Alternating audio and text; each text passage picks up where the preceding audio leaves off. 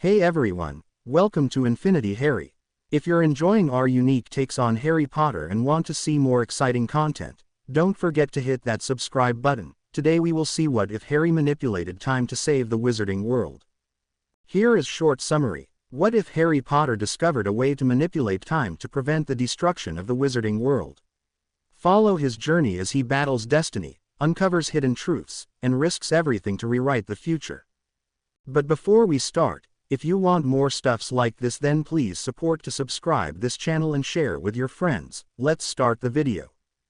If anyone were to guess, they could probably think that whoever was driving thought it still was the 60s. Doubtless they would also think the driver was using something that they would very much like to try for themselves. After all, listening to the screams of pure terror from the passengers in the car, not to mention the way the vehicle was being handled, this was indeed a very likely possibility. No, turn left, no, left, The car sped down the road, swerving in and out through the traffic. Somehow it managed to navigate between the other cars with only inches, sometimes less, to spare. Watch out, no, look out for those muggles. With a deft twist of the steering wheel, the Volkswagen slipped through a gap between two groups of terrified people caught walking on the pedestrian crossing. I don't want to die. With a squeal of spinning tires, the car rounded a corner at a speed that caused it to ride up on two wheels, balancing precariously before dropping back down with a thud. Stay on the road, stay on the road, the road. People scattered left and right, as well as a few other directions, as the runaway car veered onto the pavement, leaving a trail of traumatized pedestrians behind it. Are you out of your mind? You're going to get us all killed. Back on the road again. The car skidded about before returning to the correct side of the road, but only after clipping off the side mirrors of half a dozen parked cars. I'm going to die. The car became airborne, as it crested a low hill, and seemed to hang suspended for several seconds before crashing back onto the road with a spray of sparks. This is not a broom, and we are not playing a game of Quidditch. Swerving across two lanes of traffic, the Volkswagen was rapidly approaching a tiny-looking pub that seemed almost squashed insignificantly between the buildings on either side. No, left, no, right, no, left. Without warning, the purple car twisted, careening wildly towards an empty parking spot just outside the pub. Its tires left behind looping black tracks of burnt rubber as the car spun around in a full circle. Not once, not twice, but 3 times. With an abrupt jerk and shudder, the car came to a rest, neatly parked between two other vehicles, with scarcely a foot of clearance on either side. I didn't die. Well, of course you didn't, Ron, declared Bill Weasley, brushing back his fringe as he looked over his shoulder at his 2 siblings that were seating on the backseat. He grinned roguishly at his brother and sister. Was there ever any doubt that I'd get you here safe and sound? Bill, you are a good wizard, an amazing curse breaker, and all round a great older brother who I love dearly, said Ginny in a somewhat shaky voice, but I'm never getting into a car with you again. Ever. Come on, Bill protested, it couldn't have been that bad. No, agreed Ron, looking a pale green, it was worse. Harry, sitting white-faced in the passenger seat next to Bill, looked back at Ron. What do you have to complain about? I'm the one that suffered a front row seat. After hastily vacating the car, lest they be trapped inside with Bill, the 3 Hogwarts students took several minutes trying to regain their composure.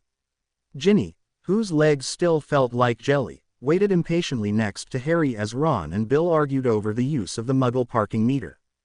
Just then the door to the leaky cauldron swung open and Ginny felt her shoulders tense as her jaw clenched tight.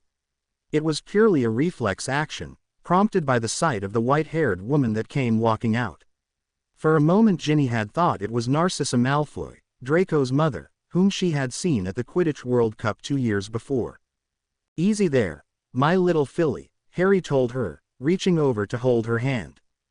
After getting a better look at the woman, as she and her dark-haired companion stepped outside, Ginny realized that she was getting worked up over nothing. The woman did indeed have hair that was so light as to be almost silver. However, her eyes were dancing with merriment rather than disdain, and an ethereal smile graced her delicate features as her partner spoke. You can't make an omelet without breaking some eggs, he was saying to her in what sounded like an American accent. He was wearing a Muggle trench coat, and was twirling what looked suspiciously like a Muggle flashlight in one hand.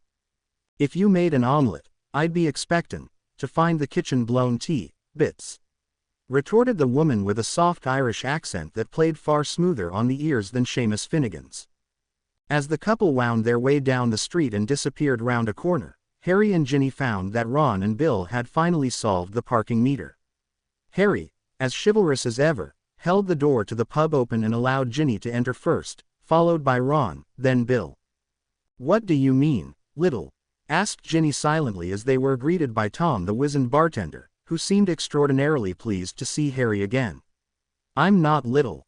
"You certainly aren't," agreed Harry as he shook Tom's hand, glancing towards Ginny with a suggestive gleam in his eyes. He smiled happily and declined Tom's offer for a drink. "In fact, I'm rather fond of those parts of you that aren't so little anymore." "Harry," Ginny prayed that the subdued lighting inside the leaky cauldron would prevent her two brothers from noticing and commenting on her fierce blush. Almost unconsciously she crossed her arms in front of her chest as Bill called for them to hurry up. "3 up and 2 across," Bill observed as he tapped his wand against the appropriate brick. As the archway began to form he turned to Ron. "Where did you say Hermione was going to meet you?"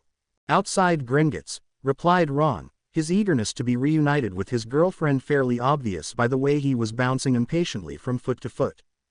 The archway finished formed, revealing the crooked cobblestone street, crowded with witches and wizards going about their business. Ginny smiled when Harry offered her his hand, which she took as they started winding their way down the alley. They had not managed to make it past more than 1 or 2 stores when a familiar, honey-coated voice caught their attention. "Really, Potter, I'm disappointed. Still dating the nutless Weasley girl, I see." "Well, at least it's not the arsehole." "Yeah," was Harry's sarcastic reply, "and a queen bitch is so much better." Ginny turned, gritting her teeth as she did, to face a smug Pansy Parkinson. The Slytherin girl smirked at them, looking disdainfully down her nose at Ginny.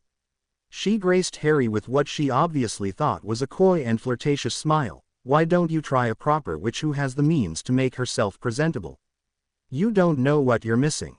"Which is probably a good thing," replied Harry, the calm tone of his voice belying the anger that Ginny could feel building inside of him.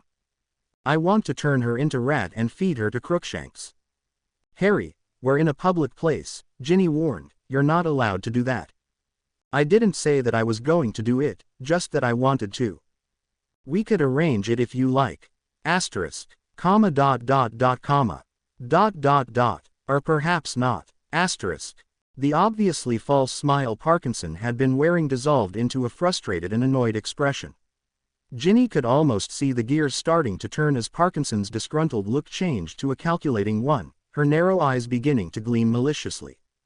"I heard that your uncle tried to kill you," observed Parkinson, grinning once again, "and you even paid him for it."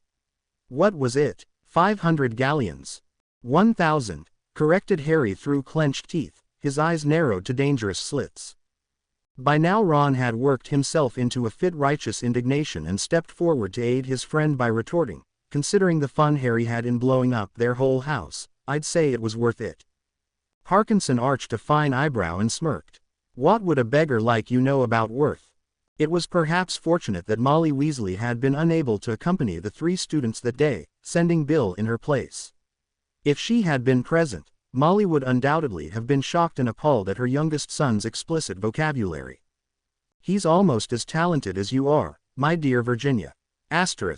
Such language, Weasel, taunted Parkinson as Bill tried to restrain Ron, using both of his hands to pull the boy back.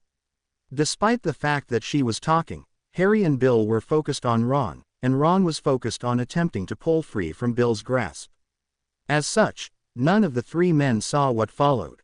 Bang! Wah erk! Bill was so surprised that he relaxed his hold on Ron, letting the younger male pull free. Ron, however, was similarly dumbstruck and simply stumbled forward. Harry turned from the spot where Parkinson had been standing and looked at Ginny. "You should have waited for Hermione to join us," he noted, breaking into a grin as he turned back to look at the result of her sleight of wand. Ginny matched his grin and stepped up beside him, slipping her slender arm around his waist. Wah Erk. Pansy Parkinson, or rather the somewhat shocked ostrich that had replaced her, was looking about in panic. Her extraordinarily long neck was twisting back and forth, while the short wings that had been her arms, jerked up and down, fluffing her feathers out. Wah Erk. Ginny, said Harry, examining the frantic bird, you are aware, aren't you, that it is the male ostriches that have black and white plumage? Waaaaa. Parkinson's squawk cut off abruptly and the ostrich stared at Harry, horror visibly blooming at the girl's now avian eyes. Harry shrugged helplessly and nodded his confirmation, causing Parkinson to become even more frantic. With a piercing squawk the ostrich took off down the length of Diagon Alley, stubby wings flapping uselessly. Wah Erk. Wah Erk. Wah Erk. Ginny, how could you? I honestly can't believe you did that. Ron slipped an arm around his bushy-haired girlfriend's shoulder, holding her close as she voiced her astonishment and disapproval at Ginny's actions. Hermione, even during the summer holidays, was a staunch supporter of following the rules, even when it involved dealing with ingratiating Slytherin prima donnas. Good to know some things never change. Bill, who needed to finish some business with the Gringotts goblins, had given the 4 teenagers permission to gather what they needed in Diagon Alley without him, provided they stayed out of trouble. They agreed to meet up with him at Florine Fortescue's ice cream parlor for a treat before returning to the burrow. She deserved it, answered Ginny with conviction. The fiery-headed young woman crossed her arms as they approached Flourish and Blots. She's just lucky I didn't turn her into a rat and feed her to Crookshanks. Hey, exclaimed Harry, that was my idea. Ginny smirked as they entered the bookstore. Great minds. Ron rolled his eyes and kissed Hermione on the cheek as they followed Harry and Ginny inside. Hermione was scowling in disapproval, but Ron knew her well enough to recognize the glint of amusement hidden within her large cinnamon-colored eyes. She might not act it, maintaining her appearance as a stick in the mud, but secretly she was probably laughing her head off. Oh, this is perfect, said Harry, looking over the list of books they needed. Curses and counter-curses bewitch your friends and befuddle your enemies with the latest revenges. Hair loss, jelly legs, tongue-tying and much, much more by Professor Vindictus Viridian. What about it? Asked Ron, looking over his own list and spotting the relevant book right underneath the Standard Book of Spells, Grade 6. Harry grinned boyishly. I've wanted this book ever since I found out I was a wizard. Hagrid wouldn't let me buy it though, said it was too advanced. Hermione, who had handed her list to one of the shop assistants, asked, whatever did you want that for during our first year? To curse Dudley, of course, replied Harry, as if it were obvious. Which would probably have ended up with you getting shot by your uncle a good deal sooner, retorted Ginny, frowning unhappily as she recalled the events of the beginning of the summer. You're probably right, Harry agreed with a sheepish grin. He glanced to the counter where the assistant was dropping of 3 sets of 6th-year books. I wonder who the new Defense Against the Dark Arts professor is this year. I wish Remus could have stayed on, but Dumbledore wanted him out in the field with Sirius, monitoring Death Eater activities. Ron clapped Harry on the back. Well, whoever it is, they can't be all that bad. After first Quirrell and that dimwit Lockhart, anything's an improvement. Right. Ginny, handing over the slip for the few 5th-year books she needed, shook her head in disagreement. Do you remember Mad-Eye Moody? Or should I say Barty Crouch Jr.? Well, Ron frowned, humming and hawing for a moment. He may have been a maniacal, murdering Death Eater in disguise, but at least he taught us something useful. Constant vigilance, intoned a voice that they all recognized. The group turned around to see Fred emerging from behind one of the many book stacks. The broadly grinning boy stepped up to give Hermione a brief and friendly hug by way of greeting. Trying not to become jealous over his brother's chaste embrace, Ron looked at Fred in puzzlement and asked, Fred, what are you doing here? I thought it was George's turn in the bookshop. Aren't you supposed to be working at Fortescue's? The twins, acting on advice from Harry, Remus, Bill and their father, Arthur, were working at several shops in Diagon Alley. The idea was for them to gain experience in the business world, and the ins and outs of running a business, before trying to open their joke shop. It had been Harry, in the end, who had convinced them to proceed in this manner, though Ron had no idea how his friend had managed it. "I am George," replied the twin. "You got it all mixed up. Fred's over at the ice cream parlor, waiting for you lot to join him for lunch. I'm the poor soul that gets to work with the musty books today." Ron looked to Harry and Ginny who, thanks to the order, were supposedly able to read a person's magical aura. It was only after they both shook their heads that Ron remembered them telling him that Fred and George were identical to the point that even their auras were the same. "I'm amazed the two of you have lasted this long at these jobs," commented Ginny as George walked behind the counter and began packing the books into large, brown paper bags. "I'd have thought you would have been sacked ages ago for pulling pranks on every customer unlucky enough to cross your paths." "Just because we enjoy a good laugh as much as the next bloke," George rejoined, stuffing a copy of Advanced Transfiguration into a bag. Ron leaned close to Hermione and whispered into her ear as his brother spoke. "A bit more than the next bloke, I'd reckon." Hermione had to stifle a giggle as George, who had not heard Ron's barb, continued packing. "Don't think that Fred and I can't be as serious as Perfect Percy when we need to be. Besides, as Harry said when he sold us on the idea, it will be good experience for the future when we're running our own shop." "George," asked Hermione, leading the conversation back to one of her favorite subjects, books, "do you have any study guides or books that'll help me prepare for our NEWTs?" "My own," protested Ron, looking at his girlfriend with exasperation. "We're only in our 6th year. How can you even think about starting to study for your NEWTs?" "Sometimes I worry about her," thought Ron. "How can she always be so studious?" Hermione huffed and crossed her arms defensively across her chest. "Unlike you, Ronald, I'm fully aware of just how taxing the NEWTs can be, and the sooner I'm ready to face them, the better." Ron held his hands up in an attempt at appeasement. I know, but you got more OWLs than Percy did. Even if you didn't study you'd probably get more NEWTs than I will." "I dare say you could do better if you would at least try studying yourself," replied Hermione, unwilling to let the matter drop so quickly and easily as Ron would have liked. "I think this is getting out of hand. It hasn't even been an hour and already we're arguing." "'Ere you go," announced George, who had ducked down below the counter to look her Hermione's request. Ron, who was beginning to detect the formation of one of his and Hermione's legendary arguments, could have kissed his older brother for the distraction as George dropped a book on the countertop with a thud. Harry, who had been watching from the sidelines, leaned forward to look at the book and read out, "So you're taking your NEWTs, are you? Start praying. It'll help." He looked up at George and then across to Hermione. "My, this sounds like a fine piece of light reading. Mind if I borrow it sometime?" Hermione, knowing that her friend was teasing her, scowled and told George to put the book with the rest of her purchases. The twin grinned at her and then winked at Ron, picking the book up and carefully slipping it into one of the bags he had already prepared. With all their books finally packed away, Harry and Ginny double-checked the bags for booby traps, just in case the 4 teenagers exited Flourish and Blots, heading out to collect the rest of their supplies for the school year. On their way to the apothecary, they met Seamus Finnegan and Moira McKay, the Gryffindor Quidditch team's new beaters, outside of Quality Quidditch Supplies.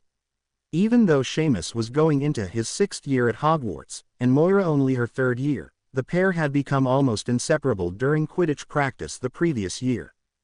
Fred and George, the first team beaters at the time, had taken a liking to them both and thought of Seamus and Moira as their protégés, which had resulted in a great deal of concern that the new beaters would no doubt be as insane as the old ones. So far their performance during the single match they had played, against Slytherin, seemed to confirm this, although everyone had to admit that Moira was the more dangerous of the two. After exchanging a few pleasantries with the two beaters and catching up on things, they continued on their way, meeting friends and fellow pupils every so often. Ron, Harry and Ginny talked for a few minutes with Terry Boot and Padma Patil of Ravenclaw, both of whom were planning on trying out for their house Quidditch team. Hermione, who could not bear discussion of the game, spent the time conversing with Parvati Patil, one of her fellow 6th-year girls and Padma's twin sister. They even had a brief just-passing really encounter with Vincent Crabbe and Gregory Goyle, the two looming Slytherin boys who usually stood as matching bookends to either side of Draco Malfoy. This time, however, Much to everyone's surprise and relief, the duo were not accompanying their master. "I wonder where the ferret is hiding," remarked Ron as they parted ways. "It's rather unusual to see those two without him squeezed in between." "I think Malfoy is probably busy with other activities," answered Harry, looking grimly over his shoulder at the retreating forms of Crabbe and Goyle. He glanced across at Ginny, and the two seemed to have an entire conversation in just that one look, something Ron had noticed a lot of over the past couple of months.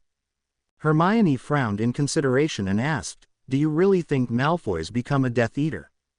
It was Ginny that answered with a shrug, "We haven't had any visions of Tom since the beginning of the summer. If Malfoy did receive a dark mark, we won't know about it until we see him." Harry nodded his agreement. "When I spoke to Sirius on my birthday, he mentioned that Snape hasn't heard anything about Draco being inducted, although he said Lucius had been acting oddly." "Guess we'll find out tomorrow then," Ron said, letting the matter slip from his mind as they almost walked into one of the several oars that were posted up and down the length of Diagon Alley.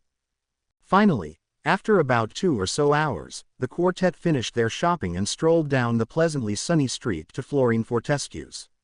They were immediately greeted by a beaming Fred Weasley, dressed in a waiter's uniform, as they walked to an outside table and sat themselves down. "Lo, Fred," greeted Ron, taking one of the menus his brother was handing out. No, I'm George," corrected Fred. Or perhaps it really was George. "You've got it backwards. Today is Fred's turn at Flourish and Blots." Ron, ever unwilling to fully grow up, insisted on them all having the same strawberry and peanut butter flavor they had tried several years before. Despite George's assurances that he wouldn't do anything untoward with their ice cream, Ron insisted on following him inside the parlor, dragging Ginny with him since she would be more likely to detect any charms or hexes used by their trickster brother. "I heard from Ron in one of his letters that Ginny wasn't made a prefect," admitted Hermione, once she and Harry were sitting alone at their table. "Yeah," agreed Harry, "Carmen and Jefferson got chosen instead." Hermione looked closely at Harry and asked, "You're not disappointed, are you? That she isn't a prefect with us?" Harry smiled and shook his head. "Not at all. Personally, I think she would make a great prefect, but I do have a modicum of faith in the teacher's decision. Carmen will do just as fine a job, maybe even better. Besides, neither of us were really holding any hope after the way she assaulted Snape." Satisfied that Ginny's lack of selection as a prefect was not about to cause any problems in her friend's relationship, Hermione turned to peer into the ice cream parlor. Craning her head around a stone column that was blocking her view, she thought she could make out a glimpse of Weasley red hair, but there were a great many patrons inside. "How's your holiday been?" she asked, settling in her seat. "We haven't really written to each other all that much since your birthday." "Everything all right at the Burrow. Ginny and I are still sleeping in the same bed if that's what you're asking," replied Harry dryly, leaning forward to prop his elbow on the table as she tried not to blush. Since when was Harry so insightful? Clearing her throat, Hermione asked, "I certainly hope you're not expecting to sleep together tonight." "Not while I'm staying in Ginny's room." Harry chuckled and replied in a suggestive tone, "You're welcome to share, or you could spend the night in Ron's room. I'm sure he'd love the company." "Harry." Hermione almost fell out of her chair, she jerked back so quickly. She spluttered incoherently for a second or two, aware of the blood rushing to her face and making her cheeks burn. Collecting herself as best she could, she stated in a firm voice, "I am not going to sleep in Ron's bedroom." Harry smiled smugly at her and cocked an eyebrow. "In that case, you'll just have to grit your teeth and try to bear having me in the same room as you." Hermione shook her head. "Not bloody likely. Mrs. Weasley is reluctant enough as it is trusting you with only Ginny. There's no way come hell or high water that she'd let you stay in a room with 2 girls." "We haven't done anything we promised not to," said Harry defensively.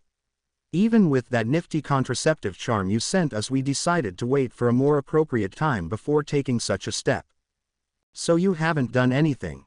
asked Hermione incredulously. "I don't believe it."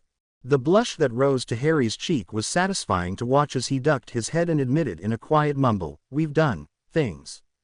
Hermione grinned wickedly and cried, "Then tell me, is Ginny a screamer?" She was slightly disappointed that Harry was not able to match Ron or Ginny when it came to blushing, but he did produce an admirable attempt at imitating a tomato. Still, watching as Harry's eyes almost popped out of their sockets and he came close to falling off his chair, Hermione had to laugh at her friend's embarrassed discomfort. "I hope you put up a lot of silencing charms," she teased, wagging a finger at him. "Has there been any word in the Daily Prophet about any Death Eater attacks?" countered Harry, blatantly trying to change the topic to something less intimate than his and Ginny's say lives. Hermione grinned knowingly. "Okay. Fine. Change the topic. I don't mind. I can always interrogate Ginny tonight, while you're sleeping in Ron's room. And to answer your question, no, there's been nothing in the Daily Prophet about Voldemort or his Death Eaters. The summer's been dead quiet." Harry frowned. "That's what's making me nervous." "Yeah," agreed Hermione before asking, "Why do you ask though? I mean, you're staying at the Burrow this summer. Surely Mr. Weasley, or even Percy, should know if anything had happened." "I know," admitted Harry, "but I wouldn't put it past Fudge to try and keep Mr. Weasley out of the loop, just to spite us." Hermione was nodding her agreement with Harry's assessment when Ron and Ginny returned to the table, each carrying 2 large helpings of strawberry and peanut butter ice cream. Ron set one of the ice creams down in front of Hermione and then sat down next to her. "Here we go," announced Ginny as she settled in Harry's lap, looking extraordinarily comfortable as she did so, something that Hermione noticed Ron watching with resignation. "I wonder how he'd react if I tried that with him." With a mischievous grin that would have done credit to Fred and George, Hermione decided to find out. "We're going to die." Harry, feeling too tired to answer, simply nodded. "I can't survive like this." Again, his exhaustion overwhelming his ability to speak, Harry nodded. "Harry, what are we going to do?" "I don't know, Gin," he replied hoarsely, "but if we have to sleep in separate beds at Hogwarts, I'm not going to survive the year." The sun was just beginning to crest over the horizon, ending what had probably been the most restless night of Harry and Ginny's lives. For the first time since the start of summer, the 2 young adults were sitting outside, on what had long since become their grassy knoll, waiting for the sunrise. It was a magnificent sunrise, almost a recipe for splendor. A few scarce clouds hung high in the otherwise clear sky, which was that perfect deep blue that precedes the dawn. Light from the slow-rising sun seemed to linger on the clouds so that they glowed and orange and gold against the lightening blue, as if lit from a hidden fire within. It was the kind of moment, of transient beauty, that lovers were supposed to share in each other's arms. They were supposed to be feeling warm and at peace, content to simply sit, or lie, side by side in companionable silence. It was supposed to be a perfectly opportune time for tender kisses and embraces, a romantic instant if there ever was one. Naturally, Harry and Ginny hated every second of it. With the rising of the morning sun, their last night at the Burrow before returning to Hogwarts drew to an end. Ordinarily this would not have bothered either of the two. Unfortunately, however, their sleeping routine had been interrupted by Hermione's arrival the day before and Molly Weasley's insistence that she sleep in Ginny's room.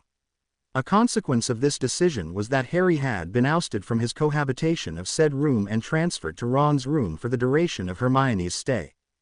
To sum the situation up succinctly, it had been a long and restless night. "It's funny," Harry said after a few minutes' quiet, "but this is the first time I don't want to go back to Hogwarts." "Maybe it'll get better if we give it some time," Ginny tried, not sounding very convinced. "Got used to sleeping alone again." Harry flopped back onto the grass, staring up at the sparse clouds. "Quite frankly, I wasn't exactly sleeping all that well before we started sharing a bed. Somehow I don't think anything is going to change in that regard." Ginny sighed and lay down beside to him. "Perhaps we should try and look on the bright side of things." "And what might that be?" "Well, as soon as she thinks of something we'll let you know." Asterisk. Gah. Startled, Ginny jerked up into a sitting position.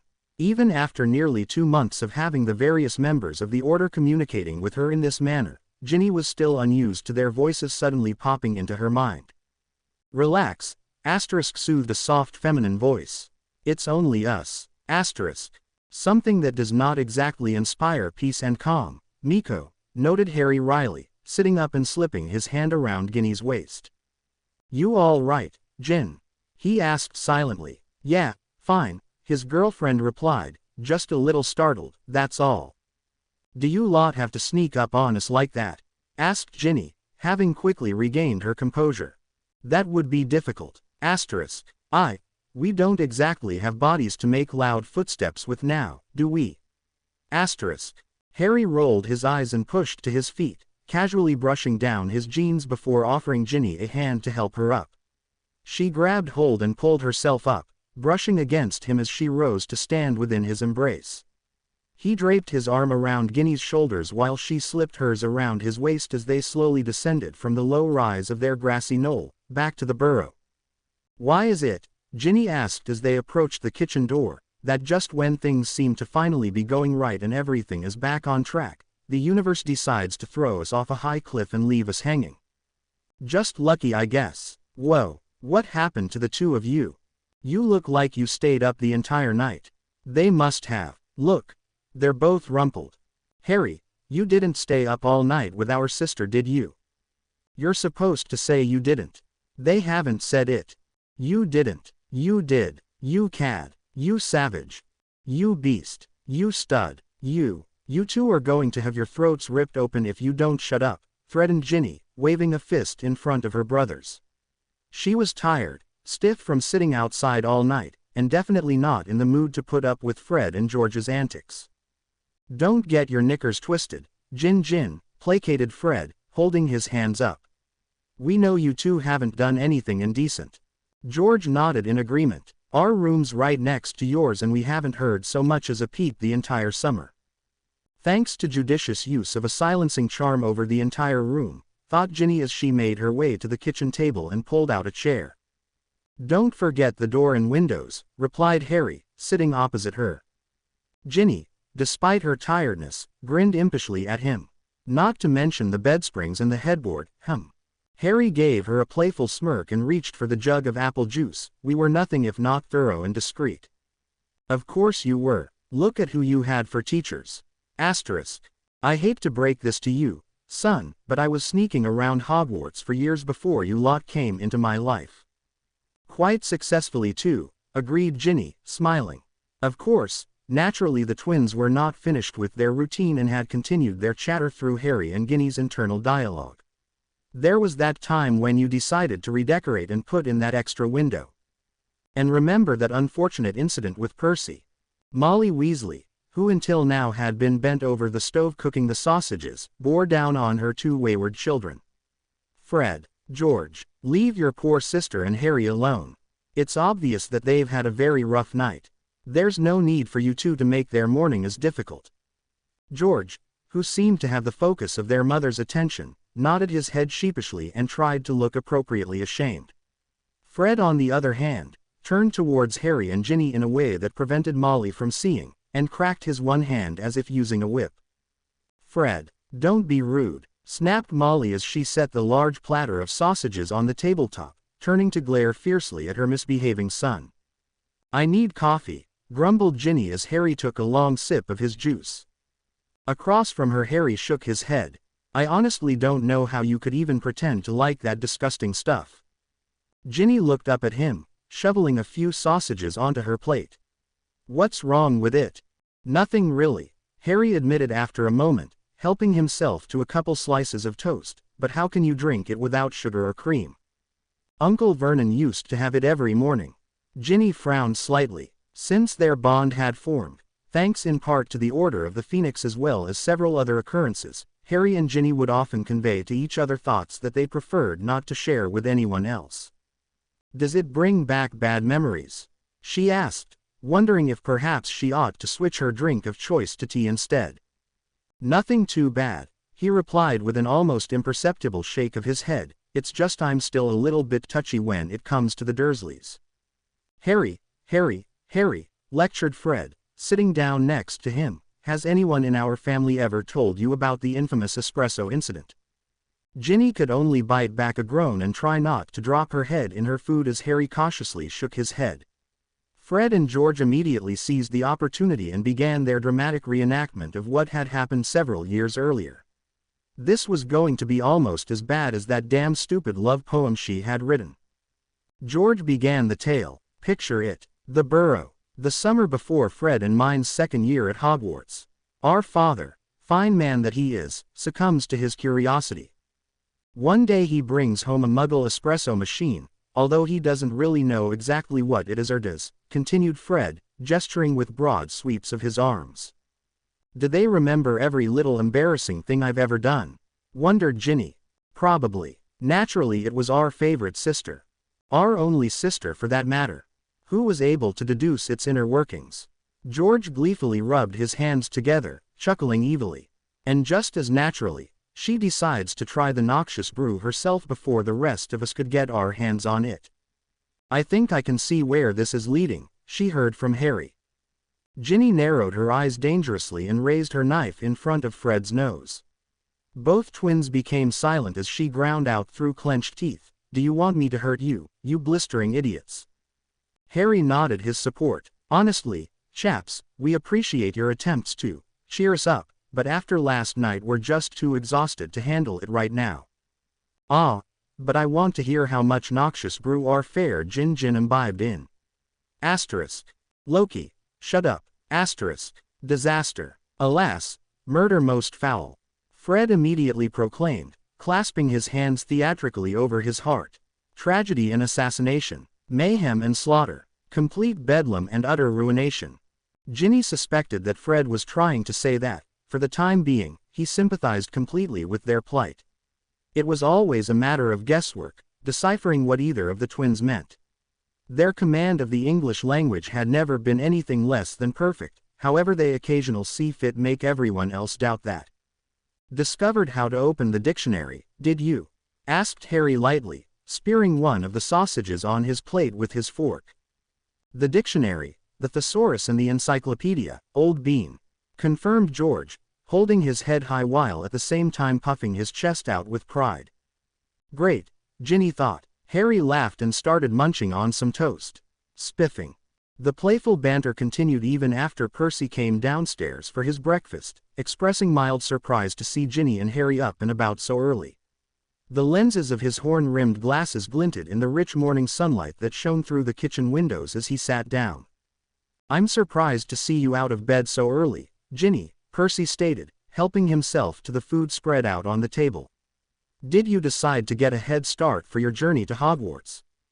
You're assuming that at some point or another I was actually in bed, replied Ginny dryly, sipping at her coffee. Molly, now bringing a platter of bacon to the table, looked at Ginny with mild concern and asked, Ginny, dear, are you sure you're not just excited about going back to Hogwarts? She returned her mother's look with one of bleary-eyed disbelief. Yes, of course, that must be it. Why, I'm positively buoyant with the anticipation of being separated from Harry for the next 10 months. What the blue blazes are you talking about? Asked Percy in bewilderment. You and Harry are in the same house, you'll see each other every day. I don't want to see Harry, explained Ginny, swiftly reaching the limits of her patience after such a long and tiring night. What I want is to sleep with Harry. Naturally, she should have known it would happen. Fred and George immediately latched onto her words like a pair of ravenous lethifolds. Ha, you admit it, cried Fred, pointing an authoritative finger at her. You only want Harry for his body. You're a woman, Ginny, I say. I think it's time you transfigured Z cutlery again, noted Joan. I'm in total agreement with you. George had risen to his feet in order to do something that he probably should not have. With a polished clearing of his throat he began to recite, apparently from memory, the one thing Ginny knew she would never be able to escape. Ginny would have quite happily given up all the gold in Gringotts, whether it were hers or not, if she could simply evaporate on the spot.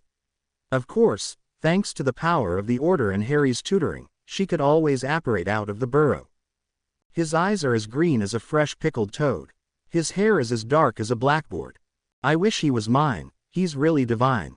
The hero who conquered the Dark Lord. In the abrupt silence that followed the lyrics, heads turned toward George. The silence began to stretch until Harry lowered his forehead to the tabletop, banging down with a soft thud. Percy, sitting beside him, lifted up his glasses and rubbed his fingers over his brow. On Harry's other side, Fred put his chin on his hands and looked across the table at George with a marveling expression. "George, my dear twin," he said, "it was nice knowing you. Can I have your styrofoam?" "You mean stereo," corrected Harry, voice muffled as his head was still down on the table. Slowly, oh so slowly, Ginny set her knife and fork down on her plate. Scooting her chair back a bit, she stood up and turned to face a suddenly pale and trembling George. "I'm going upstairs to unpack," she told him calmly. "I expect you to still be down here when I return." Molly frowned and asked, "What do you need to unpack for, dear?" "The short sword Harry gave me for my birthday," she replied with a wicked grin, noticing how George managed to grow even paler. "Gin, I don't remember giving you that sword so you could use it to kill your brother," observed Harry, lifting his head up from the table. Ginny smiled. "Don't worry, Harry, I'm not going to kill him. Just remove his tongue." This was more than George could take, and a moment later he was fleeing the kitchen post-haste, his legs carrying him away as quickly as they could. Ginny and Harry burst into laughter as he sprinted out the door and into the relative safety of the backyard. Still chuckling, Ginny turned to Harry and said, "I'm going to see if Hermione's awake yet, then I'm going to have a shower." Harry nodded and resumed devouring his breakfast as Ginny picked up her half-finished coffee and made her way from the kitchen. Sipping happily on the dark, and still hot, liquid, she began to climb the stairs, listening as conversation in the kitchen resumed. Sometimes, she could hear Fred saying, "It's hard to tell the difference between her bite and her bark." "No, it's not," Harry immediately replied. "Oh, how do you tell the difference?" Ginny, halfway up the stairs by now, threw an answer over her shoulder. "If he told you, you'd have to hurt him." Harry had come to the conclusion that it was something of a miracle that any of Arthur and Molly Weasley's children had ever managed to get to Hogwarts. Somehow, he had yet to determine how or why, but the Weasleys had honed arriving at King's Cross with only minutes to spare to a fine art. At least this year their departure was less hurried, as there were only 4 of them rushing for the Hogwarts Express, instead of the 6 it had been the previous year. For a moment there was darkness, and then Harry emerged from the barrier leading to the Muggle portions of the station. He had to swerve his trolley at the last instant to avoid colliding with a stoic young girl, dressed in morbid clothes that seemed more at home in a funeral parlor, and a very energetic young boy, dressed what seemed like a striped Muggle t-shirt. The pair were watched over by a looming manservant which Harry thought looked rather like a relation to Frankenstein's monster, only without any bolts in his neck. "I feel an urge to snap my metaphysical fingers." Ginny quickly joined him, followed by Ron and Hermione, and together they pushed their trolleys to the rear carriage of the train. Along their way they were met and greeted by their housemates and classmates, all of which seemed very pleased to see them again. None of them were overly surprised to find Neville running around in a frantic state, searching for his toad, Trevor. Stowing their trunks, they hurried to their customary compartment just as the train began to pull out of the station. Leaning out the window, something of a crowd for all 4 of them, they waved their goodbyes to Mrs. Weasley, who had accompanied them to platform 9 3/4. "Hey, Potter." Harry and the others turned at the door to their compartment slid open, revealing Blaise Zabini. The lithe Slytherin girl had let her customary short hair grow out a little over the summer, ending in a short bob just below her ears. She grinned at them, her large blue eyes sparkling with mischief. "What the devil did you do to Parkinson? The stupid ditz is trying to stick her head through the compartment floor." "Ostriches do that," observed Hermione, giving Ginny a disapproving look. "I thought you said it would wear off in an hour," mentioned Harry, turning to his girlfriend, who was looking inappropriately smug. Ron, through a fit of giggles, managed to give a reasonable accurate description of events leading to Parkinson's transfiguration. He also, once the laughter and his own guffaws had died down, supplied Blaise with a slightly edited version of the rest of the summer. Blaise, who remained leaning in the doorway, listened closely. By the end of the tale, her eyes were wide and she was shaking her head in astonishment. "I see," she turned to Harry. "So, your uncle shot you, then stuffed you in a cupboard. You were then revived by a freak accident, completely destroying the house in the process, and your girlfriend here turned Pansy into an ostrich." Harry nodded his confirmation of her assessment and settled down to watch as Blaise considered it all for a moment. Finally, seeming to simply give up any attempts at proper understanding, the girl asked, "Apart from that, it's been a quiet summer." "Oh, very quiet," commented Beowulf, "quiet such as only the dead know.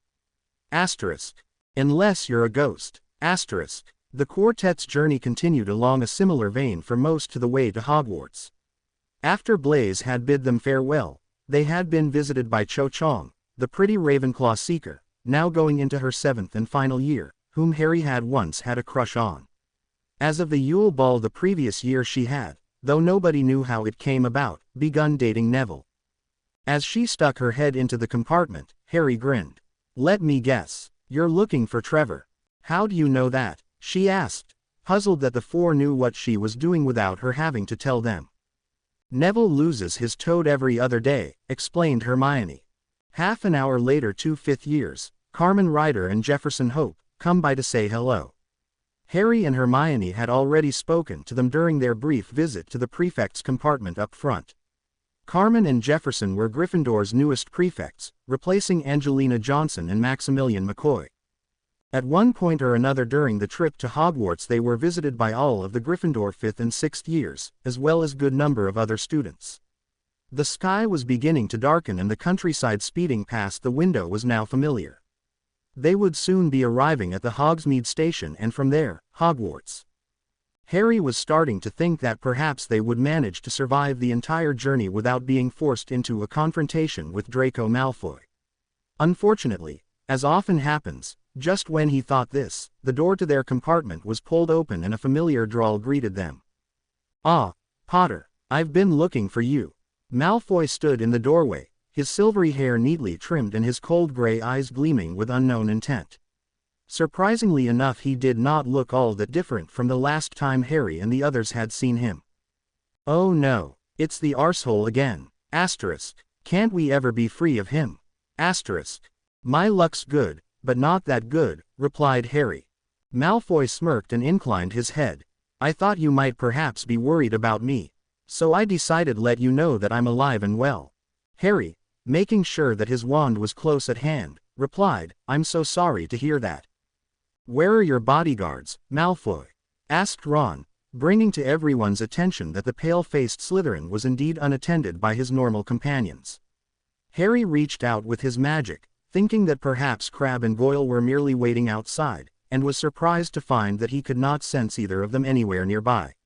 Ron suddenly smirked and asked in a haughty voice, "Can't you afford them now that Daddy's a fugitive?" "Hardly, Weasel," retorted Malfoy, narrowing his eyes and letting the charming tone in his voice slip away, replaced by a harsh bluntness. "Harry, are you seeing this?" He spared Ginny a quick glance and a nod, not wanting to let his attention stray from Malfoy for too long. Something was definitely up. Harry was closely, and as surreptitiously as possible, scrutinizing Malfoy's magical aura. "I'm seeing it. Damned if I understand it though," he sent to Ginny, watching as Malfoy's steely gray and sepia-hued aura shimmered and flickered like a coat of low flames. "If he's a Death Eater," Ginny remarked, "he's certainly hiding it very well. According to the order it's impossible to change or hide your aura." "It is," confirmed Merlin. "A person or thing's magical signature is a fixed part of them. If you change the aura you would be changing the object surrounded by it. It might be possible to mask it for a time, suggested Osiris, but only for a few minutes, and even short a time would be a great strain on anyone trying it. Harry returned his attention to Malfoy, who was engaged in a silent staring contest with Ron. Deciding to try and rattle his nemesis, he said, "So, Malfoy, kill anyone over the summer?" Malfoy turned his cool gaze away from Ron and towards Harry, his gray eyes glittering, and replied with surprising nonchalance, "Nobody important. If he wants somebody important to kill, we can introduce him to Fudge." "Ginny." With a short, mocking bow, Malfoy waved a hand and stepped out of their compartment. "I'd best be off. We're nearly at Hogwarts and I still have to change into my robes." Ta-ta. After Malfoy slid the door closed and they listened to his footsteps receding, it was Ginny that spoke up first. "He's got something planned. I can see it in his eyes." "Yes, well, Malfoy is a cunning sod if nothing else," agreed Hermione, looking at the closed door with a slight frown marring her brow. "Truth be told, I'm a bit worried," admitted Ron. "The little git didn't even try to properly insult us. Not once. Like Ginny said, something's up with him." Harry, who was looking out the compartment window, shook his head slightly and said, "It doesn't really matter. Not right now." With a soft smile tugging at his lips, he drew his friend's attention to outside, where they could see that the Hogwarts Express was slowly pulling up to the Hogsmeade station. If they craned their necks and pressed right up against the glass, they could just make out the tall spires and towers of Hogwarts. "We're back." Peeves was proving to be as annoying as ever, and Harry was sorely tempted to do the poltergeist an injury. The pesky creature had been rather quiet the previous year, aside from his normal routine of beeping the first years and dropping water balloons on unsuspecting students. Apparently he had decided to make up for lost time and had been waiting for them in the entrance hall. Yee-haw-haw. Somehow the little bow-tied man had come into the possession of about 50 billiard-sized metal balls, all polished to a mirror finish and enchanted, probably by Fred and George, to act like very bouncy rubber balls. Naturally, the first thing he did with them was practice his aim as the students entered the castle. By the time Harry, Ginny, Ron and Hermione got inside the castle from the horseless carriage they had been riding in, total chaos was the best way to describe the scene inside the entrance hall. Woo-hoo-hoo. Dozens of the balls were rocketing about the place, smacking into students or bouncing off the walls as bright and shiny blurs.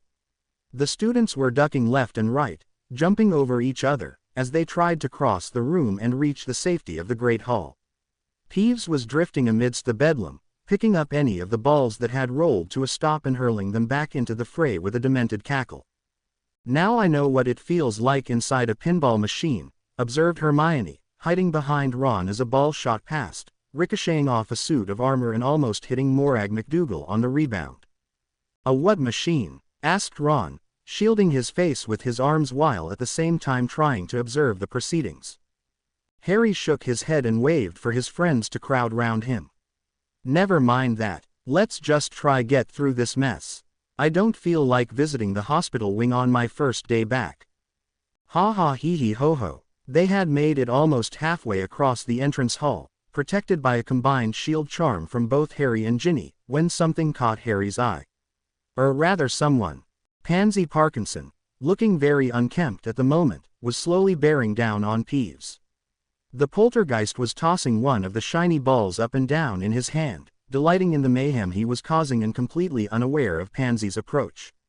Had he seen the way she was stalking towards him, not to mention the slightly crazed gleam in her eyes, Peeves would maybe have stood a chance. As it was, he was blissfully ignorant of what was about to transpire. With a bizarre spring in her step, Pansy got right up next to Peeves, her demented eyes fixed firmly on the metal globe he was toying with. As she drew alongside him, Peeves spotted her and grinned wickedly at her. His grin swiftly faded as he became aware of her distracted fascination with the ball in his hand. "Ah, does the ickle girlie like the shiny bauble?" he asked, his grin returning as Pansy tilted her head to one side and watched as the polished ball rose up and down in the air. Fast as a cobra she struck, opening her mouth wide and snapping her head forward. "Errrrggh. Get her off me, get her off me, gee her off." Harry watched, along with his friends, in complete amazement and disbelief as Pansy sank her teeth into Peeves' hand with all the tenacity of a pit bull. Peeves had dropped the ball he had been playing with and was desperately trying to pull free, but Pansy had latched onto his palm with a death grip. "What the foo?" Ron began to ask. "She still thinks she's an ostrich," deduced Hermione, cutting her boyfriend off before he said something she would have to make him regret. Watching as Peeves jerked around and around in circles, dragging Pansy with him, she explained, "Ostriches are attracted to shiny objects, just like a magpie." "Let go of me, gee her off, let go, Lego, ah." Harry looked from the panicking Peeves to Hermione. "You mean she was trying to get at Peeves' balls? What for, as a snack?" Hermione shrugged and shook her head. "Looks like it." Harry turned his attention back to the struggling Peeves, whose attempts to liberate himself from Pansy's clamped jaws were becoming progressively more frantic with each passing second. "Ginny, did you know this was going to happen?" In fact, I don't have the faintest idea how it happened in the first place. Transfiguring a person without a wand sometimes has interesting side effects, suggested Isis, although Harry could hear the laughter in her voice. Interesting. That's one way of putting it. With a screeching wail, that sounded more fitting for a damned soul than a misfit poltergeist, Peeves took off. Pansy, still biting down on his hand, was lifted into the air with him, rising towards the roof at an alarming rate. Jeer off, jeer off, jeer off, jeer off, jeer off, jeer off. With a thick slurping sound, Peeves disappeared through the roof of the entrance hall, escaping the clenched jaws of Pansy only because she could not duplicate the feat.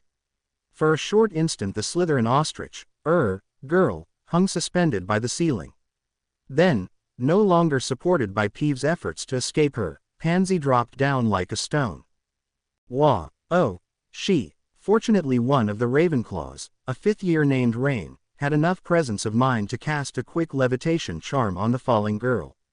It was a little late in its execution, but it was enough to slow Pansy's fall enough that she wasn't hurt, although her pride undoubtedly suffered a severe bruising. Eat! With a thump, Pansy landed in a heap, her black robes flipped up so that her head was hidden beneath them. Her arms and legs flailed about, causing her robes to flap around her before she managed to free her head and glare murderously at Ginny. Weasley, this is all your fault. Ginny returned Pansy's glare with one of her own. Harry hid a smile as Ginny began to protest her innocence in the matter, managing to sound thoroughly outraged at Pansy's accusation. My fault. And how, pray tell, do you think that? You're the one that bit Peeves. All we did was stand here and watch. And perhaps transfigure her into an ostrich yesterday. Be quiet, you. I didn't say a word. Not that you need to. Be quiet, all of you. Parkinson was being helped to her feet by a bewildered-looking Millicent Bulstrode. Once the much-reputed Queen Bitch of Slytherin was able to stand up unassisted, she did not bother to attempt any reply, settling for a scathing glare and storming off in a huff. Good thing you didn't turn her into a cow, commented Harry as they watched her leave. Why? Asked Ginny. She's already a cow. The only difference would be if she started eating grass. Entering the great hall and walking in the direction of the Gryffindor table, Harry shook his head and smirked wickedly, that too. Perusing the teachers sitting at the staff table as they walked, Harry noted that there were a good number of empty seats waiting to be filled. There was Hagrid's seat, as well as Professor McGonagall's, since both were busy attending to the first years. Even more interesting was Snape's seat, which was also empty. There were two unaccountably empty seats, which Harry could only conclude as being for the new Defense Against the Dark Arts professor, who would be replacing Remus Lupin. Although why there were two seats instead of just one, Harry did not know. A blinding flare of light greeted them as they drew near the Gryffindor table, and Harry had to grit his teeth and force himself to retain his smile. Sitting at the other end of the table, his face half hidden behind his camera, was the ever-enthusiastic Colin Creevey. Lowering his camera, Harry's most ardent admirer grinned and waved happily. Hey there, Harry. Hi, Colin, Harry replied, dropping into his seat and trying not to roll his eyes. Taking the seat next to him, Ginny ran her hand across his shoulders in commiseration. Before Harry could comment to her about his feelings regarding his adoring fan, Sir Nicholas de Mimsy Porpington emerged through the middle of the tabletop. Salutations, my young friends, he said, smiling broadly as he slowly drifted out of the table. Hermione answered for all of them, hello, Sir Nick. Have a good summer. Nick nodded, resulting in his head flopping listlessly to one side. As good as can be expected, my dear. I did have to put up with Peeves' shenanigans the whole while, unfortunately.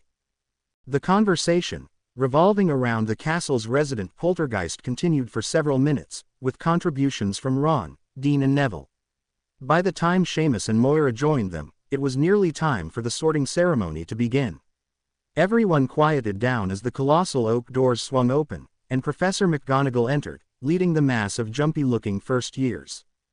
Were we ever that small? Asked Ron in astonishment, shaking his head as the group of tiny boys and girls trudged past them to stand nervously in front of the staff table. I don't know about us, replied Dean, but Harry certainly was. Harry was about to retort, but couldn't when Hermione shushed the two boys with a ferocious glare that she could have only learned from Molly Weasley. She managed to shut them up just in time for Professor McGonagall to reverently set the ancient Sorting Hat down on the stool that had been set up on the stage. The first years looked at the hat, clearly wondering just what they were supposed to do with a decrepit and raggedy old piece of cloth. Harry smiled softly, remembering with perfect clarity his own sorting, so many years ago. After several long and quiet moments passed, during which the first years shifted about nervously, the Sorting Hat's brim opened and it began to sing. Hickory dickory bat, there once was a Hogwarts sorting hat. Harry blinked in consternation and turned to gawk at Ginny, who was sitting next to him and watching the sorting with an expression of such angelic innocence that Harry almost started laughing. It's a ragged piece of cloth. And it doesn't have a name. But that doesn't matter, because your future's its game. Swallowing his hilarity, Harry turned back to watch as the Sorting Hat sang. Everyone else in the Great Hall was listening raptly, but Harry's was so distracted by Ginny's own silent song that he did not hear a word the Sorting Hat uttered. There is no need to fear, for the Sorting Hat will find what place, what house to put you in. It's all inside your mind. It was a struggle to keep his features from contorting into an idiotic smile, but somehow Harry managed.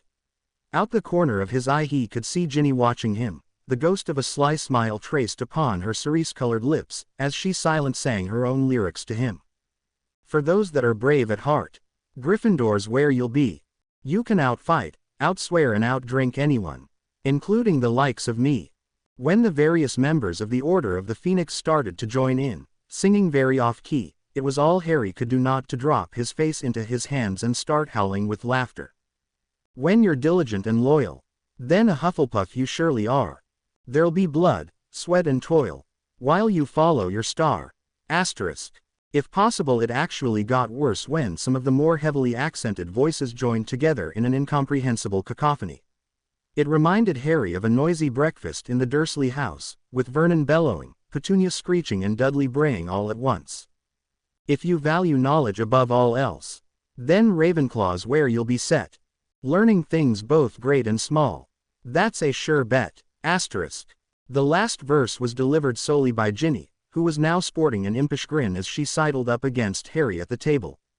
Careful not to draw anyone's attention, she slipped her hand into his and gave a squeeze, causing him to look into her twinkling coffee-brown eyes. For slimy gits that like to sneak, Slytherin shall be your home. 'Cause you're horrid little buggers, and are rotten to the bone. Once the song was over and the Sorting Hat, as well as Ginny, fell silent, a round of applause was given by all in the hall, more perfunctory than anything else. Not that anyone would admit it. The only true exception this time was Harry, who lavished silent praise upon Ginny, who graced him with a regal nod as the ovation tapered off. Professor McGonagall moved from her place at the side and stood tall next to the four-legged stool and that Sorting Hat. From within her robes she produced a long roll of parchment, which she held before her as she spoke. When I call your name, you will put on the hat and sit on the stool to be sorted, she said, peering at the queasy-looking first years over the rims of her glasses. Ambrose, Nicholas. As the sorting continued, Harry turned to Ginny and shook his head. Circe's liver, Gin, you almost made me split my sides laughing during the song. Ginny smiled and leaned in to quickly kiss his cheek. Unfortunately, I can't take any credit for it. The entire song was Fred and George's work. I'm surprised they didn't dare you to do something stupid, like charm the Sorting Hat to sing that instead of what it was supposed to. They tried, admitted Ginny, watching as Debenham, Mary, became the first new Gryffindor. The diminutive brown-haired girl joined the table to a round of applause as Ginny continued. Unfortunately, we couldn't work out how to get to the hat before McGonagall brought it out. You're incorrigible, concluded Harry. You wouldn't have me any other way, would you? Never. Endine, Richard, called McGonagall, Hufflepuff, Fargo, Amber, Slytherin. This continued for some time, McGonagall calling out names, the Sorting Hat calling out houses. Harry dutifully applauded as each new Gryffindor was chosen and happily greeted the relieved children as they joined them at the table.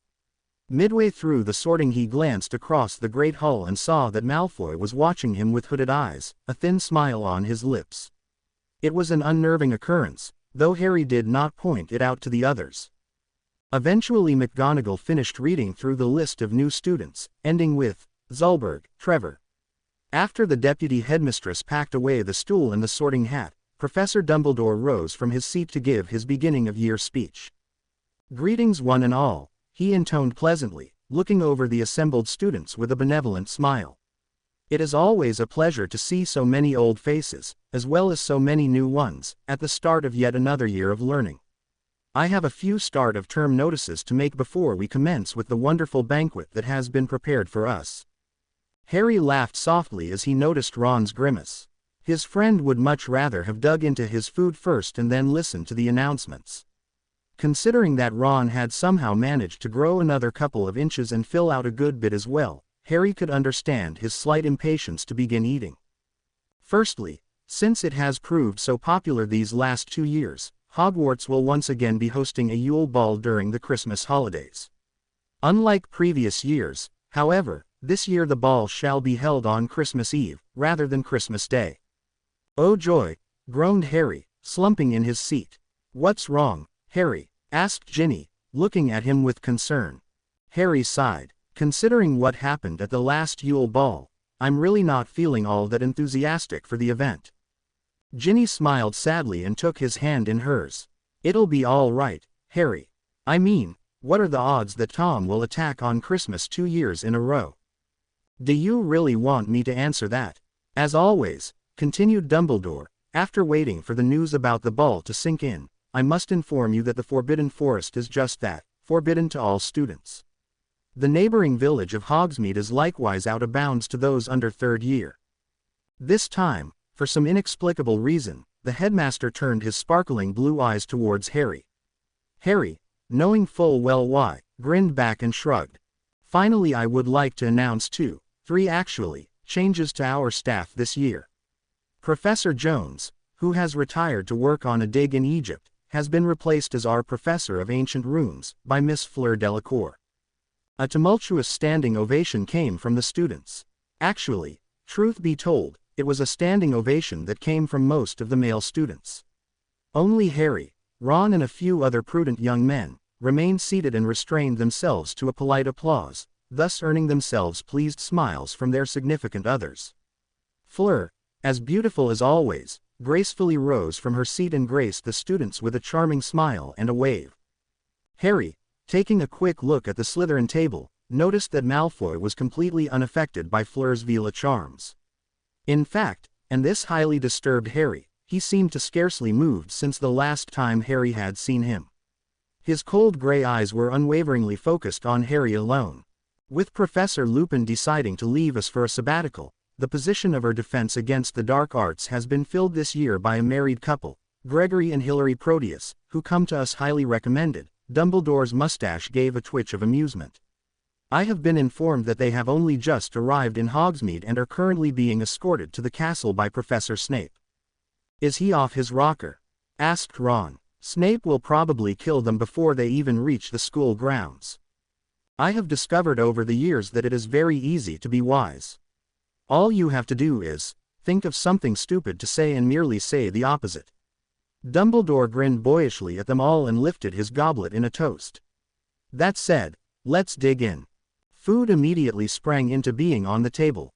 All of Harry's favorite dishes were there: roast beef and chicken, lamb chops and sausages, steaks and ribs, roast potatoes and chips, several kinds of fish, mounds of crisp veggies and, as with every meal for some unfathomable explanation, mint humbugs. Harry suspected that this was probably Dumbledore's work, but had yet to find any proof. Everyone immediately set about following Dumbledore's advice and did indeed dig in, piling food onto their plates. Harry watched with some amusement as Ron almost vanished from view behind the mountain of food he stacked in front of himself. The damnedest thing was that the ever-growing redhead would probably finish it all before anyone else did.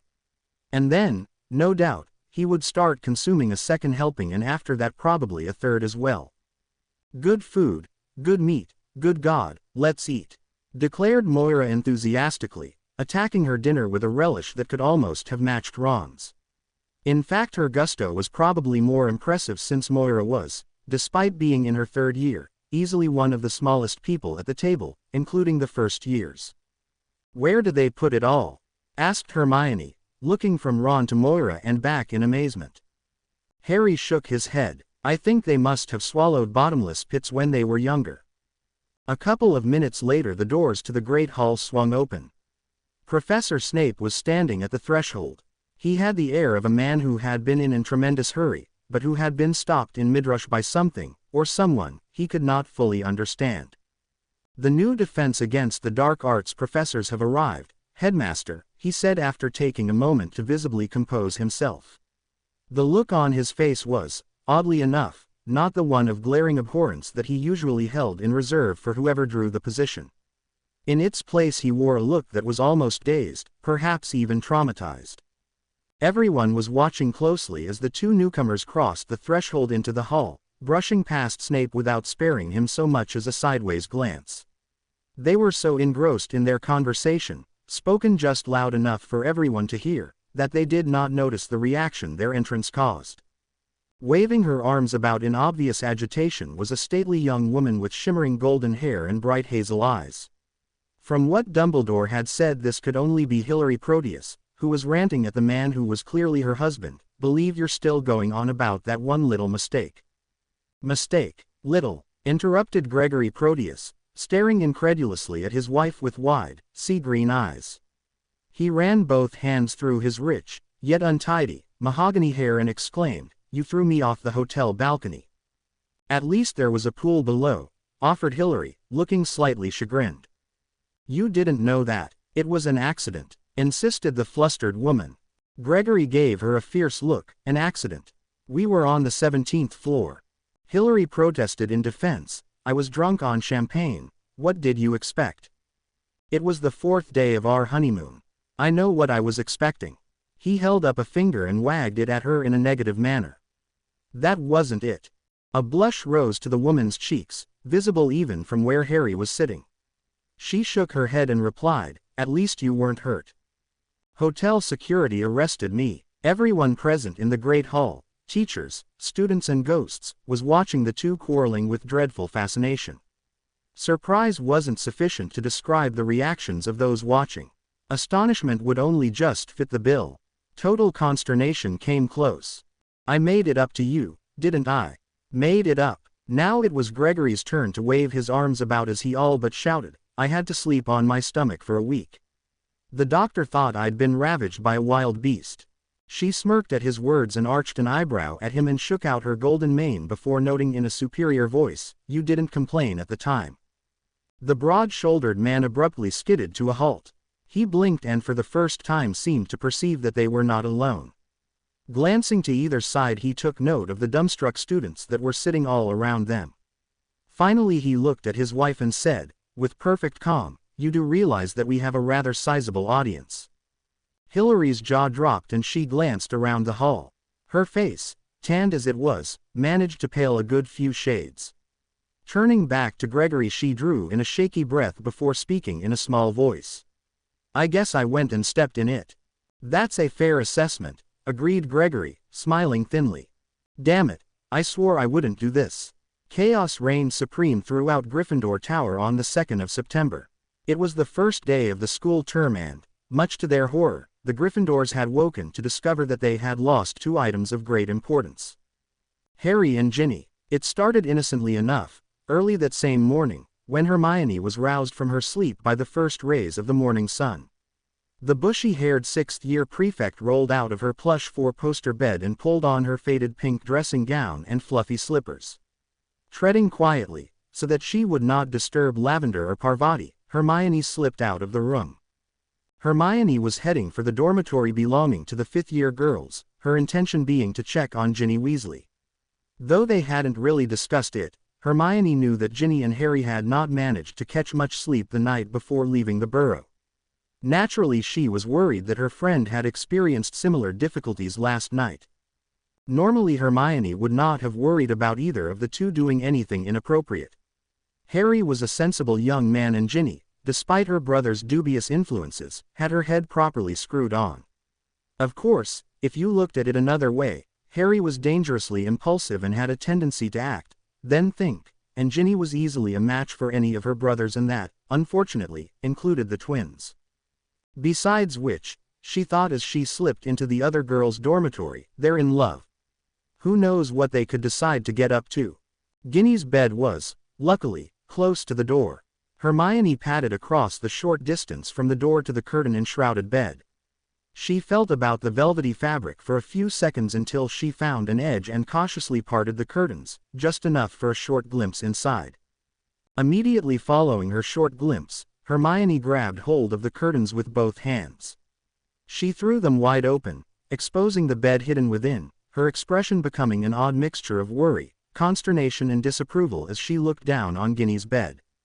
It was empty. Heck, it hadn't even been slept in. Oh boy, was all she could manage to say as she stared down at the undisturbed covers. It did not take a genius, which Hermione was. She had the OWL certificate to prove it, to guess that if Ginny was not in her bed, then it was almost a certainty that she was to found in Harry's bed instead. She wouldn't, Hermione tried to convince herself. Not while there were 4 other boys in the room with them. Not that much later, less than a minute actually, Hermione was sneaking into the 6th-year boys' dormitory. She had been in the room on 1 or 2 occasions in the past, but never with such a purpose in mind. With far more caution than she had displayed in the 5th-year girls' dormitory, Hermione sneaked across the room towards Harry's bed. As she approached the curtained bed, she wondered just what she would say if her suspicions were founded. After all, this was not a situation Hermione had ever thought she would find herself in. Besides which, Harry and Ginny were her friends. Close friends. While she could not claim to fully understand the reasons why they needed to sleep together, Hermione knew that there was more to it than simple teenage hormones run amok. However, Hermione was a prefect, as was Harry for that matter, and she could not just ignore such a flagrant disregard for the school rules. Well, not entirely anyway, she admitted as she reached up and took hold of the curtains. Carefully, so as not to disturb any of the other 4 occupants of the room, Hermione parted the curtains and found herself completely at a loss as she stared at Harry's bed. It was empty. Heck, it hadn't even been slept in. Hermione took a deep breath. Let it out. She took another deep breath. Held it some more. After a beat she let it out in a protracted sigh. Don't panic, she told herself. Looking around the shadowy dormitory, Hermione again tried to convince herself, just because neither of them are here, doesn't mean anything's happened to them. They probably just went out for a walk around the lake. At the crack of dawn. And without having even tried their beds. The panic Hermione was trying so valiantly to resist began to set in at about this point. Without really thinking about it, she stumbled across the room, tripping over what looked like Neville's shoes, and pulled open the curtains surrounding Ron's bed. Ron, wake up, Ron, she shouted, grabbing the softly snoring boy by the shoulder and giving him a rousing shake. When Ron proved a trifle too slow to wake for her liking, Hermione grabbed him by both shoulders and almost hauled him out of his bed, shouting, "Wake up. Harry's missing. Ginny's missing. They're both missing. Wha, who, we, huh, was it?" Ron looked up at Hermione with bleary eyes, clearly not fully comprehending what she was saying. Hermione resisted the urge to slap him a few times, settling for wrenching him back and forth to the point where he became a red-haired blur. As he struggled against her grasp, finally jolted awake from his slumber, she continued to yell, "Harry and Ginny are missing." "What, Hermione, are you sure?" he asked, looking at her in bewilderment. "They're not in their beds. Harry's not in Ginny's bed and Ginny isn't in Harry's bed." The details of the situation began to seep into Ron's befuddled brain, not to mention the minds of Dean, Seamus and Neville, who had also been roused by Hermione's shouting. Being the mature and sensible young men that they were, naturally they perceived Hermione's aura of full-blown panic and immediately began to enter a comparable state. The search for Harry Potter and Ginny Weasley began. Had anyone paused to take a proper look around, they might have noticed 2 heads, one topped with red, the other topped with black, peering over the back of a couch in the common room. The young man and woman whose heads these were, watched the disorganized hunt for Harry and Ginny with wry, bemused smiles. "Think we should let them know we're here?" asked Harry, stifling a laugh as a blushing Neville scurried down the staircase leading to the girls' dormitories. Obviously he had caught an earful from some of the girls, or perhaps even an eyeful. Not yet, replied Ginny with a rascally smile. She looked at Harry with a twinkle in her deep brown eyes, feeling playful in spite of her lack of sleep that night. They listened for a time to the sound of people yelling and calling their names, accompanied by doors swinging open or being slammed shut. All in all, the search was something of a commotion, especially since it was completely unnecessary. All this fuss when we're right in front of them, she thought. I guess it's true what they say about hiding in plain sight. Sudden awareness of pressure against her one leg drew Ginny's attention away from the activities behind them and down in front of where she was sitting. Harry, for a similar reason, also looked at the foot of the couch, where Carmen's pet Kneazle, Quagga, was rubbing his sleek black and silver-striped body against Ginny's calf. Likewise, Harry was receiving attention from the mass of fluffy orange fur that was Crookshanks, Hermione's cat. Oh, joy, groaned Harry as Crookshanks sprang up onto his lap. I've got to talk Hermione into putting this cat of hers on a diet. He's just a cat, Harry, replied Ginny, leaning over to lift Quagga up. How heavy could he be? Want to swap and find out? Ginny's retort was quashed by an inopportune yawn. As Quagga settled himself down, twisting about until he was comfortable, she decided to change the topic and state the obvious. We need to find a way to sleep together. You had better pray nobody passing by hears you talking like that. Asterisk. Yes, what a scandal.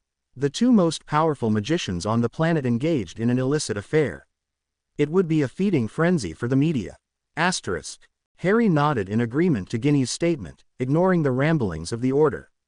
His head drooped a bit as he stroked a hand up and down Crookshanks' back. Either that or spend the rest of the year in the common room like this. Maybe we should talk to Dumbledore, she suggested, see if he can't arrange a special dispensation. I don't want to go through a discussion like the one we had with your mother again, resisted Harry, clearly remembering the grilling Ginny's mum had subjected them to. It had almost been as bad as having to try and explain how they had ended up in bed together completely starkers. She mulled it over for a time. Maybe we can get Mum to write him a letter explaining it all. Do you remember the trouble we had convincing her to let us sleep together at the Burrow? Asked Harry, arching his eyebrows at her. He shifted where he sat, wincing as Crookshanks' needle-sharp claws dug into his legs. What makes you think we can convince her to let us do the same here? Then what can we do? Ginny was aware of the desperation that was beginning to seep into her voice. She could remember in perfect detail how fatigued she had felt those first few days of the summer when she and Harry had not been sharing a bed. She didn't think she would be able to endure such an arduous experience again, not when the alternative was spending the nights in Harry's loving embrace.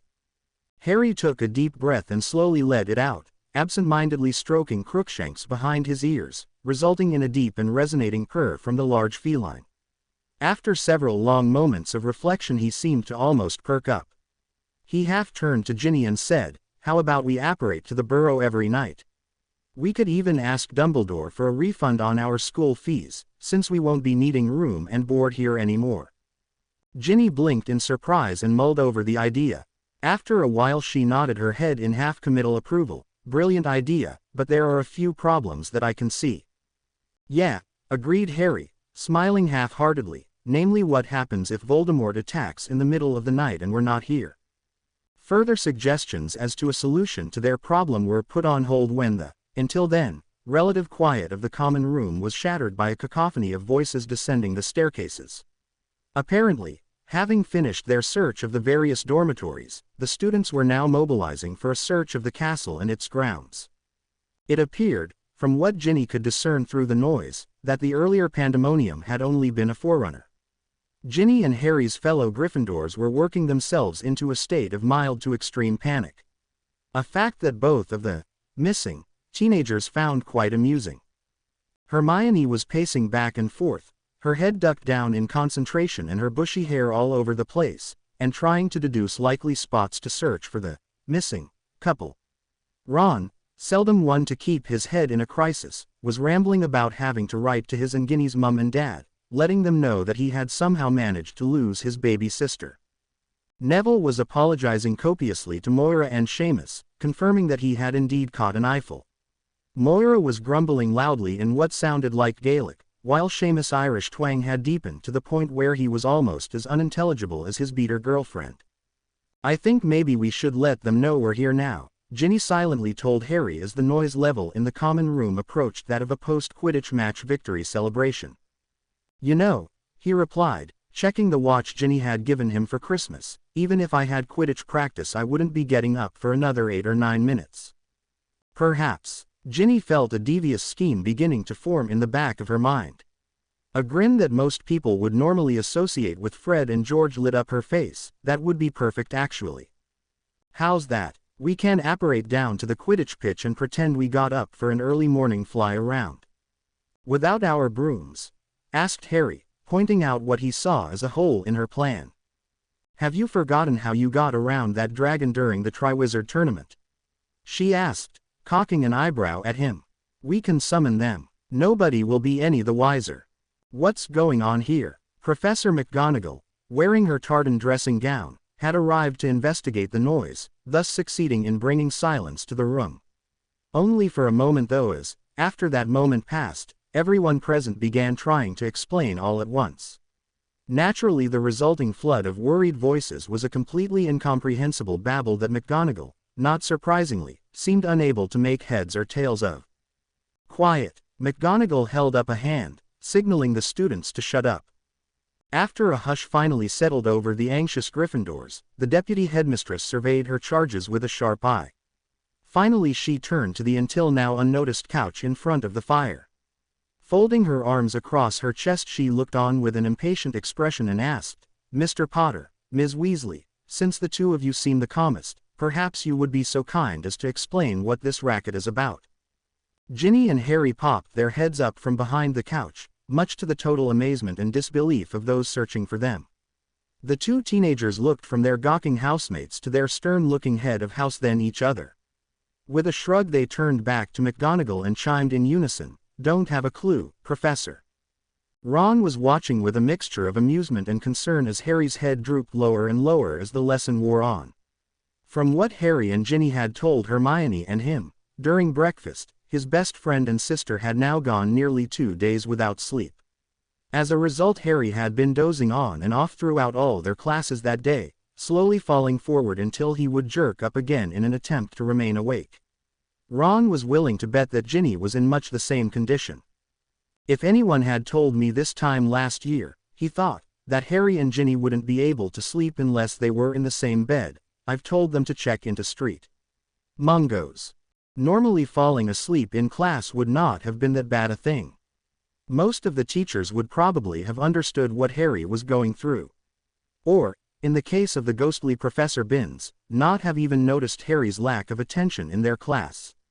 Fortunately they were currently in the last class of the day, so Harry wouldn't have to worry about it much longer, not that he appeared to be anyway.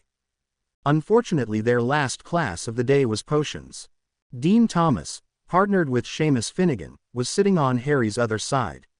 After Harry made another jerky attempt to remain cognizant during the class, the dark-skinned boy leaned over and Ron heard him whisper, "You should try exercising, Harry. A healthy lifestyle will help you no end." Harry gave Dean a groggy look and replied, "I'm so tired already, exercise hardly seems necessary."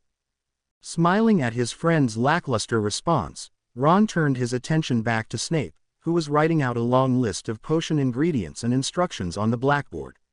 The potions master had his back to the class, luckily for Harry, and had missed the brief exchange as well as Harry's close call. Good thing too, he thought, copying down the instruction in his messy scrawl. Slimy Git would probably leap at the chance to give Harry grief. He certainly gave Ginny enough before lunch. This was a fairly accurate observation on Ron's part. Everyone who had been ill-fated enough to have potions that day had remarked on Snape's black mood. Apparently he had recovered from his encounter with Gregory and Hilary Proteus and had settled into a vindictive state that rivaled anything he had produced previously. Nobody had been able to garner any details, but from what was being discussed on the student grapevine, the married couple were relentlessly teasing the potions master. For some reason the defense against the dark arts professors found endless amusement in causing Snape grief of one sort or another. Everyone he had spoken to that had already attended Defense Against the Dark Arts were verbose in their praise of the two professors, comparing them favorably with Remus Lupin. Even though he would not be having a class with them until the following day, Ron had decided that he liked the professor's Proteus. After all, he reasoned, anyone who makes Snape's life as miserable as he makes ours has to be good. I want you all to take special note of this, you in particular Longbottom, Snape motioned at one line of his instructions. You must add precisely 2 1/4 fluid ounces of dragon blood to the sifted Blackmore.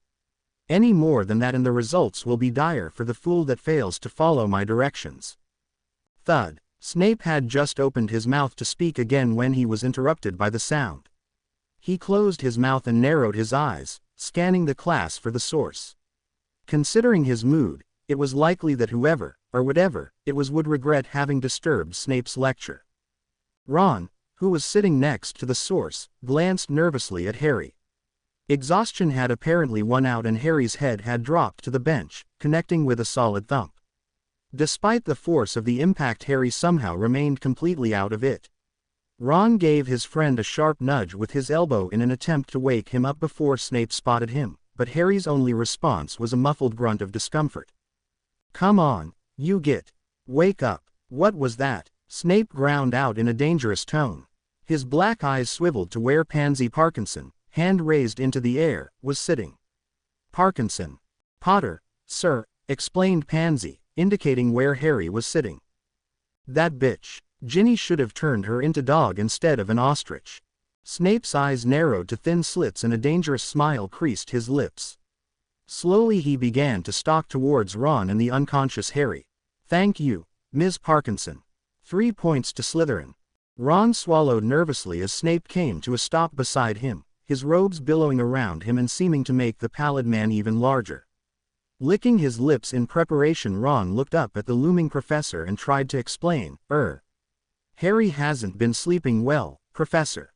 He seems to be sleeping perfectly well right now, Weasley, snapped the professor, arching an eyebrow with satisfaction as he looked at Harry's slumped form. His eyes were sparkling with the anticipation of reprimanding his most despised student. I think it's time we woke Mr. Potter up so that he can face the consequences of not paying attention in my class. That's a bad idea, Ron blurted out, not really thinking about it. His memories of what happened back home at the Burrow when anyone barged in on a sleeping Harry or Ginny had surfaced full force and prompted him to speak. He could feel his palms sweating as he tried not to wilt under Snape's glare and explained, Harry gets startled easily when he's asleep. Snape smiled nastily. Then he should wake up all the more readily. Without giving Ron any more time to try and warn him off, Snape reached past Ron with his wand and cracked it firmly against the back of Harry's head. Gah! Harry woke with a jerk and a surprised yelp. He pushed up and away from the desk, teetering unsteadily on his stool for a second, his eyes wide and unfocused. With a soft pop, Harry disappeared. Snape blinked in surprise. With a soft pop, Harry reappeared. Harry was immediately behind Snape, as well as several feet straight up. He dropped upon the startled potions master much like a bird of prey would swoop down on a rabbit. The outcome was much the same as well and resulted in Snape spending the night in the hospital wing. I can't believe it, groaned Hermione. Our first day back and you've already attacked one of the teachers. He startled me, Harry tried to explain for the umpteenth time. He had just come from a meeting in Dumbledore's office and had met up with Ron and Hermione outside the Great Hall. They were walking towards the Gryffindor table, Hermione running a rampant commentary concerning Harry's earlier actions in potions class. You broke his collarbone. Ron leapt to his friend's defense. He deserved it. Harry was immensely relieved when they reached the table, hoping the presence of so much food would distract his friends from arguing.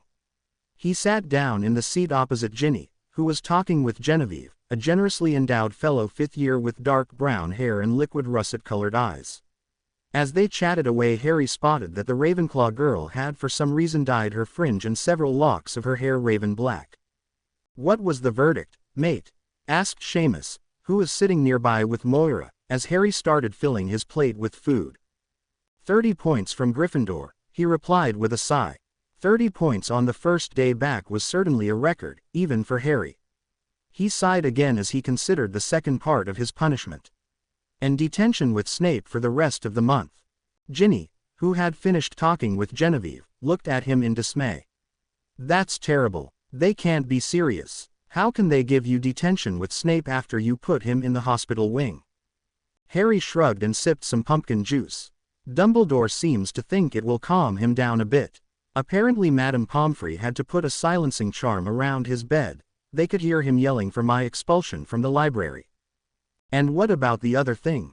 Ginny asked quietly, biting into a Yorkshire pudding. Nothing firm yet, he replied, setting down his drink and looking across the table at her. His mind immediately began to replay the short discussion about his and Ginny's sleeping habits that he and the teachers had had.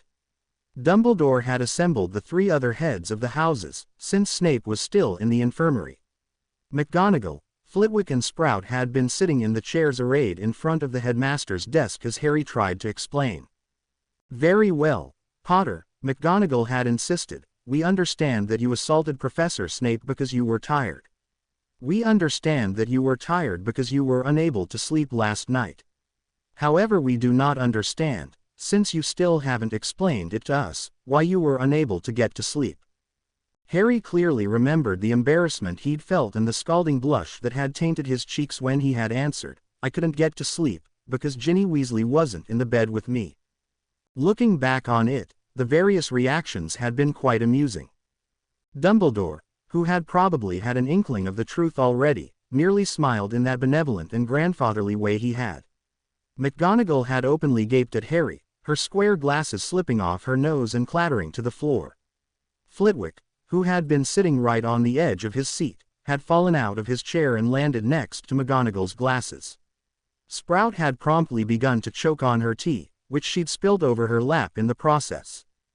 Dumbledore said he'd take it under consideration, Harry judiciously summed up, until he makes a decision, we're to stay in our own beds.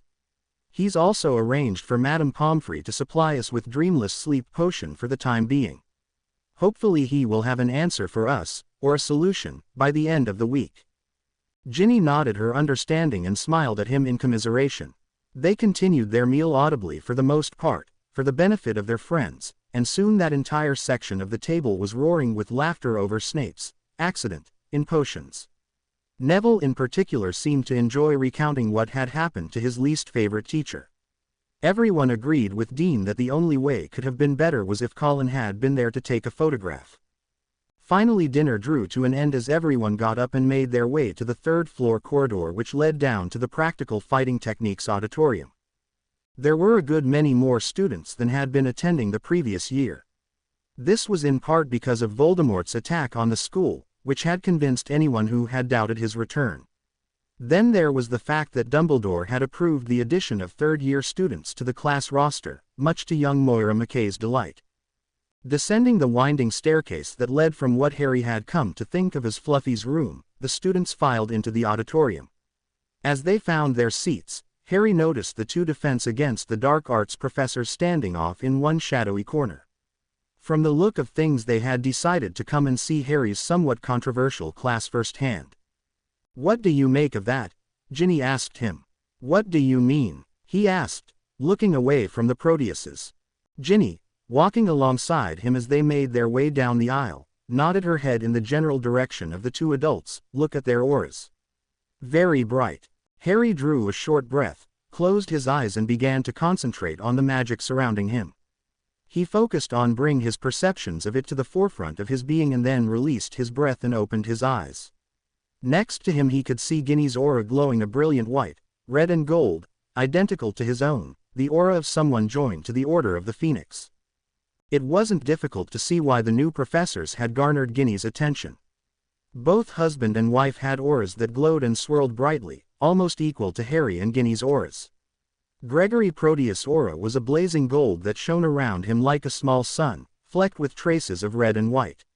His wife, Hilary, was surrounded by fiery and crimson, which in a compliment to Gregory, was spotted with flecks of gold and white. A very powerful couple, noted Harry, leading Ginny onto the stage and to his desk, which was set to one side.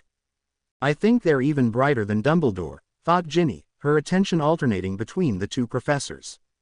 Harry placed a hand on her shoulder, gently chiding her for staring so much, and then stepped out to the center of the stage. A lecturing podium rose from the floor in front of him as quiet settled over the waiting students. First off, Harry began, I'd like to welcome all those who are joining us for the first time. Mostly last year's second and third years. I know most of you are a little nervous about being here, although some of you are a bit eager. He shot a glance at Moira, who grinned broadly at him and gave him a thumbs up. He shook his head and continued, rest assured though, this class is not as bad as the older students have made out.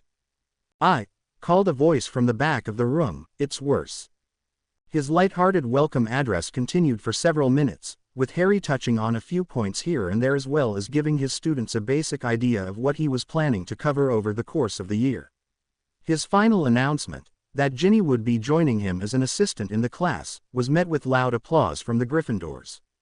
So, Harry clapped his hands and rubbed them together with anticipation. Any suggestions on how to start the year off? How about a duel, Potter? All eyes turned to the source of the voice that had called out the challenge. Malfoy's drawl was as cocksure and confident as it had ever been. A faint smile twisted his thin lips and his cold gray eyes seemed to shine brightly in the auditorium's subdued lighting. How about it, Potter? He asked, standing up and striding down to the edge of the stage. Another demonstrations, just like last year. His walk was more of a sauntering swagger that almost instantly put Harry's senses on alert. There was something different about Malfoy now, something very different from when they had encountered each other on the Hogwarts Express the previous day. Malfoy seemed taller, somehow. It was impossible, Harry knew, but he seemed to be holding himself taller. That posture, the dangerous glimmer in his slitted gray eyes and his almost feral smile, was enough to let Harry know that the other boy had something up his sleeves. Something highly dangerous, no doubt. Harry nodded in agreement. All right, Malfoy, he said, waving for him to take a position on the stage, let's see if we can provide a good show. The thing about shield charms is that they can block pretty much anything. All that is required are reasonable amounts of focus, concentration and power. This naturally meant that Harry's shield charm was nigh impenetrable, for he had focus, concentration and nobody could dispute the raw power he was practically swimming in. Something as simple and generally inoffensive as a banishing charm should never have been able to penetrate his shield. Thus it was quite understandable that Harry was more than a little surprised when he was unexpectedly knocked off his feet and sent flying through the air, a loud crack accompanying his short flight. Jin, I think we have a problem, he noted while rolling to his feet, a good 20 or 30 feet back from where he had been standing. What is it? Asked Ginny in an alarmed tone. Harry grit his teeth as he rose up, pressing his one arm against the throbbing in his chest. I think Malfoy just broke my ribs. Ginny's response was loud and disbelieving. What? That's impossible. I know. He did it anyway. It was a disturbing sight that greeted Harry as he looked up from where he was kneeling. He had only ever seen a person's aura change once before. It had been that time, almost exactly a year ago in fact, when he had decided to share his custodianship of the Order of the Phoenix with Ginny. Her aura had at first been a shimmering glow of soft reds and oranges, accompanied by a low hum, almost a cat-like purr. It had suited her, as most people's auras did, giving off a sense of who she truly was. He had watched with interest and wonder as flecks of gold and pure white sparked into being around Ginny, glittering like a rain of stars that had grown stronger and stronger until it was part of the blazing fire that surrounded her. The soft orange tinge to her brightening aura had slowly faded away as the colors became predominantly white and gold, and the deep thrum that Ginny's magic gave off had begun to twist and lighten, rising in pitch until it could almost be felt as well as heard. It sounded like Phoenix song and it had permeated her magic with harmonious calm. It had been a wonderful thing to witness. The same could not be said about what was happening to Draco Malfoy. During his 5th year at Hogwarts, Harry had become familiar with Malfoy's shimmering gray and maroon aura. It had always been easily identifiable by being the only gray aura at Hogwarts, probably a family trait, and though Harry himself was loath to admit it, slightly brighter than average for an ordinary wizard. I have a bad feeling about this, he silently announced to both Ginny and the Order. Malfoy's aura was writhing and twisting about itself like a wild beast, but at the same time it was slowly losing its luminosity. If Harry were to describe Malfoy's aura as a living thing, which he sometimes thought auras were, then these were the death throes of an untamed animal. A very bad feeling, agreed Ginny, watching with horrid fascination. From where she was standing by Harry's desk, off to one side of the stage, she had almost as clear a view of Malfoy as Harry did. Without warning and without a sound, Malfoy's aura was smothered and extinguished. There was a hushed noise, a non-sound if that was possible, more a sensation than anything else. As Malfoy's aura was snuffed out, the fine hairs at the nape of Harry's neck and trailing down his spine stood on end as Malfoy was plunged into shadow. Actually it's worse, declared Loki, his normally jovial voice sounding frighteningly grim. Agreed Beowulf's voice, your bad feeling is justified. There were no longer even the faintest traces of a magical aura coming off Malfoy. Instead he seemed to be shrouded in shadows, as if he were standing in the middle of a poorly lit room. The only illumination that seemed to reach him reached his face, lighting his pointed features from below. Harry was reminded of a Muggle child with a torch, telling ghost stories around the campfire. This was impossible. Malfoy was standing in the center of the stage, right next to the lecturing podium, and in what was probably the most brightly lit spot in the auditorium. Yet he was cloaked in a palpable darkness. It was simply impossible, and Harry was greatly disconcerted by the sight. An icy hand seemed to have reached into his chest and taken hold of his heart. Something bad, something terrible was about to happen, he knew. And he doubted he would be able to stop it. In fact, he was beginning to have doubts that he would survive it either. Any suggestions? He asked, trying to keep his inner voice calm. Just one. What? Kill him before he kills you. Ginny watched as Malfoy, with a contemptuous smile, waved his hand in a lazy fashion. As he completed the motion, a bubble of vacillating shadow swirled into being around the auditorium's stage. It stopped just short of where Ginny was standing, by Harry's desk, and curved up into a dome that nearly reached the room's high ceiling. At the same time Ginny heard loud booms as the large wooden doors leading in and out of the auditorium swung shut. As the reverberating booms faded, Ginny risked a glance away from where Harry and Malfoy were facing off. She saw that, as she feared, the auditorium was completely closed off, the doorways shielded by the same churning and impassable shadow that encompassed the stage. Damn, we're trapped. It was some kind of magic. It had to be, but Ginny could not discern anything about it other than its shape and the impenetrable blackness that somehow seemed almost alive. Harry had once, a little over a year ago, asked her if she believed in true evil. At the time she had replied that Tom Riddle, Lord Voldemort, certainly fit the bill. Now, looking at what Malfoy had wrought between her and Harry, Ginny realized that some forms of evil were truer than others. This was something dark, beyond anything Tom Riddle had ever or could ever hope to achieve. Whatever this was that Malfoy had tapped into, it was clearly ancient and incomprehensible. For a moment Ginny toyed with the idea that this was perhaps the antithesis of the Order of the Phoenix. The Order of the Snake or the Basilisk or the Dragon or the Chimera or any of a dozen other, dark, creatures. Ginny considered this possibility for all of 5 or 6 seconds, until she recalled that evil was by nature selfish, and thus unlikely to willingly share its power. Whatever this was, it could never be controlled or subjugated to any one mage's will, not even a Dark Lord as powerful as Voldemort. It was an ancient evil, a power that had existed since beyond the rise of Voldemort and would continue on past his downfall.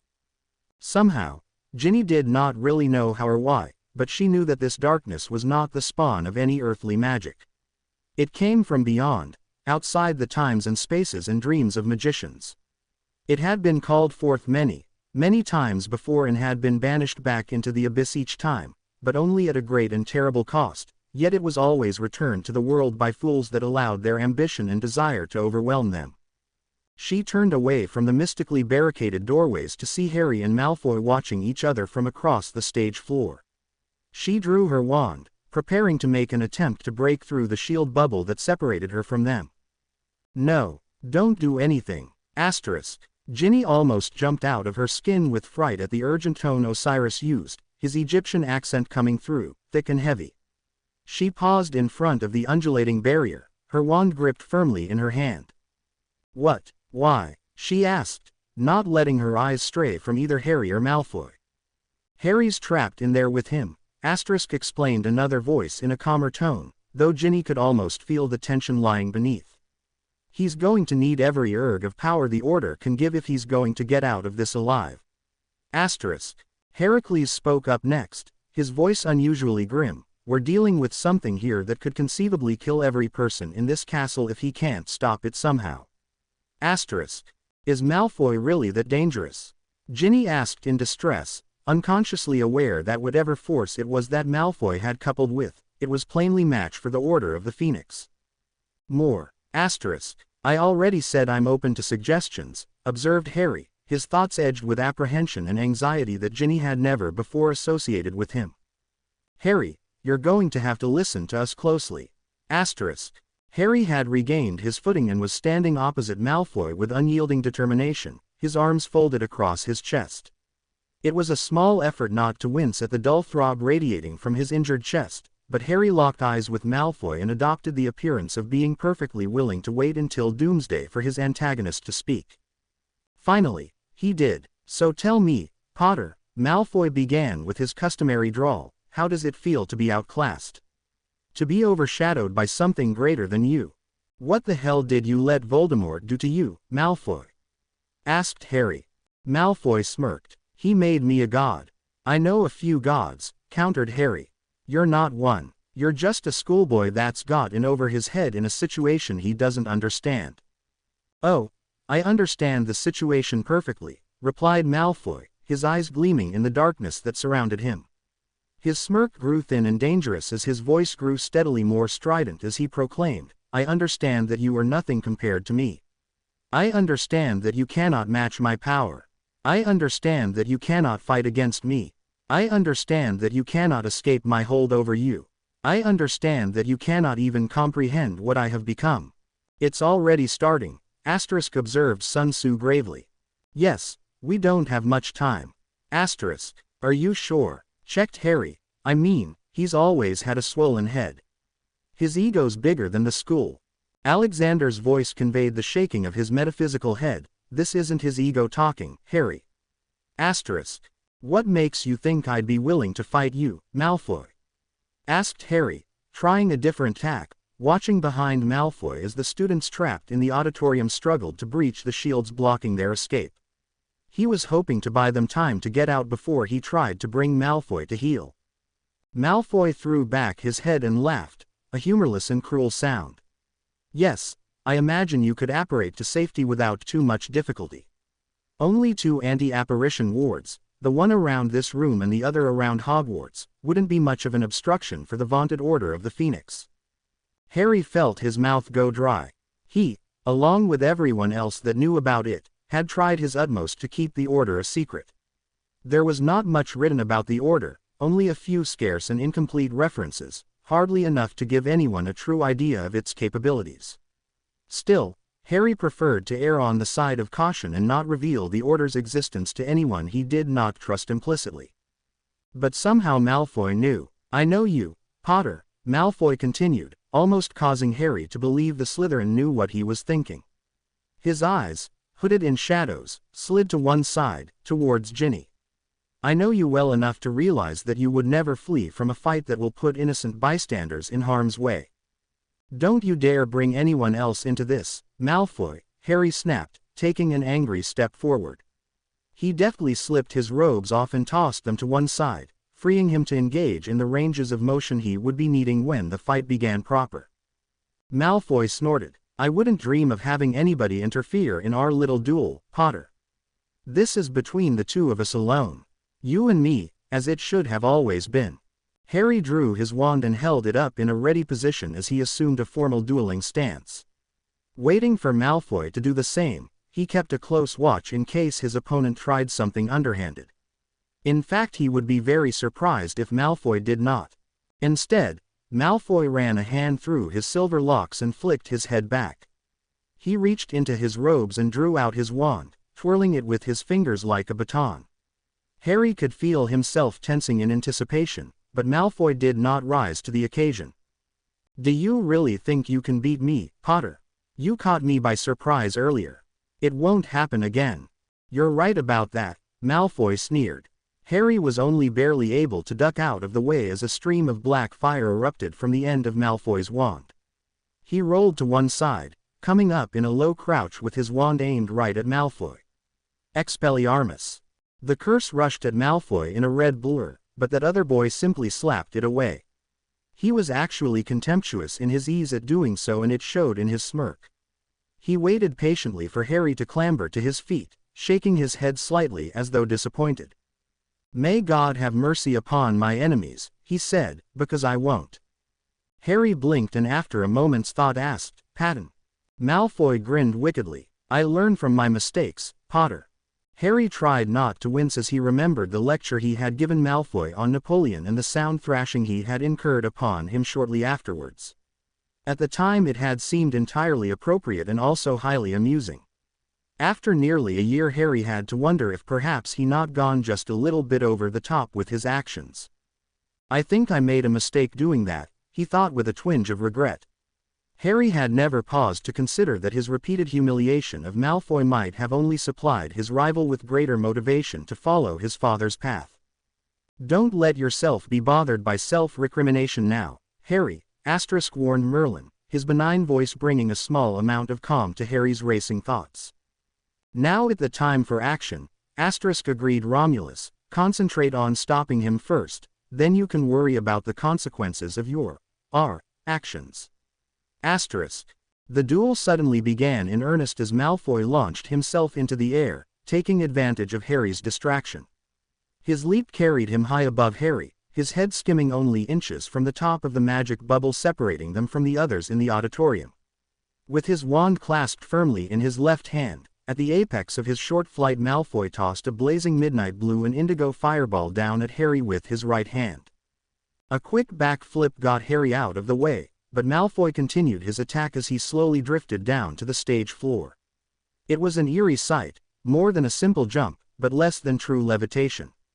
It was almost as if Malfoy had become unbelievably light and gravity no longer held its normal sway over him. Harry used a combination of magic and what martial arts he knew to dodge as Malfoy continued to barrage him with fireballs from above.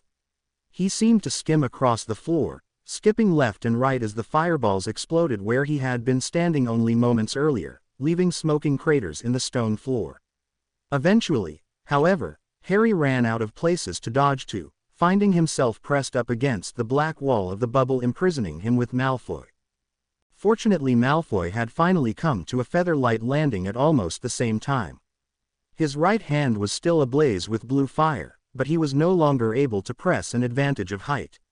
Harry felt that it was time to turn from defense to offensive and no longer allow Malfoy to decide the way the duel was fought. "Serpensortia," he cried, leveling his wand at Malfoy. A massive boa constrictor shot out of the tip of Harry's wand, looking very similar to the snake Harry had unintentionally freed from the Surrey Zoo many years earlier. He also remembered how Malfoy had tried this same spell against him in their second year, during Gilderoy Lockhart's abortive attempt at forming a dueling club. He watched as the snake slithered towards Malfoy with frightening fluidity and speed, closing the 20-yard gap in a matter of seconds.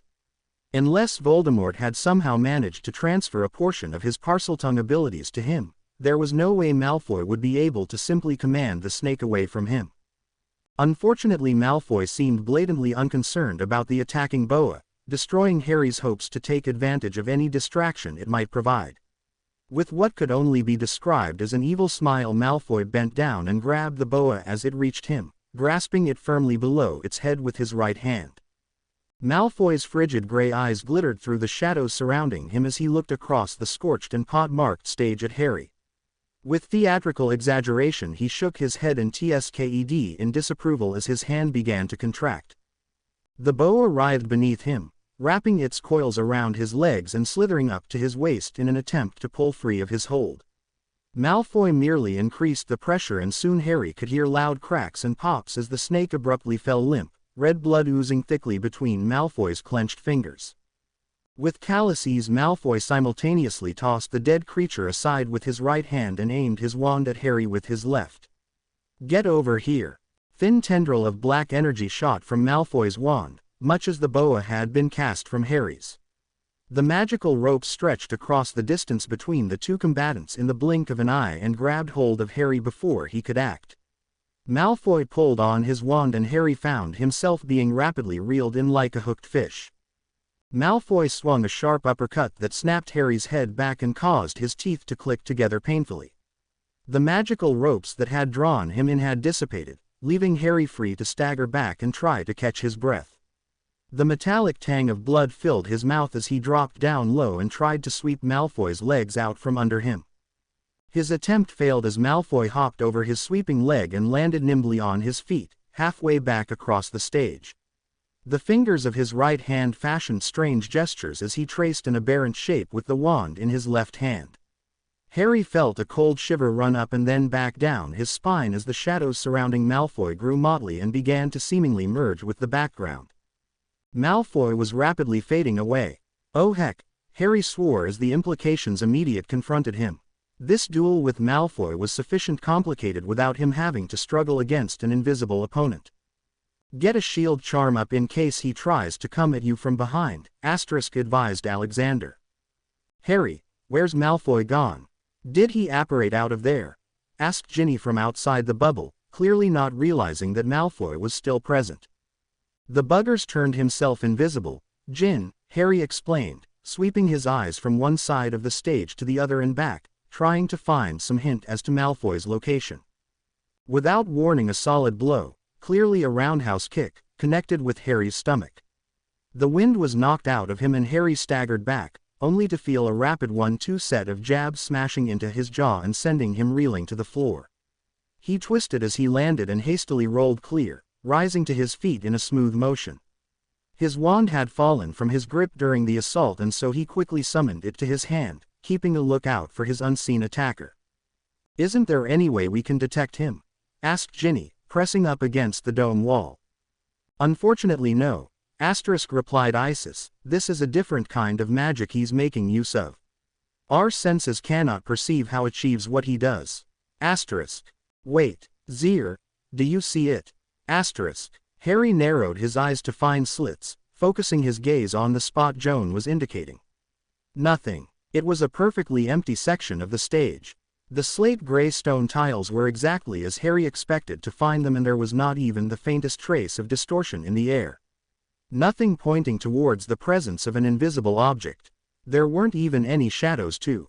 I see it, Harry confirmed, letting his eyes slide past the slowly advancing spot so as not to arouse suspicion. Malfoy's veil of invisibility was superb, but flawed in that it was perhaps too perfect. It even hid the shadows that fell across it. Using his peripheral vision to keep track of his approaching enemy, Harry continued to keep up the appearance of searching for a clue to Malfoy's location. He fingered his wand in expectation, allowing his and the Order's magic to flow and accumulate inside the focal point. Aren't you going to raise a shield? Asked Romulus worriedly. Not yet, replied Harry, deliberately turning his head slightly away from where Malfoy was hiding. He pursed his lips and slowly raised his wand, preparing to burst into action. Malfoy's extraordinary method of invisibility was almost perfect in hiding him from view, but it did nothing to hide the sound of his leg rushing through the air at Harry.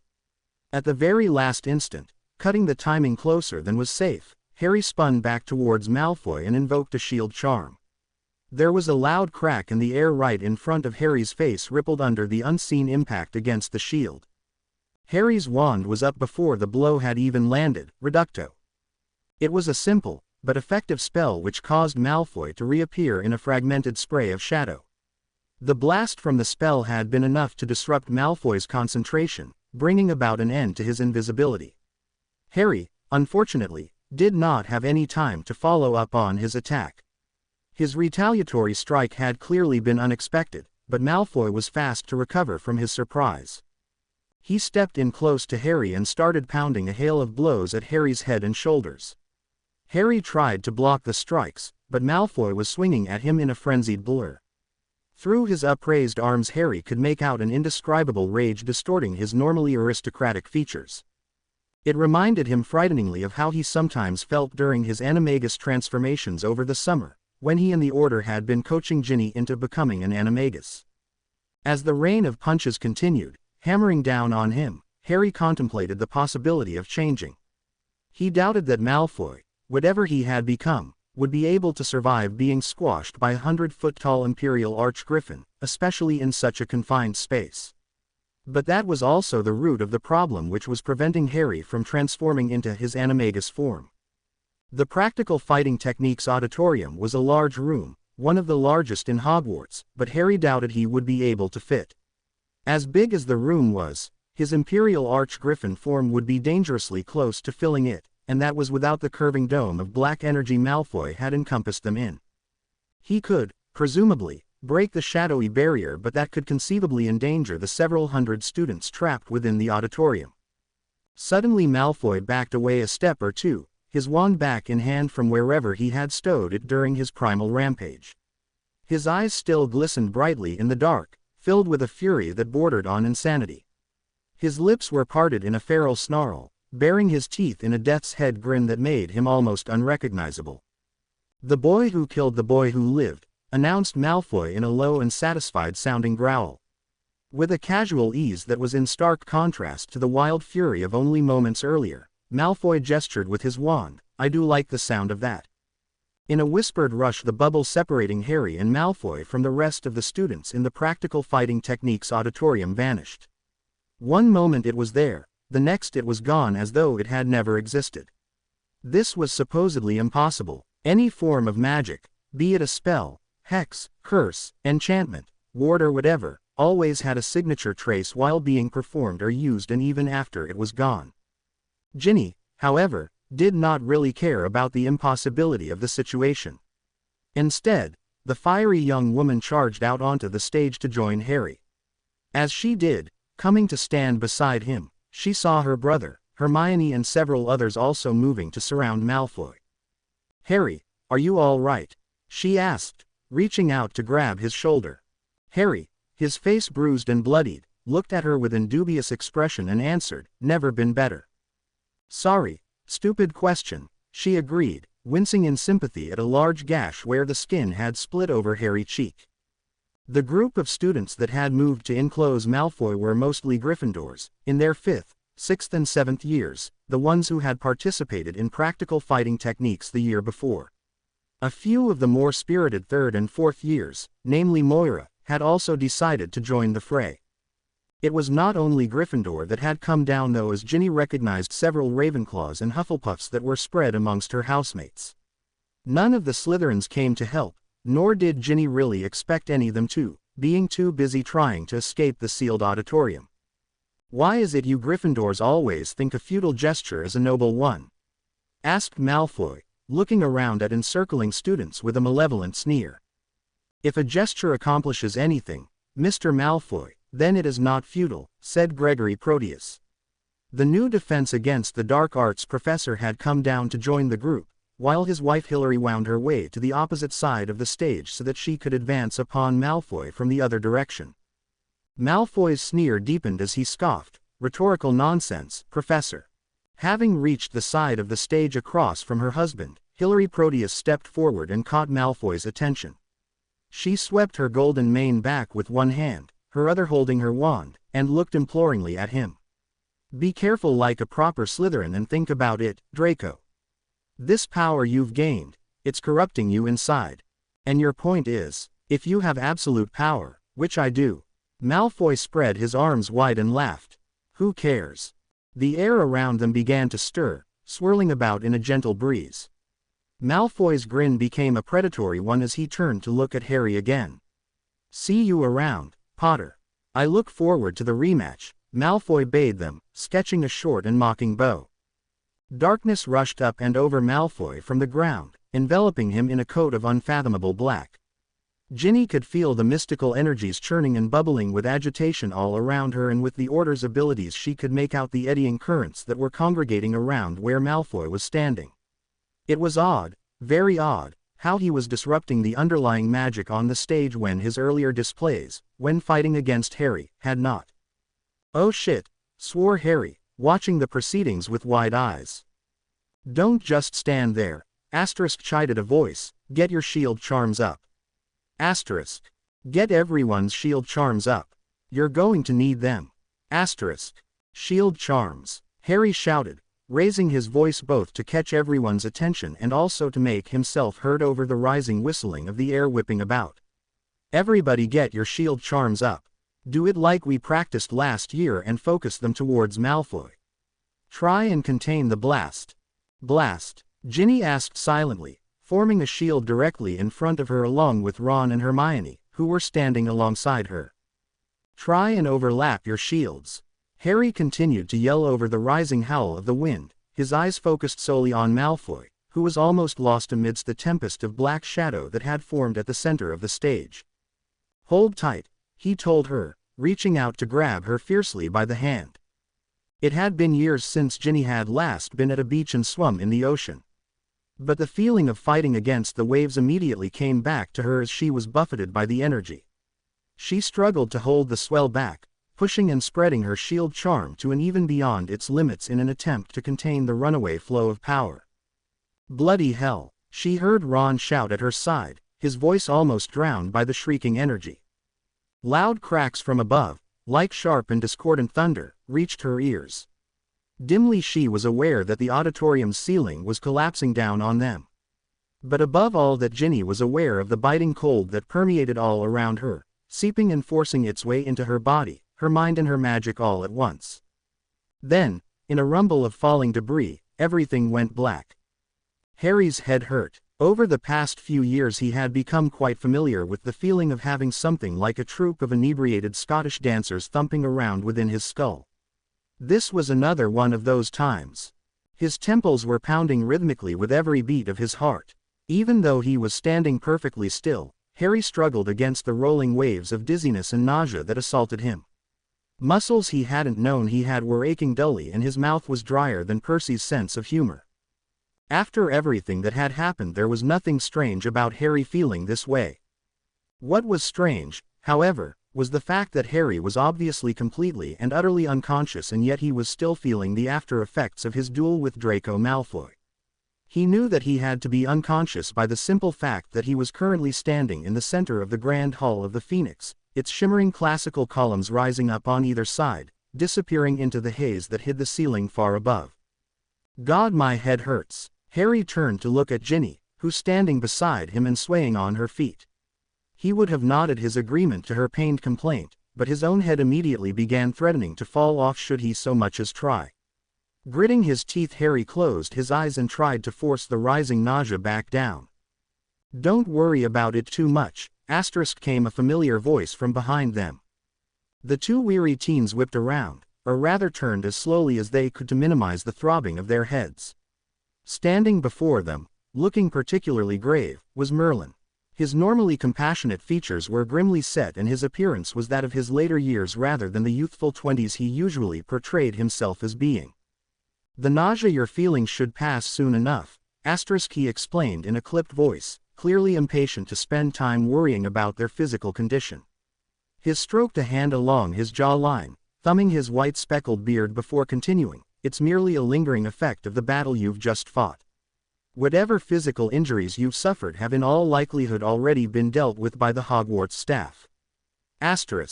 What happened? Asked Harry, noticing that none of the other members of the Order had appeared within the confines of the Grand Hall of the Phoenix.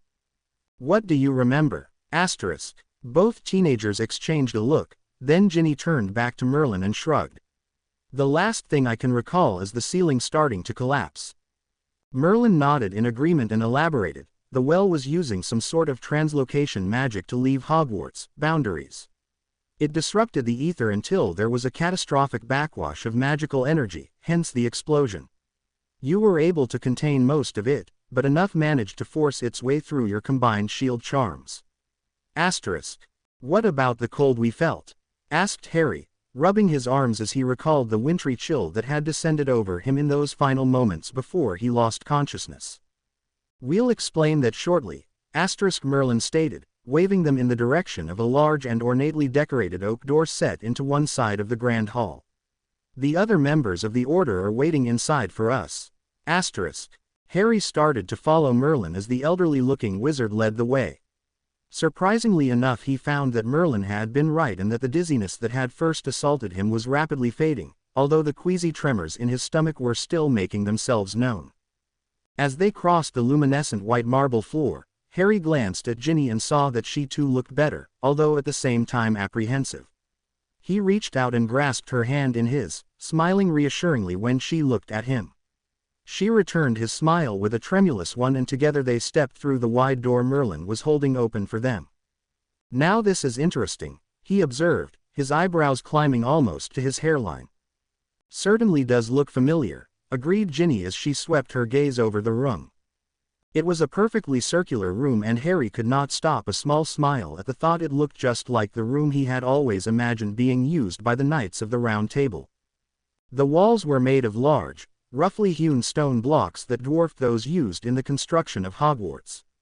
Dozens of brightly colored and elaborately decorated pennants hung from the walls, interspersed with impressive coats of arms. And everything, the walls, the ceiling, the banners, and even the massive oak table in the center, was suffused with a soft glow of mystical force. "Except for the iridescence," confirmed Merlin, smiling properly for the first time since they had arrived. "This is an exact replica of the room Arthur and those crazy knights of his used to play around in." Harry and Ginny crossed to where two empty seats were waiting for them. Merlin strode over to the other side of the table, opposite them, and sat in the only other empty place. It was quite a gathering assembled at the round table, all of the currently active members of the Order. They were all there, all the voices that Harry and Ginny were familiar with, sitting and waiting with grim expressions for them to arrive.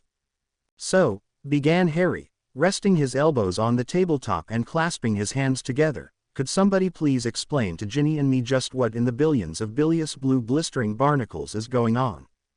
The Well of Shadows has returned." Harry glanced at Ginny out the corner of his eye and saw that her reaction mirrored his. As far as answers went, this one was almost as nebulous and unclear as one given by Dumbledore. Ginny, obviously less than pleased with this lack of detail, settled in her seat and crossed her arms. "Okay," she said sarcastically, "that clears up everything." "All right," tried Harry, leaning forward to rest his chin on his clasped hands. "On a scale of 1 to 10, 1 being a minor headache, 10 being the end of the world and all life on Earth, how bad is this?" On a scale of 1 to 10. Merlin trailed off ominously. 20. Declared Romulus. His brother, Remus, nodded and then unfortunately added, "Maybe more." Harry's hands dropped to the table as his head turned so that he could lock eyes with Ginny. Her normally warm coffee-colored eyes were wide and filled with unease. She swallowed and then licked her lips before reaching to take his hand in hers once again. Harry squeezed her hand and turned to face the waiting members of the Order. "Start talking." She was lying on a bed in the hospital wing. Ginny did not even need to open her eyes to know this. All she needed to do in order to learn where she lay was listen to Harry's low and resigned thoughts on the subject. "Why can't I ever wake up after a fight and not be in the hospital wing? What about at the beginning of last summer?" asked Ginny, slowly opening her eyes and confirming that she was indeed ensconced in the school infirmary. "After that bastard shot you, you woke up in Ron's bed." Turning her head to the right, based on her feeling the magic trilling like Phoenix song in that direction, Ginny saw that Harry was lying on the bed next to hers.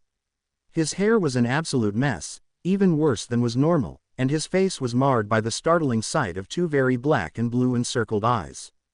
"You look like a raccoon," she said, breaking into a grin. "So do you," retorted Harry, arching an eyebrow at her.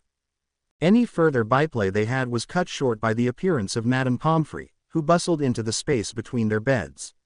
The Hogwarts nurse leaned over to look at Ginny first, her brow puckered in a frown. "Are you all right, Miss Weasley?" she asked, her voice hinting at a lack of rest. "I can't remember the last time I was hit that hard," stated Ginny. After a moment's thought, she was forced to admit, "In fact, come to think of it, I can't remember ever being hit that hard." Madame Pomfrey nodded. "Quite understandable, you literally had a ton of bricks fall on you." She turned away from Ginny and gave Harry a quick going over, ascertaining that he wasn't on the cusp of dying any time soon. Satisfied, She turned to the small nightstand resting between the two beds and picked up a pair of flasks. "Here, drink this," she directed Ginny, handing her one of the flasks, filled an electric blue liquid that was bubbling softly in it. "It should take care of the bruises for you." Ginny accepted the flask, peering distrustfully at its contents before taking a cautious sip. Her lips curled down as the unbelievably bitter taste assaulted her. Ginny liked her coffee without cream or sugar, thank you very much, so she was used to bitter drinks, but this was undrinkable. "Drink up, Ms. Weasley," Pomfrey told her, already turning to Harry's bed and handing him the other flask of healing potion. "The whole lot, that's it." Trying not to grimace, Ginny took a deep breath and downed the vile liquid in a single quaff, her throat convulsing as the thick liquid wormed its way to her stomach. The aftertaste was, if possible, even worse than when she had tried only a sip. "Ugh, this stuff is revolting." "No disagreement here," replied Harry, eyeing his now empty flask with a loathing expression. At least it seemed to be working as Ginny noticed the bruises around his eyes and across the bridge of his nose beginning to fade. "It's almost as bad as that Skelegro poison she once gave me. How come the order didn't heal us on its own?" "Ah, here comes Miss Granger," announced Pomfrey, before taking the flasks again and setting them back on the nightstand. She slipped out from between the two beds and started towards the doors leading out of the infirmary. "I'm going to let Professor Dumbledore know that the two of you are finally awake." "Finally," thought Ginny as Madame Pomfrey hurried out. "Guess we were out for longer than we thought," replied Harry, turning to look in the direction Pomfrey had indicated, from where Hermione was approaching. "Harry, Ginny, thank Merlin you're finally awake. I'm never going to get away from that saying, am I?" sighed Merlin's voice. Ginny looked at her friend and blinked in surprise. Again someone had declared them finally awake, which implied that they had been out cold for some time. But looking at Hermione, Ginny simply could not believe it. The bushy-haired girl's robes, while not exactly covered in dirt and grime, were wrinkled and rumpled as though she had been sleeping in them for the last year or two. Her eyes were ringed with dark blue circles and stark lines of exhaustion surrounded her mouth and hollow cheeks. But most prominent of all was the sling encasing her right arm. "Hermione," she breathed in shock, not to mention a little horror, "are you okay?" Hermione's mouth, curved in a small and relieved smile, set into a grim line. As she came to stand at the foot of their two beds, she shook her head, causing her hair to whip about her face, revealing it to be tangled and matted together from lack of grooming. Her voice, when she spoke, had dropped several registers and matched her somber appearance. "I'm fine. Don't worry about it." Ginny glanced across at Harry, noting that he too seemed a bit skeptical about their friend's condition. For the moment though they said nothing about it. "What day is it?" asked Harry, sitting up. "What do you mean, finally awake? How long have we been in here?" 3 days, replied Hermione, looking down at her feet. Ginny almost exploded in indignation. 3 days? What the frigging crap is your arm still doing in a sling then? Pomfrey should have bloody well fixed it up almost immediately after you were hurt. "Don't blame Madame Pomfrey," Hermione said in a quiet voice, effectively cutting off Ginny's planned indignant and scathing outburst condemning Madame Pomfrey's medical skills. Ginny was startled to see Hermione's eyes beginning to glisten with tears and her bottom lip was trembling with emotion. "There's nothing more she, or anyone else can do." "What, Harry, what's she talking about?" "I don't know," replied Harry, a look of concern on his face, "but I'm going to find out." "Hermione," he said, leaning as far forward as he could and reaching out to grab hold of Hermione's left hand, which was hanging limply at her side. He tugged on her arm and drew the teary-eyed girl into the space between Ginny and his beds. Keeping a gentle, but resolved hold on her, he asked, "What happened?" Much to Ginny's surprise, Hermione burst into tears, which were quickly streaming down her cheeks like a torrent of sparkling diamonds. Harry, being the kind and compassionate man she knew him to be, took Hermione in both his arms and pulled her into an embrace. "What happened down there?" "Nothing good, I'm afraid." Hermione cried softly in Harry's arms for several minutes, pressing her face against his shoulder as her body was racked by deep sobs. Finally she began to calm down, her tears spent, as Harry soothingly rubbed his hands up and down her back. Taking a deep breath, she pulled away from him and sat on the edge of his bed, allowing her composure to return. "Sorry," she whispered as she wiped at her eyes. "'S-okay, Hermione," assured Harry quietly, one of his hands still at her waist. "Hermione, what's going on?" asked Ginny. "What happened after the explosion? What's wrong with your arm?" Hermione bit her bottom lip so hard Ginny was almost afraid she would draw blood. Her shining cinnamon eyes took on a haunted aspect as she dropped her chin. "The ceiling collapsed on us," she began. "Almost everybody was buried under the rubble, even those that weren't on the stage with you two and Malfoy. It took Dumbledore and the staff nearly 3 hours to dig their way into the room and almost the rest of the night freeing us." Ginny felt a sharp pang, a leaden feeling, form in the pit of her stomach and saw that Harry was closing his eyes. His expression was a sad one, almost anguished, as though he were bracing himself for the worst. Taking a deep and shuddering breath he asked, "How bad was it?" "Very bad," answered Hermione, looking up at him and sliding her left arm around him so that they were supporting each other. She licked her lips and began to give the details that Ginny feared to hear. "3 of us were killed outright, during the cave-in.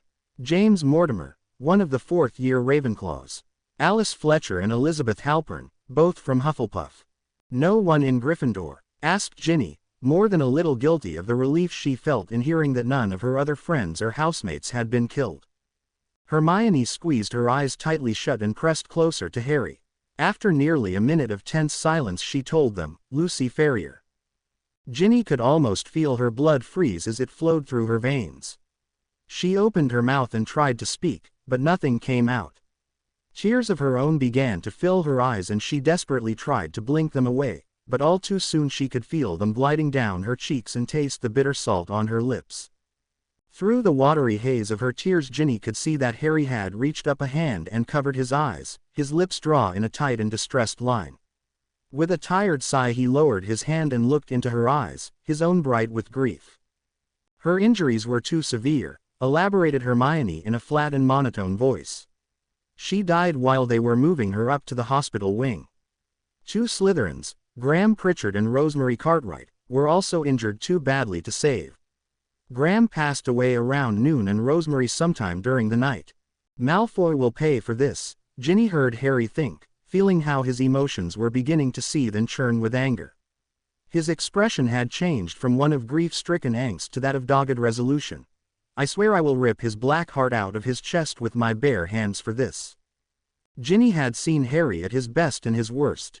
She could rightfully say, having literally been inside his mind, that she knew him better than anyone else. She knew that he had great reserves of emotion within him, more often than not repressed behind his normally calm and collected exterior. She had even got into a fistfight with his animalistic side, so to speak, an experience she would not soon forget. In spite of all this, Ginny had never seen him looking half as dangerous as he did now. She had seen him consumed with an almost blinding fury, after the attack on Hogsmeade the previous Christmas. She knew how deep his feelings ran and had thought that display of raw fury had been the most out of control and most dangerous she would ever see him. She was partially right, it was the most out of control she had ever seen him. It was not, however, the most dangerous. She could feel it, almost a part of her, but still separate. Not a blistering rage, but a cold, focused determination. About as dangerous as you could get. And, truth be told, even though she did not want to admit it, it managed to frighten Ginny a little bit. "And your arm?" she asked, trying to divert both their and her own attention away from the loss they were all feeling. "A large chunk of the ceiling fell on top of me," answered Hermione, slipping her left arm from Harry's waist and stroking her immobile right arm. "My shoulder was crushed. If it had been a Muggle doctor, instead of a Medi-Witch, they would have had to amputate it, it was so bad." Hermione looked up from caressing her injured arm and gave Ginny a wan smile. "The Ministry brought in dozens of Medi-Witches and wizards from St. Mungo's to help with all the wounded. They were able to fix the bones and the muscles and ligaments and tendons, but..."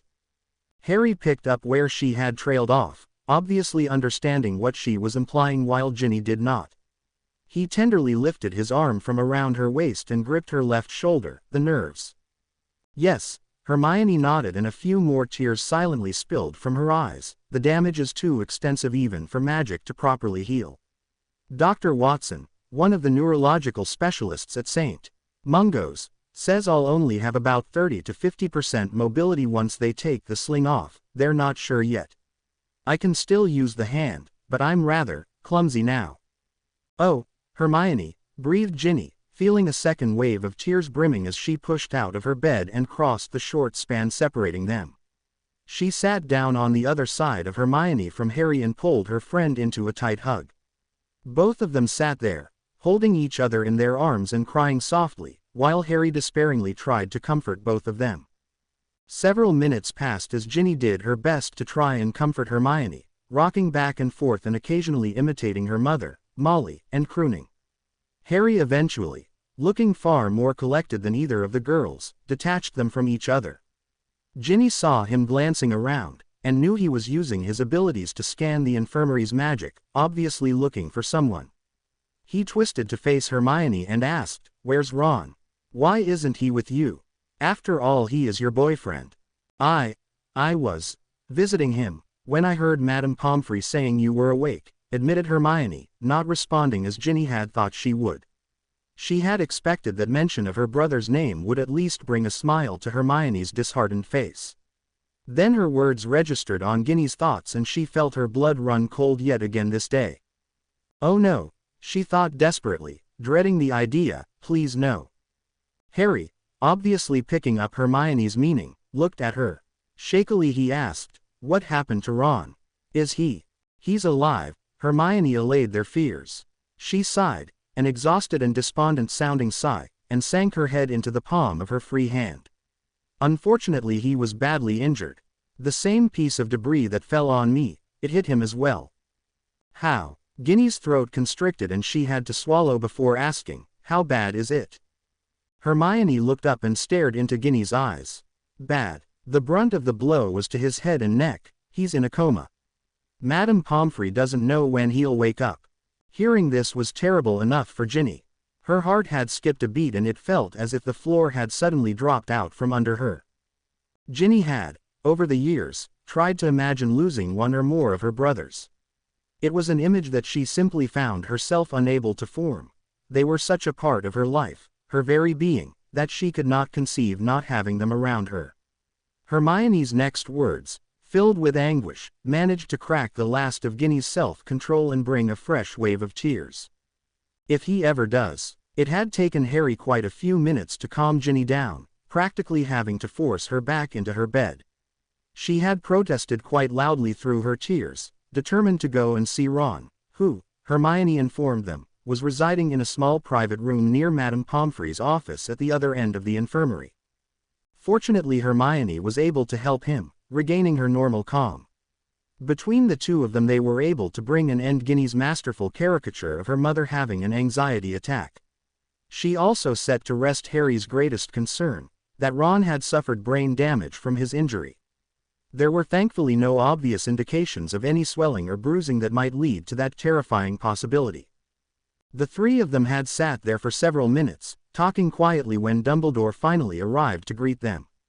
Harry was not excessively surprised to see Professors McGonagall and Snape, as well as Arthur and Molly Weasley accompanying the headmaster. He was, however, surprised by the presence of Bill, Charlie, Percy and the twins, Fred and George.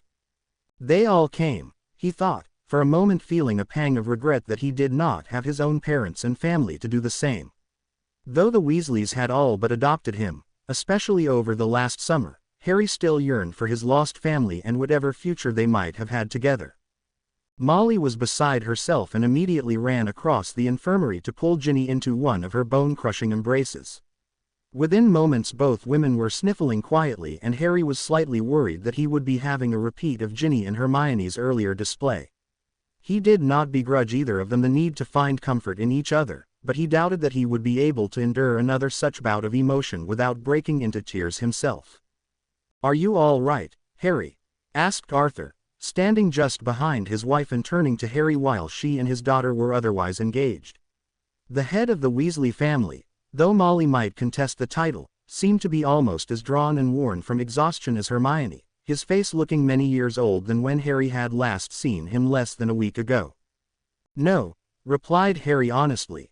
He looked to where Hermione was quietly greeting the twins, both displaying the gentle and compassionate side that they usually kept hidden from view, and then turned back at Arthur. "After hearing about the aftermath, I'm anything but all right." Molly had drawn away from Ginny, pulling a large and frilly handkerchief from her robes to blow her nose. She turned to Harry and, unsurprisingly, swept him into a hug that rivaled the one she had given Ginny. She was clinging to him in a way that reminded Harry of how she had thanked him for rescuing Ginny from the Chamber of Secrets so many years before. "Don't be too hard on yourself, Harry," she whispered in his ear before releasing him. "Nobody blames you for what happened. Hermione, and the other students, told us what you did." "I should have done more," insisted Harry, unwilling to meet her gaze. Self-recrimination was something that came easily to Harry, especially after Cedric's death during the third task. Dumbledore stepped forward, resting his hands on Molly and Arthur's shoulders and guiding them back to give Harry and Ginny some breathing room. "It is my experience, Harry, that a hero's greatest critic is often himself." Ignoring Snape's soft, yet derisive snort, Harry lifted his head and looked intently into Dumbledore's blue eyes. He shook his head and persisted, "I'm not a hero. A hero would have got everyone out safely. A hero wouldn't have let anyone die." "Bullshit. Watch your language, William Weasley," berated Molly, turning on her eldest son with a fierce glare that Bill had no option but to quail under. He might well have been the coolest of the Weasley brothers, what with his long hair, earring and stylish clothing, but Bill was still wisely deferential to his mother. "They're right, you know," came a thought from Ginny, causing Harry to glance over at her. She was currently in the arms of Fred and George, whose playful and teasing spirit seemed somewhat dimmer than usual. It was as if they had shed their joking nature like old robes they no longer had a use for. Ginny pressed on by telling him, "If anybody is to blame, Harry, it's Malfoy. Him and everyone that helped Tom do this to him." "You're right, I suppose," Harry agreed, sighing, "but I still feel guilty about it, you know. That I could have done more than I did." "We have many things to discuss," announced Dumbledore, looking around at the assembled witches and wizards surrounding the two hospital beds. Molly ceased her scolding of Bill, who was looking very contrite, to center her attention on the headmaster. "Our new defense against the dark arts professors, Gregory and Hilary Proteus, are currently making a sweep of Hogwarts grounds, so we need not fear being interrupted or overheard." "Are you sure about them, Albus?" Harry found himself asking, voicing his concerns. "I mean, aside from Professor Lupin, we haven't had much luck with our defense against the dark arts professors. The two of them seem a bit out of place." "I have known both Gregory and Hilary since they were children," replied Dumbledore. "I have no question of where their loyalties lie. Both of them are beyond reproach in any fashion and may well be our greatest asset during this school year." The venerable wizard's eyes sparkled with a mysterious mischief. "Besides which, they were recommended for the post by someone I have the utmost faith in. Suffice to say I would trust Gregory and Hilary with my life," concluded Dumbledore, pulling up a chair and seating himself. "Now perhaps you would be so kind as explain to the rest of us here just it was that transpired in the Practical Fighting Techniques auditorium last week." "Do you want to explain this?" asked Harry silently, "or should I?" "You're the one with all the lecturing experience," decided Ginny, settling back into her bed and its copious number of pillows. "The Order of the Phoenix has existed for untold ages," Harry began to explain, sitting up straighter in his bed. He glanced at Ginny and took hold of her hand. "We, the custodians of its power, have encountered the Well of Shadows in many of those ages. Each time the well has been created the consequences have been most dire." It was Snape, standing off to one side, who asked, "What, pray tell, is this Well of Shadows you're talking about?" Harry looked at Snape and replied, "Draco Malfoy is now the Well of Shadows." Harry did not want to go to class right now.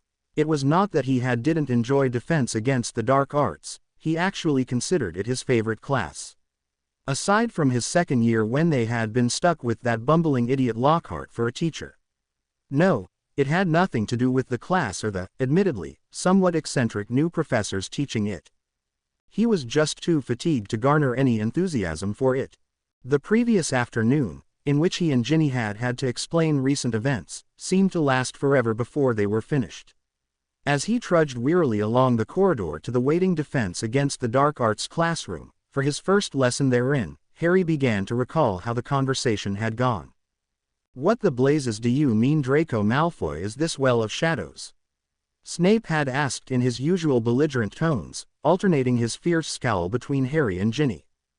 Harry had sighed, resigned to the fact that he would never manage to have a conversation with the potions master that was not confrontational. It was a simple fact that he would have to endure. He had tried to elaborate as best he could. Sometime over the summer, I'm afraid we don't know precisely when, Voldemort was able to change Malfoy into the Well of Shadows.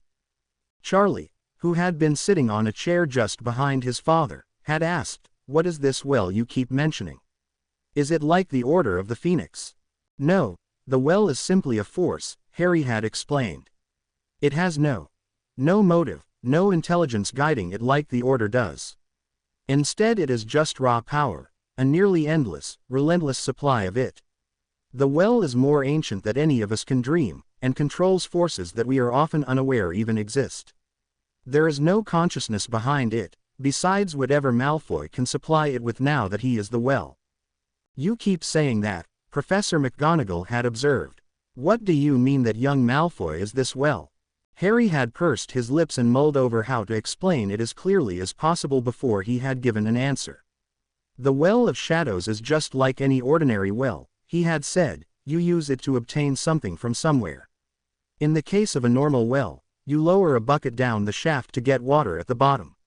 The Well of Shadows is similar, only you're not drawing on anything as harmless as water." Hermione, ever the clever witch, had caught on first. "Dark magic, shadows." "More or less," Harry had agreed. "The well, in this case Draco Malfoy, draws its power by absorbing or disrupting certain magical essences surrounding it. Unlike the Order of the Phoenix, the well's power does not regenerate over time. Like any other well, it will eventually run dry if it does not get anything to replace what is used. That is why everyone on the stage, during the fight, felt the sensation of cold when they got near to Malfoy. He was draining them, their magic, their life force, the very essence of their being, their souls. Once their magic is extracted, Ginny had continued for him, the well transmutes the magic, refining it into a form it can use. Shadow, a completely different kind of magic. Great Maker, Molly Weasley had breathed in horror. All of those assembled around the two hospital beds had been visibly shaken and disturbed by what they had learned. Bill, with his knowledge of curses, had asked, "But if it gets its power by draining the magic out of people, why would you know who use it on someone else? Why risk having Malfoy drain not only us, but him as well?" Harry had then delivered the news that no doubt would cause many sleepless nights in the future. "The problem, the danger, is that becoming the Well of Shadows puts a terrible strain on whoever is unlucky enough to be chosen." "A strain? How so?" Dumbledore had asked. "The energy, the power poured into the well is vaster than any one person can safely contain. Just creating the well requires the sacrifice of 100 wizards and their magic. Can you imagine having the life energy of 100 people transferred into you? It's not like the Order, where the power is stored around you. Here the power is stored inside you, making you the well." Ginny had then summed it up. "After about a year, depending on how heavily the well uses its powers, it will eventually kill him. As it is, the stress will cause an increasingly unstable state of mind. Tom knows the consequences of being the Well of Shadows. He's using Malfoy as I think the Muggles call it a fire and forget weapon." Harry had nodded his agreement. "Exactly, though not quite as simple as it may seem. Voldemort will use the well to wear down our defenses, decimate our forces while sparing his own. He won't have told Malfoy what's going to happen, but it won't help him in the end." "What do you mean by that?" Fred and George had chorused.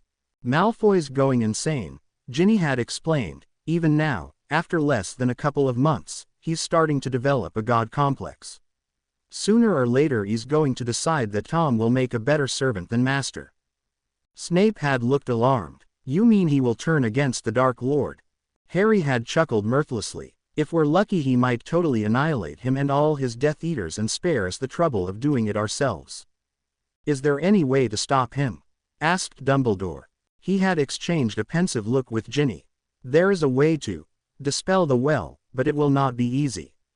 We'll need to make full use of Hogwarts resources to pull it off. Ginny had then added, even with outside help it's going to take us months to design and implement it. After that it's basically a waiting game. Wait a moment, Percy had said, frowning thoughtfully as he fingered his bottom lip. He had looked at them through his horn-rimmed glasses and asked, how did you know who changed Malfoy into this well of shadows? There are a number of ways he could have discovered the ceremony, Harry had admitted. The process is recorded in some of the older, darker and more obscure tomes of magic, the Necronomicon, the Book of Skelos. Percy had shook his head and interrupted, no. I mean how did he do it? What was required to make the well? You said something about a sacrifice. Ginny nodded. Yes, 100 wizarding folk and their magic would be needed give the well sufficient impetus to become self-sustaining. Then why didn't we know about it? Percy had asked incredulously. I mean if you know who had to murder 100 people to do it, where are the bodies? You can't just lose track of 100 people. Not all at once. As he finished his journey through the corridors, arriving at the Defense Against the Dark Arts classroom, Harry pondered Percy's excellent question. The possible answers and their implications were almost as disturbing as the revelation that the Well of Shadows had returned. The remainder of the day had been spent in the hospital wing. Madame Pomfrey had loudly and persistently commanded that he and Ginny stay overnight for observation. After Dumbledore and the other professors had departed, Harry and Ginny had gone to visit Ron, accompanied by Hermione and the rest of the Weasleys. Suffice it to say yesterday had not been particularly restful. Waving a muted hello to the ever-enthusiastic Colin Creevey as the mousy fifth year passed by, Harry shifted his bag and stepped inside the classroom. Hopefully the new professors would be able to provide a distraction from Harry's increasingly depressing and worried thoughts. Hopefully, Harry settled into his seat next to Hermione, who had been granted permission from Madame Pomfrey to finally discard the sling around her right arm. Despite this improvement, Hermione was still looking more haggard than normal. She had retired to Gryffindor Tower late the previous evening to bathe and catch up on her sleep. Unsurprisingly, Harry and Ginny had woken up in the morning to find that she had slipped out sometime during the night and was at Ron's bedside. Having just come off his free period, after having dropped divination at the start of his 5th year, he had one every other day, while Hermione had been attending Arthemancy. Harry asked, "You doing all right?" "Reasonably well," she responded. Hermione's right arm, which she held close to her side as though pressing against a stitch, shifted languidly as she made a nondescript gesture with her hand. "At least in Arthemancy I don't have to use my wand like we had to in Charms." The Gryffindor 6th years had had Charms with Professor Flitwick that morning before lunch. Hermione, due to the injury to her arm, had experienced mounting frustration as she struggled to accomplish even the easier charm work they had been revising. She no longer had the control of motion needed to control her wand's movements. Harry set his books, some blank parchment and quills on the desk and gave her a commiserating squeeze on the shoulder. "It will get better, Hermione. You just need time to get used to it." "Maybe," she answered, obviously struggling with her books and other things with only her left hand to handle them properly. "Harry," he settled back in his seat, aware of the other Gryffindors chatting quietly around him, and responded to Ginny's silent call. "Yes, what is it?" he asked. "Where are you?" "Muggle Studies," came a quick answer. "Harry, what's the difference between a CD and an LP?" Harry was watching as the two professors Proteus entered the classroom, talking quietly as they made their way to the desk at the front.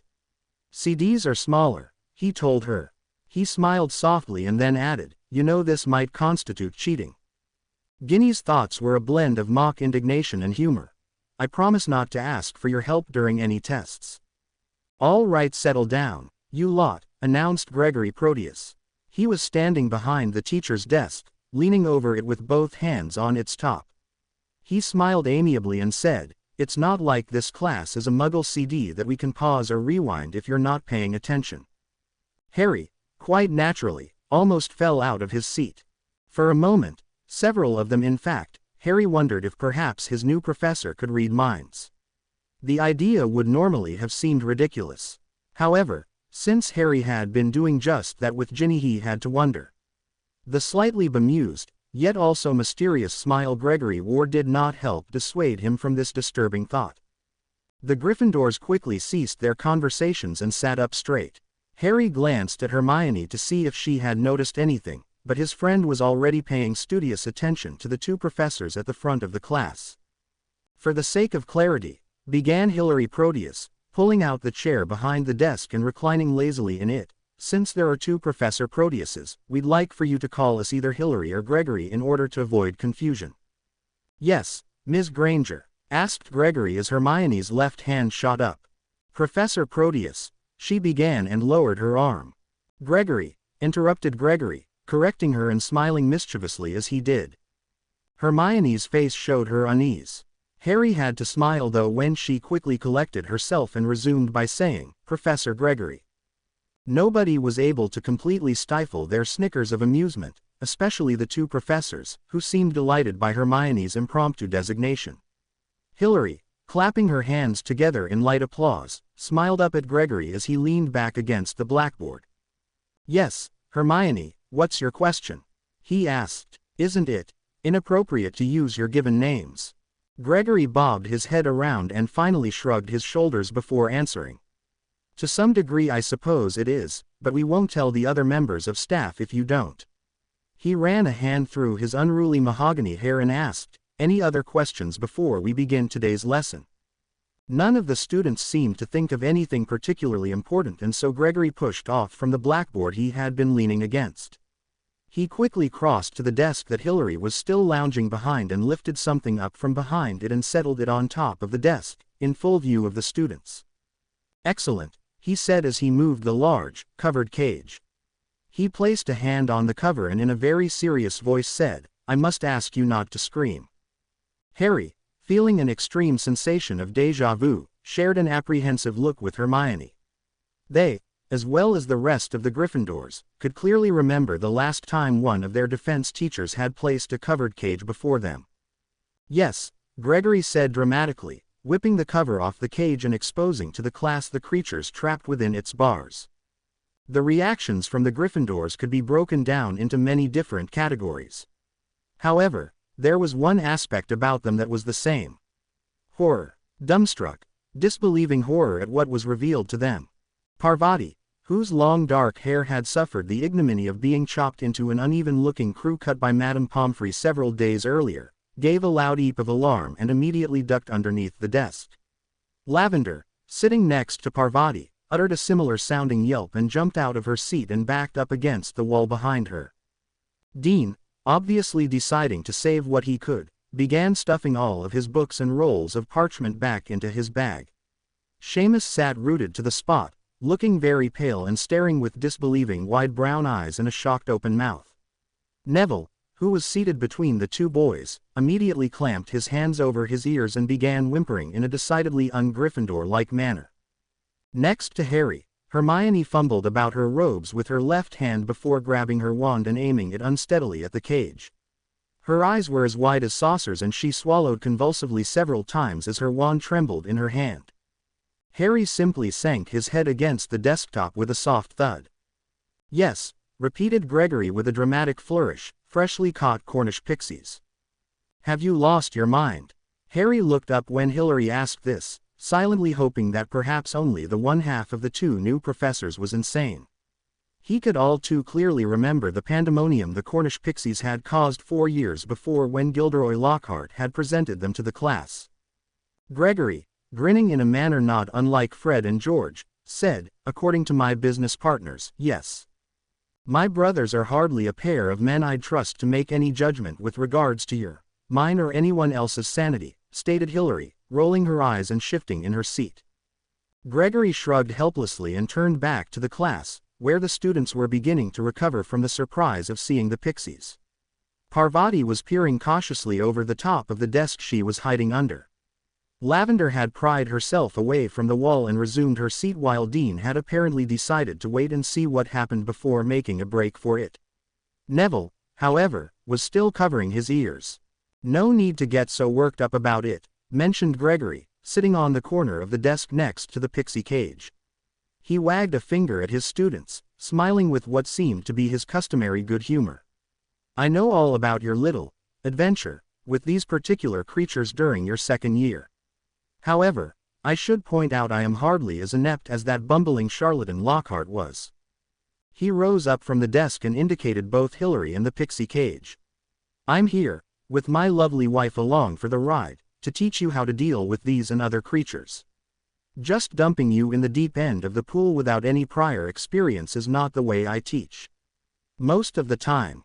As I recall, observed Hillary, the first time you ever taught anything, your students lived in mortal terror of being called down to assist you in your demonstrations. Yes, well, he retorted, we all have our little problems. The remainder of the lesson proceeded relatively well after that, once the students had recovered from the shock of seeing the pixies again. Harry had to admit that, after the initial worry, it had actually been an informative and enjoyable experience. Well, perhaps not all that informative, since Harry had the collective knowledge and wisdom of the Order on the Phoenix as his beck and call. Despite this, he had still enjoyed the class just as much as he did when Professor Lupin had taken it, perhaps even more so. The two professors had worked well together and played off against each other in perfect harmony. After giving a brief, yet comprehensive, description of pixies and their habits, Professor Gregory, as they had quickly come to call him, had proceeded to demonstrate neatly and efficiently how to control the little terrors. Professor Gregory's manner of teaching, assisted by his wife, they apparently alternated their lesson plans, was a style Harry found very comfortable. It was not unlike his own actually, when he taught practical fighting techniques, although much more refined and somewhat less likely to send his students to the infirmary afterwards. How I wish we'd had these two back in second year, instead of that idiot Lockhart. Anyone would have been better than Lockhart, agreed Ginny, who, Harry knew, was already on her way to Gryffindor Tower after finishing her class on Muggle studies. Her thoughts were tinged with a cheeky amusement. Even Neville could fly circles around him, and you know how Neville is on a broom. The two professors were just dismissing the class, but only after giving them a short assignment to work on over the weekend. Harry, having packed his bag, tentatively offered to help Hermione with her own things, but received a very firm negative shake of her head. Harry was more than a little worried, as he had been very aware throughout the class of how Hermione was struggling with her right arm. It was not only difficult for her to use her wand, but she was also struggling to write to her notes properly. Her hand, indeed her whole arm, tended to shake unsteadily when she tried to use it. Nobody had said anything though, not even when it was clearly evident that Hermione was on the brink of tears by the lesson's end. He was almost out of the classroom, trailing after Hermione, who was leading the way, when he was stopped by Professor Gregory's voice. "One moment, Harry," he had called, walking unhurriedly over to the doorway. "If it's not a bad time, I'd like to speak with you for a few minutes in my office." Harry paused and glanced at Hermione. He was worried about her and had been intending to escort her back to Gryffindor Tower before they went down for dinner. He was about to explain this when Hermione shook her head and waved him off with her good arm. "Don't fret, Harry," she said with a hint of annoyance, "I'm just going to start writing that letter you wanted me to send." "Okay," he acquiesced reluctantly. After a pause he told her, "You can use Hedwig to deliver it. Just wait for me so that we can go to the Ollery together before dinner." Hermione nodded in agreement and hurried down the corridor, holding her right arm close to her side as she went. Harry watched her go with a bit of trepidation, but was relieved to see that Neville, as well as Lavender and Parvati, had hung back in their own trek to the tower and were quickly moving to keep Hermione company. From behind him Gregory clapped a hand on his shoulder and said, "She'll be fine. Now why don't we get to the office? I believe you know the way." "I'll let you two play by yourselves," said Hillary from inside the classroom. She was still sitting at the teacher's desk and was sprawled idly in the chair. Tucking a stray strand of her golden hair behind one ear, she told them, "I'm going to the library to find material for next week's lessons. I'll see you in the Great Hall." "So what's your opinion of my darling wife?" Gregory asked after they had walked together a fair distance down the corridor leading to the professor's office. Harry's first thought was along the lines of, I think the two of you are amongst the craziest people I've ever met. Including Fred and George. Harry's second and third thoughts were identical to this. Harry's fourth thought was to be diplomatic, and so he said, "She's interesting." "You have no idea," grinned Gregory as they strode along. The professor's sea-green eyes were twinkling with merriment not unlike Dumbledore's often did as he said, "You see, Harry, they say men are from Mars and women are from Venus. My wife, on the other hand, is from some distant planet that astronomers have yet to discover." It was lucky for Harry that they had reached the professor's office and had stopped just outside the door, otherwise he might have tripped over his own feet.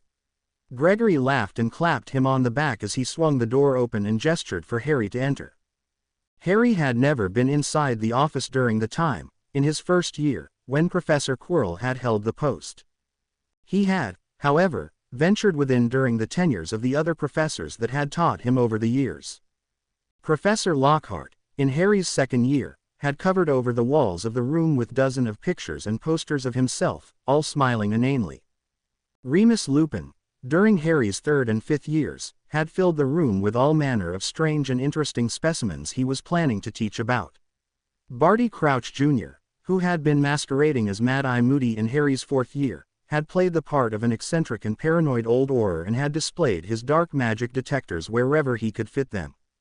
By contrast to all these, the office was now completely empty and bare of any sort of decoration or paraphernalia. Instead there were only two barren desks, with accompanying chairs.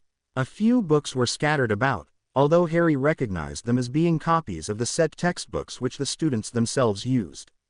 The walls and the many shelves along them sat empty of anything to indicate the nature or personalities of the two professors using the room.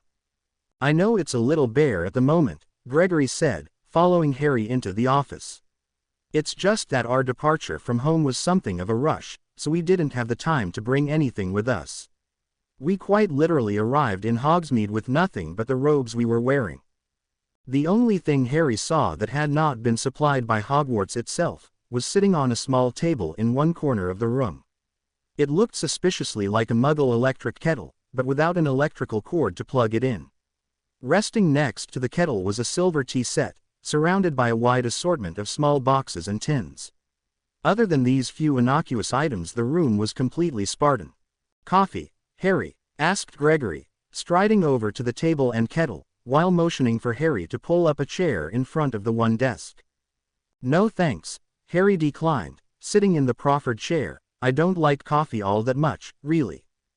Gregory set the kettle boiling, having evidently enchanted it earlier to run without electricity. Harry wondered if this meant that Mr. Weasley would have to arrest him, since it was technically illegal to charm Muggle objects. "I quite agree," concurred Gregory, setting up a pair of teacups next to the kettle and reaching into one of the tins. "Too bitter for my taste, but my wife loves the stuff." "So does Ginny," commented Harry, reading the label of the tin Gregory was searching through and seeing that it was a brand of mint-flavored tea. Gregory placed the tea bags in each cup. "I know," he said as he lifted the kettle and poured their drinks. Setting the kettle down, he picked up the teacups and placed them on a small silver tray with some milk and sugar.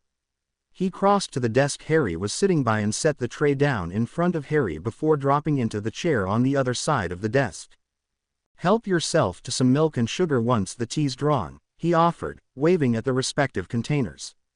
"I hope you don't have any objections to drinking tea. I think we have some hot chocolate if you'd prefer that." "No," confirmed Harry, "in fact, mint tea is my favorite." The sociable professor grinned. "Mine too. Hilary's rather partial to the taste as well, although she never drinks it." Harry reached for the milk jug and poured a dollop into his cup. "What did you want to speak with me about, sir?" Gregory was busy spooning sugar into his cup and answered without looking up. His voice, until now fairly light-hearted and easygoing, was eminently serious. "Miss Granger." "What about her?" "My wife and I are not blind, Harry," said Gregory, offering him the sugar. "In fact, I think just about everyone is more than able to see the difficulty she is having adjusting to her injury." "It hasn't even been a week," Harry replied cautiously. "You can't expect her to become perfectly adept or comfortable with it in such a short time." Gregory was stirring the milk into his tea and shook his head. We What we're worrying about is how she is adjusting on an emotional level. Hermione is a very independent and also very stubborn young lady. She might not be willing to admit that she will be needing help with tasks she was once perfectly capable of handling on her own. Harry grimaced. We'll be there for her. All of us. I don't doubt it, agreed Gregory, clinking his teaspoon lightly against the rim of his cup. However, you must find a way to help her when she needs it. Ginny and I are already working on it, admitted Harry, sipping at his tea. He looked with a touch of approval at his cup, pleasantly surprised by the quality of the drink. He mentioned as much to Gregory before continuing. Unfortunately, it will take years before we can help her regain full use of her arm. Oh, Gregory cocked his head in question. What's the delay? Harry frowned and set his tea aside. The potion we're considering is very intricate. And many of the ingredients are either very rare or need to be obtained at specific times. The earliest we could manage to brew it won't be for another 7 or 8 years. A sad smile of understanding graced Gregory's lips as he nodded. Until then, Harry, you and your friends will have to help her in other ways. Maybe not as grandiose as fully restoring her arm, but just as important to her. Something, a goal, in her life for her to strive towards. A distraction from her troubles, if you will. I'm always open to suggestions, sir. It's her right arm that was injured, Harry. Gregory leaned forward, his eyes narrowed into a penetrating gaze that seemed to challenge Harry. He smiled knowingly. If her right hand can no longer be used as she needs, teach her to use her left hand. Harry shook his head. But that would take months, maybe even years. Not necessarily, replied Gregory, lifting his cup to his mouth. You're ambidextrous, aren't you, Harry? But you were born right-handed. Until your 15th birthday, the only thing you used your left hand for was as a place to strap your wristwatch. Harry was immeasurably relieved that the professor didn't say anything further about the possible uses Harry might have found for his left hand. He certainly did not want to be embarrassed in front of a man he had only just met. His relief, however, only lasted until Gregory smirked and added, among other things. Their conversation had gone reasonably well, which pleased Gregory as he watched Harry depart his office and silently make his way to Gryffindor Tower. He smiled as he recalled the younger man's acute embarrassment earlier. Some things can't be changed, he thought to himself as Harry disappeared around a corner. He looks just like I did at that age, Gregory mentioned when he felt a presence behind him. His wife, Hilary, came to stand next to him. She slipped an arm around his waist and leaned slightly against him. Her hazel eyes were sparkling as she said, "You certainly were cute. What happened?" Gregory rolled his eyes before ducking his head down to lightly brush his lips against hers. After they separated from the kiss, he asked, "Did you manage to plant the book in the restricted section?" "Yes," Hilary confirmed with a sharp nod. "It went off without a hitch. Madame Pants didn't notice a thing. Are you sure they won't discover it's a fake?" "They won't," he stated confidently. He was still looking at the corridor Harry had walked down, his expression taking on a slightly pensive note. Hilary noticed his changing mood and asked, "He's certainly going to have an interesting night tonight, isn't he?" His laughter rang softly through the air as he nodded in agreement. "All three of them are, though I think Harry's morning is going to be far more interesting than his night will be." Harry slowly drifted to consciousness, reluctantly letting the veil of sleep fall away from him as he returned to the waking world.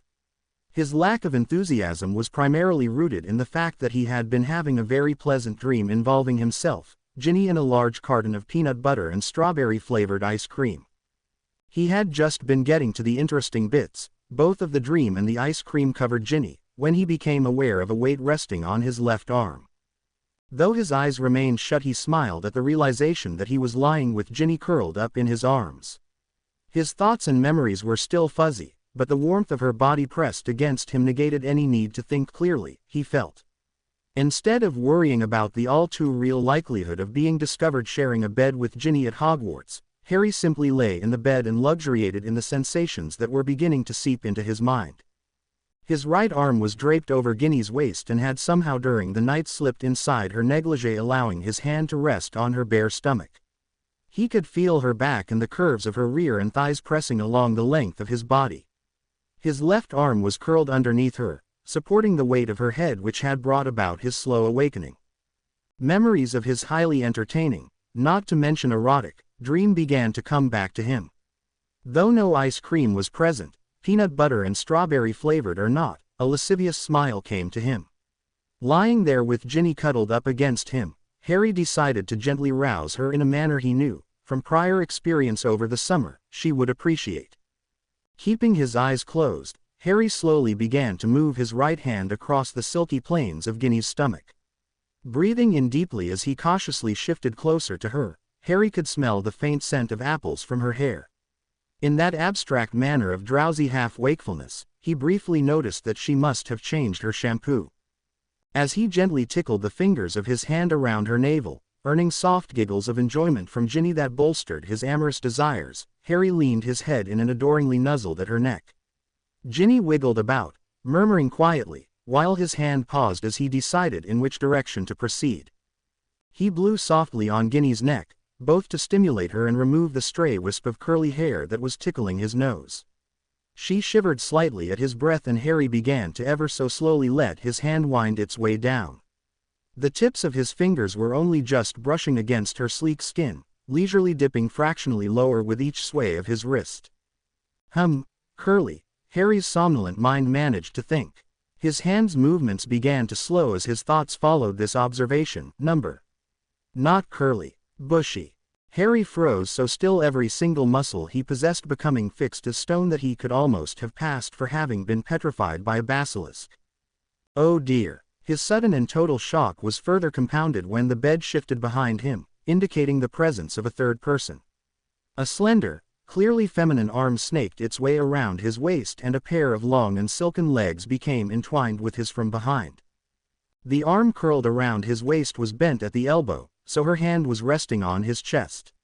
Her beeps were pressing against his back as she snuggled up to him. Harry could feel her head resting behind his on the pillow and he could detect the familiar fragrance of cherry. There was a warm, tickling sensation on the back of his neck every time she breathed. I'm going to die of a heart attack, he thought desperately. Either that or Ginny's going to kill me. Far too apprehensive to even consider opening his eyes to see who it was he was embracing, Harry lay completely motionless between the two women. Licking his lips nervously, especially when the hand resting on his chest sneaked down to slip up and under his pajama top, Harry decided to brave capturing Ginny's sleepy attention. Gin? He asked, holding his breath as he awaited her reply. HHMMMN, came a sleepy response. Are you awake? Ginny replied, The hand at his chest began circling in slow, languid strokes. Wanting to confirm his suspicions as to just who it was teasing him so, Harry inquired, Are you behind me? Behind him. Harry could feel Ginny nodding her head fractionally. Swallowing nervously he asked the question that was preying very heavily on his mind at the moment. He was slightly, more than slightly to be honest, nervous as to how Ginny would react but he managed to ask, Then who's the half-naked girl in front of me? What? The previous evening, Harry was looking forward to a good night's sleep. No offense to Madame Pomfrey and her work, but the beds in the hospital wing left much to be desired. Primarily, Harry felt, they needed the addition of certain nubile, young redhead he had become rather fond of. Yes, the beds in the infirmary would be much more hospitable with a Ginny resting in each of them. It had been an exquisite torture the previous night, having to sleep with Ginny so near to him but unable to cross the short gap separating their beds. Suffice it to say the previous night had not provided much in the way of good sleep. Of course, Harry and Ginny had both been worn out so they had managed to get several hours of shut-eye in, even though it had hardly been restful for them. Sleeping in separate beds, even only a yard or two apart, was not something either of them was used to anymore. Good, have you back with us, Harry, Seamus said as they readied themselves for bed. Yeah, agreed Dean, from behind his drawn curtains. It was too empty in here with only Seamus, Neville and me. Harry smiled as he pulled on his pajama top. Thanks, mates. After 4 nights in the hospital wing, it's great to be back. Tonight, Harry knew he would be getting a fitful sleep. After all, he could not have anything less with Ginny beside him. He had spoken to Dumbledore after dinner, allegedly to discuss the repairs and renovations for the ruined Practical Fighting Techniques auditorium. Towards the end of the conversation, Harry had tentatively broached, once again, the subject of him and Ginny possibly sharing a bed. Surprisingly, the headmaster had readily agreed to it, although he had cautioned both of them to be as discreet as possible. That had of course gone without saying, although his grandfatherly entreaty to also be careful about the possible consequences had managed to bring a bright blush to both their faces. "Good night, Harry," called Neville, already sounding sleepy. Dean and Seamus followed close on the heels of his words, and after Harry returned their good nights, the Gryffindor boys settled down for the night. Harry lay back on his bed and silently counting off the minutes as he waited. Using his wand for some light, he checked the wizard wristwatch Ginny had given him the previous Christmas and saw that it had been nearly a quarter of an hour. Silently stretching out with his senses, Harry confirmed that his 3 roommates were sleeping quietly in their beds. "Ginny, it's clear. I'm climbing the stairs now," came a quick response. As the thought came to him, Harry felt the warm glow Ginny radiated. He had surreptitiously placed a silencing charm on the dormitory door earlier, as well as a muffling charm on the floor. Added to the multitude of silencing charms already in place around his bed, not even the faintest of sounds reached his ears as Ginny crept into the room. Silent as the night, the drapes to his bed parted and a shadowy figure slipped inside. The light from his wand illuminated Ginny's fiery red hair and the dark blue satin nightdress she was wearing. Harry reached out a hand and gently pulled her down to him, half on top of him on the bedside. "This would be a lot easier if we had your invisibility cloak," she mentioned, lovingly planting a kiss on the tip of his nose. "Sirius borrowed it, remember?" he replied, returning her kiss with one to the cheek. He smiled at her in the dimness. "At least we don't have to worry about anybody overhearing us." Ginny nodded and proceeded to kiss him fervently on the lips, using her hands to grasp his head close against her. Harry's arms were wrapped around her waist and he slid one hand up to press between her shoulders as his other slipped down to cup her rear as he held her tight. She gasped into his mouth and pulled back, breaking their kiss, looking at him with her eyes bright and full of desire. "It's still early," she noted suggestively, releasing one hand from behind his head and trailing it down his neck and along his collarbone. "Why, Miss Weasley," Harry thought, leaning in to trace a path of kisses along her neck. He gently nuzzled against her, relishing in the contact. "I thought we told Dumbledore that we'd be discreet." Ginny grinned impishly and playfully nipped at his ear. "We have plenty of silencing charms up and around your bed." Ordinarily it would have been extremely difficult for somebody to sneak up on the couple, as their connection with the Order of the Phoenix would allow them to perceive the approaching magic early on. At the moment, however, Harry and Ginny were otherwise too preoccupied to be paying any attention to the magic surrounding them. Thus they almost jumped out of their skins when the curtains surrounding Harry's bed were unexpectedly pulled aside. "Harry," the voice came in a hushed, not to mention surprised, whisper. Harry and Ginny, who had jumped apart as if struck by a bolt of lightning from a clear blue sky, stared up at the embarrassment-flushed face of Hermione. "I don't care if she's my brother's girlfriend," he heard Ginny thinking, "I'm still going to kill her for interrupting us." "Wait, Gin, wait," he cautioned, "look at her face." Hermione was standing there, staring at the young lovers with a look of acute astonishment and awkwardness firmly in place.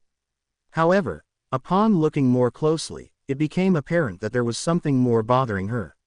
Hermione's eyes were rimmed with red, showing that she had been crying recently, and her bottom lip was trembling almost imperceptibly.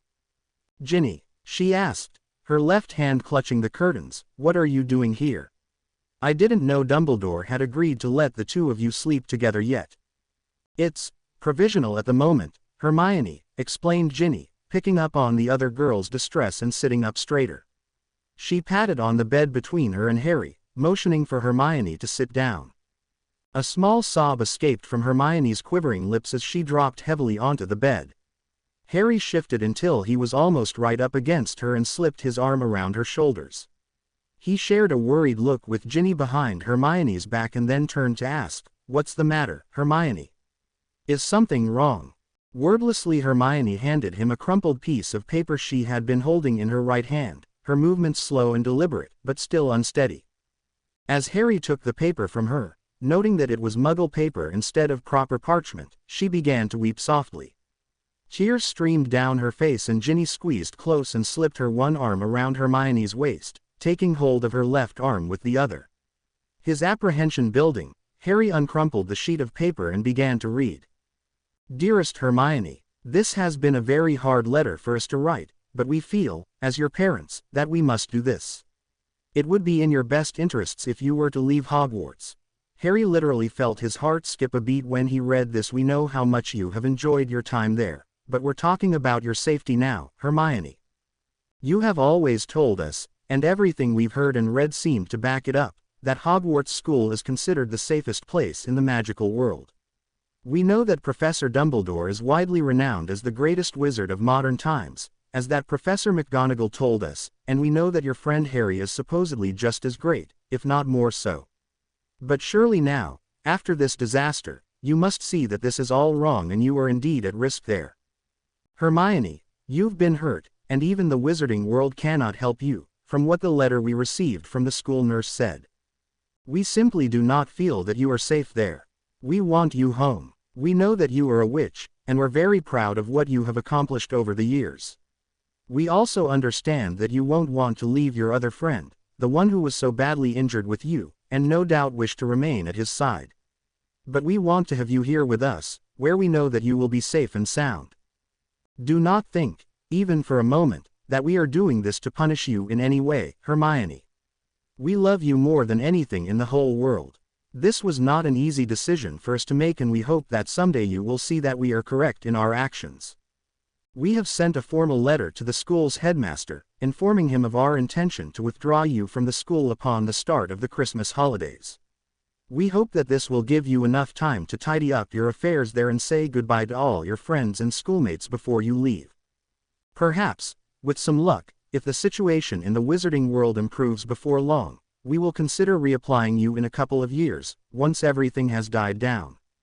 All our love, Mum and Dad. Harry had been reading the letter out loud in his mind, so he did not bother handing it to Ginny once he was done. Instead he reached out and gently set the piece of paper down on his nightstand before turning to Hermione. The tears were falling in a steady stream now and her breath was coming in sharp gasping sobs that seemed to be almost torn from her very soul. It's all right, Hermione, he said, taking her in his arms for the most comforting embrace he could muster. He held her to him and rubbed his hands in soothing circles on her back, whispering soft nothings as they rocked back and forth. We'll work something out, don't doubt that. We'll not be letting you go without a fight. He was startled out of his soft comfortings when Hermione reached up with her good left arm, while sliding her right around his waist as best she could, and pulled his head down to hers. Her lips sought out his mouth and pushed firmly against it in a desperate and almost frantic kiss. Harry sucked in a sharp breath of surprise, his eyes growing wide at Hermione's inexplicable action. Out of everything he had been through over the years, this was one of the most terrifying and heart-wrenching experiences Harry had ever had. Hermione was so unlike her usual collected and steadfast self. The raw, uncensored need that he could feel as she frantically kissed him was heartbreaking. She seemed so desperate, so scared. Harry, despite the feeling of Hermione's lips against his, the salty taste of her tears, Harry still heard the hard edge that accompanied Ginny's thought. He struggled against the bruising force of Hermione's kiss, sliding his arms up to her shoulders with the intention of gently pushing her back and freeing himself. Yes, Ginny's inner voice was frighteningly calm as she asked, "What are you doing?" Kissing Hermione. So I see. Might I ask why? Harry could clearly hear the rising cold fire that was bubbling beneath Ginny's words. He could even feel the surge of magic within her aura, a buildup of power in preparation for what he knew would be a horrible mistake if handled incorrectly. I think it would do more harm than good if I pushed her away right now, he tried to explain, lifting one hand away from Hermione and towards Ginny, behind her, in supplication. Ginny did not have the time to respond because suddenly Hermione was in motion. Her eyes snapped open and she broke the kiss with a horrified gasp. She jerked away from Harry, as if physically stuck, and lifted her good hand to her mouth in a fist, biting down so hard on her white knuckles that she visibly drew blood. Had it not been for the already almost unearthly quiet that surrounded Harry's bed, he might not have heard her sobbed whimper, "Oh, Ron, what have I done?" Quick as a flash, Hermione pushed off the edge of the bed and jumped to her feet. Harry could see that she was about to flee. The guilt that had suddenly overwhelmed her was easily visible. He barely even needed to consider his next actions. He knew that if she left it would be disastrous for all involved. Too much would be left unsaid between them for Harry to just let her leave without trying to talk her through this. As she turned, beginning to take flight to the refuge of her own dormitory and bed, Harry's arm snapped out like a coiled snake striking. His hand grasped Hermione firmly around her upper right arm, holding her in a grip that kept her from running. His biggest problem, beyond the possible jealousy from Ginny, was that he didn't know where to begin. The way Hermione had seemingly lost all control hinted at a bigger problem than being removed from Hogwarts. His friend was hurting in the worst possible way, and he honestly doubted that he would be able to help her. At least, not alone. "Please, Gin," he begged desperately, turning his eyes toward her, "I need your help for this." Ginny looked at him for a long, pregnant moment. Her eyes were bright, even in the dimness. Harry felt a great swell of relief as her gaze slid across from him to where Hermione was standing, head downcast, and gave a solemn nod. She looked back at him and smiled sadly. "She is our friend," she told him. "We'd be no better than Tom if we don't try to help her when she needs us the most." "I'll help." Harry smiled and let out the breath he had unknowingly been holding. He tugged gently on Hermione's arm, turning her back to the bed, and reached out with his other hand to pull her back to her seat between him and Ginny. Hermione dropped onto the bed with a sob and almost collapsed against him, resting her head on his chest. "I'm sorry, Harry," she whispered, clenching her eyes closed against the still falling tears. "Oh God, I'm so sorry." Harry carefully put his arms around her and pulled her to him, instinctively aware that he had to assuage her fears and prevent her insecurities from dominating her. "It's all right, Hermione," he told her as he softly stroked her hair. He could see Ginny sitting right behind her, looking just as anguished as he felt. They did not speak, nor did they share each other's thoughts. Instead they considered what to do next, merely by looking into the other's eyes. "Hermione," he said softly, "look at me." Half-heartedly she lifted her head, her red and tear-stained eyes unable to meet his own. He released his supporting hold on her and reached up to hold her face with both hands, lifting her chin up so that she was looking properly at him. She beeped softly, a sound of miserable torment that tugged painfully at his heart, and closed her eyes. She dropped her head against his chest again and whispered in a desperate voice, "Don't leave. Please, I don't want to leave. I don't want to be alone right now." Harry said nothing. Instead he allowed Ginny to crawl up behind them both and snake her arms between them, hugging Hermione and silently spilling tears of her own. Together the trio sat on the edge of Harry's bed, holding each other in mournful embraces. "We won't leave, Hermione," he said after a while, when the girls' tears began to subside and dry away.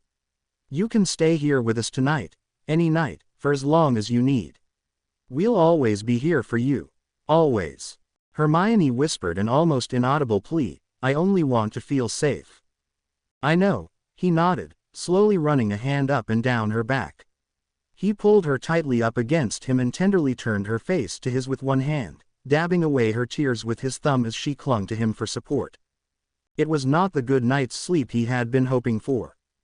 There had been many more tears during the night and a few brotherly kisses as well, although fortunately none that matched the initial fervor of the first.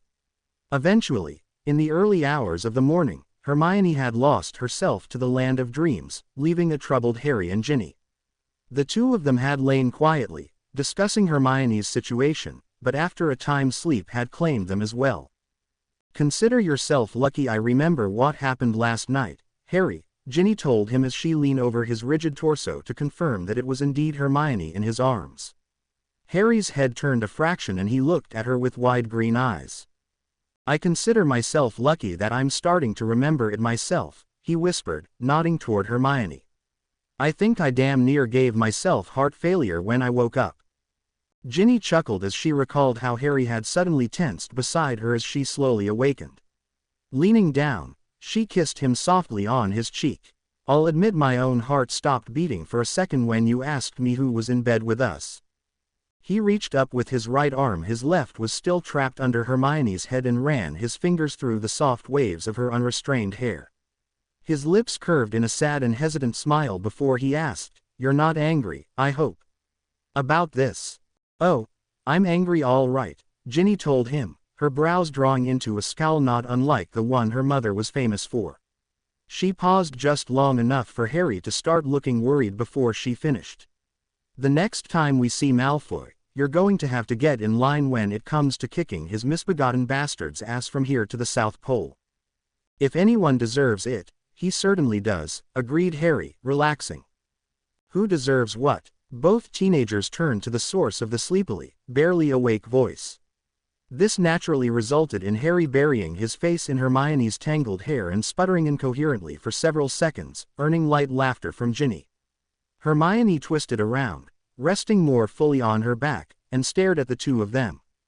"What's the matter, Yoke?" she asked, rubbing the sleep from her eyes with her left hand. "We're fine," Harry told her. Ginny was simply demonstrating her similarity to Fred and George. The two witches and the wizard trapped between them lay in the bed for several minutes, simply basking in the light-hearted atmosphere and friendly camaraderie that surrounded them. The muted laughter at Ginny's expense soon died down and they quietly relaxed in each other's arms. "Harry, Ginny," Hermione eventually asked, pushing herself up on her good elbow and looking at them with glistening, soulful eyes. Ginny could only see how small and frightened her friend seemed. "Thanks, for letting me." "Don't," Harry interrupted, lifting a finger to her lips. He shook his head fractionally and then pushed himself up so that he was sitting next to her. He gently leaned close and placed a brotherly kiss on Hermione's forehead. "Don't say anything. There's no need for words between us, Hermione. Not when it comes to matters like this.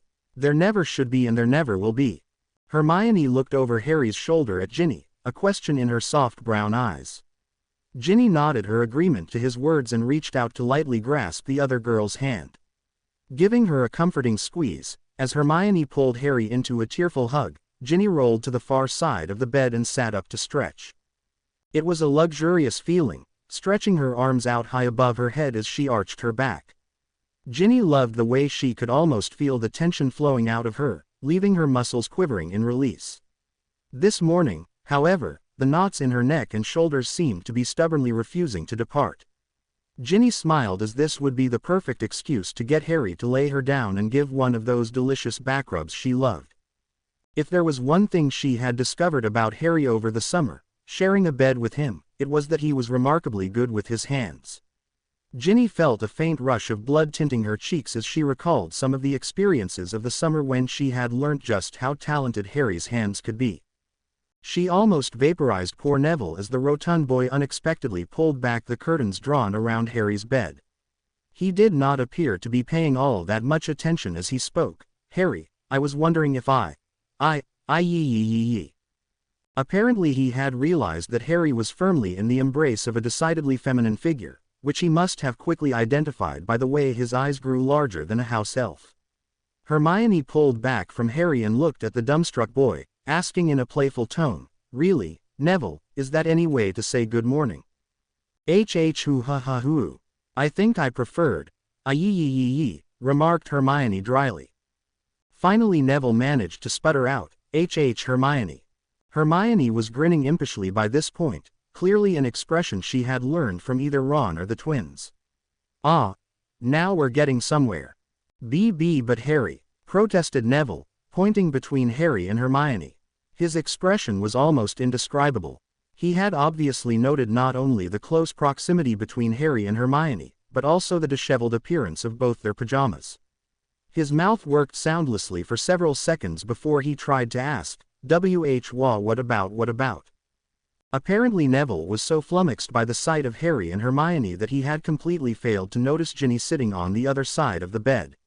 She decided that since the poor boy seemed on the verge of a panic attack, that it would be best to reveal her presence. In doing so she leaned across, wrapping both her arms around Harry and asked, "Is there something wrong, Neville?" Neville remained motionless where he was standing, staring at Ginny with wide eyes and a gaping mouth. After a few seconds, he did the only reasonable thing he could think of. He fainted. Congratulations, Jin, said Harry, peering over Hermione's shoulder and over the edge of the bed toward the floor. You've killed Neville. Gregory and Hilary were standing outside the portrait hole, being closely watched by a suspicious-looking fat lady. It wasn't the crack of dawn anymore, but it was not that late in the morning either. Thus the painting was understandably distrustful of the two professors' presence outside the Gryffindor common room at such an early hour. Since neither of them had bothered to introduce themselves to her, she was unaware that they were actually members of the staff. What I wouldn't give for a photograph of this moment, declared Gregory wistfully. You have definitely been spending far too much time with your brothers-in-law than is good for you, Hilary told him, with a jaundiced eye. Maybe I have, Gregory agreed and started walking away from the fat lady, Hilary following close behind him. Leaving Gryffindor Tower at a brisk pace, he said, Come on, we need to get the lacewings for the polyjuice potion. You know, since we're members of the faculty, we could just ask Snape for the ingredients, observed Hilary as they made their way down to the dungeons. So why are we sneaking into his storeroom to steal them? Gregory grinned impishly and told her, old habit. Harry was sitting on the corner of his bed, still in his pajamas. Ginny was lying behind him with an arm swung around his waist, stroking his thigh with her fingers. All told, it would have been a wonderful moment on any other day, but right now Harry was wondering what he had ever done in his previous lives to deserve such bad karma. They had managed, with an audience comprising of Dean, Seamus, Moira, Carmen and Lavender, to revive the insensate Neville. Fortunately, everyone was too amused by his fainting spell to ask what Ginny and Hermione were doing in Harry's bed. Unfortunately, this immediately became their primary question when the newly awake Neville sputtered the reason for his passing out. Almost reminded me of the scene my family made when they walked in on us that first time, remarked Ginny, sensing his train of thought. Not half as loud though, fortunately, he agreed. After eventually sorting things out, and promising full explanations later, the other students had dutifully filed out the dormitory to leave them in peace. Hermione had remained for several minutes to regain her composure before heading out and making her way to the sixth-year girls' dormitory in order to clean up and change for breakfast. Fortunately, it was a Saturday. Harry, Ginny shifted until she was able to wind both her arms around his waist, her chin resting on his shoulder. Comfortable? She asked curiously. If your eyes were closed, how did you know it was Hermione and not me you were holding? Harry paused, considering whether or not to tell the truth. He had seen Ginny's temper flare up on several occasions and most certainly did not want to be on the receiving end. In the end though, he decided to come clean, and so he asked her, remember that time when Fred and George were teasing us? Which one specifically? They tease us a lot. They wanted to hear if I knew for a fact that you Weasleys are natural redheads, elaborated Harry, feeling a ghost of the fierce blush brought on by that particular tease of the twins. Oh, Ginny said. Oh, Ginny said again, only this time with comprehension of his meaning. Her grip around his waist tightened for a moment. She released him and shuffled to sit next to him, taking one of his hands in hers as she did. Harry looked at her and smiled apologetically. How are you going to explain this to Ron when he wakes up? She asked. I don't know, Harry admitted, but I'll come up with a bright idea before then. Ginny grinned and offered, if he tries to hurt you, you can always hide in my bed. Thanks, love, but I don't think we need to worry. Ron may be a little hot-headed at times, but he's an understanding bloke, Harry said with total confidence. Then he shook his head and sighed, he'll probably try and kill me, won't he? Yep, he sighed again, I certainly hope he's in a good mood when he wakes up. Hey you two, what's taking so long? Called Hermione from the doorway, sounding very cheerful and in decidedly better spirits. She stuck her head in the room and implored them, hurry it up will you, I'm famished. A very good mood. Summer had finally been blown out like a candle confronting the northern winds that ushered in the chill beginnings of autumn. The sky was covered in a low blanket of leaden gray clouds that brought with them a bitter and continuous drizzle. The rain would fall in sheets which billowed out at the occasional gust of wind. The full moon was lost from sight behind the low ceiling of dark clouds this night, save for a soft glow in that region of the sky. The seemingly endless light rain had dwindled down to almost nothing, allowing the Death Eaters gathered in the forest clearing some comfort. It was a small congregation, only a dozen or so, of the lower-ranking Death Eaters. They had been summoned together by the Dark Lord and charged with the task of striking a small wizarding hamlet on the other side of the woods. Under the cover of the darkness and the trees, the Death Eaters would easily be able to wreak havoc upon the unsuspecting villagers, all of whom Lord Voldemort had deemed unworthy to live under his rule. "Are we going to get a move on any time soon?" asked one, a relatively new recruit, called Thomas. "Yes, it's almost time," confirmed Avery, the most senior Death Eater present. He had served Lord Voldemort during his previous reign of terror and had been chosen to lead this raid. He lifted up his hand and motioned for the other Death Eaters to gather round. As they came together in the center of the clearing, a frigid wind rushed unexpectedly through the air. The Death Eaters huddled together, trying to ignore the freezing cold and the stirring of the air in the clearing.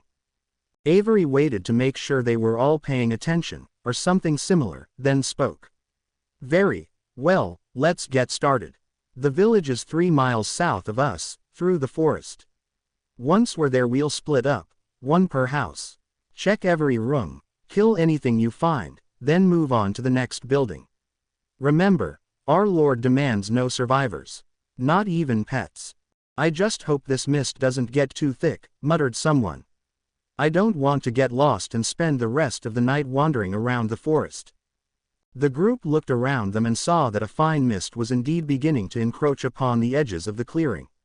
Its milky white haze was rolling through the gaps between the trees, keeping close to the ground.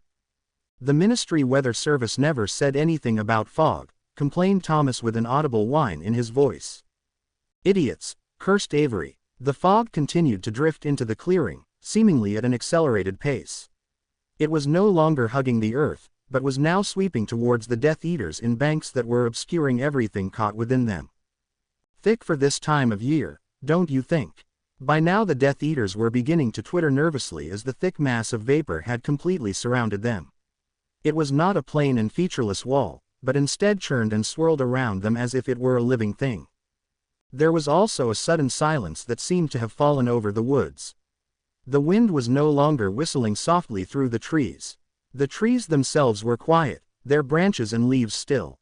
The few owls and night birds that had been filling the background with faint sounds were now silent. It was an unnerving, unnatural silence. "This fog," muttered the solitary female Death Eater in the group, a young woman by the name of Lauren. She was standing in a tense posture and was nervously fingering her wand. "I don't like the feel of it."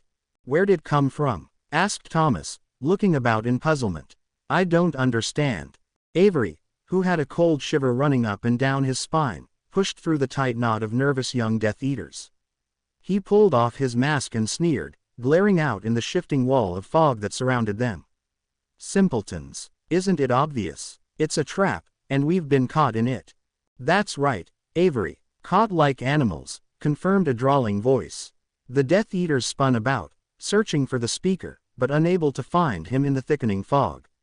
The air now had a chill that penetrated their robes and cloaks. An unnatural chill. Then, as if emerging from the depths of a shadow, he appeared before them. It was a Thestral, one of the rarest breeds of winged horses known to the wizarding world and considered by many to be a sign of ill fortune. It was massive, standing taller than a full-grown man at its shoulder.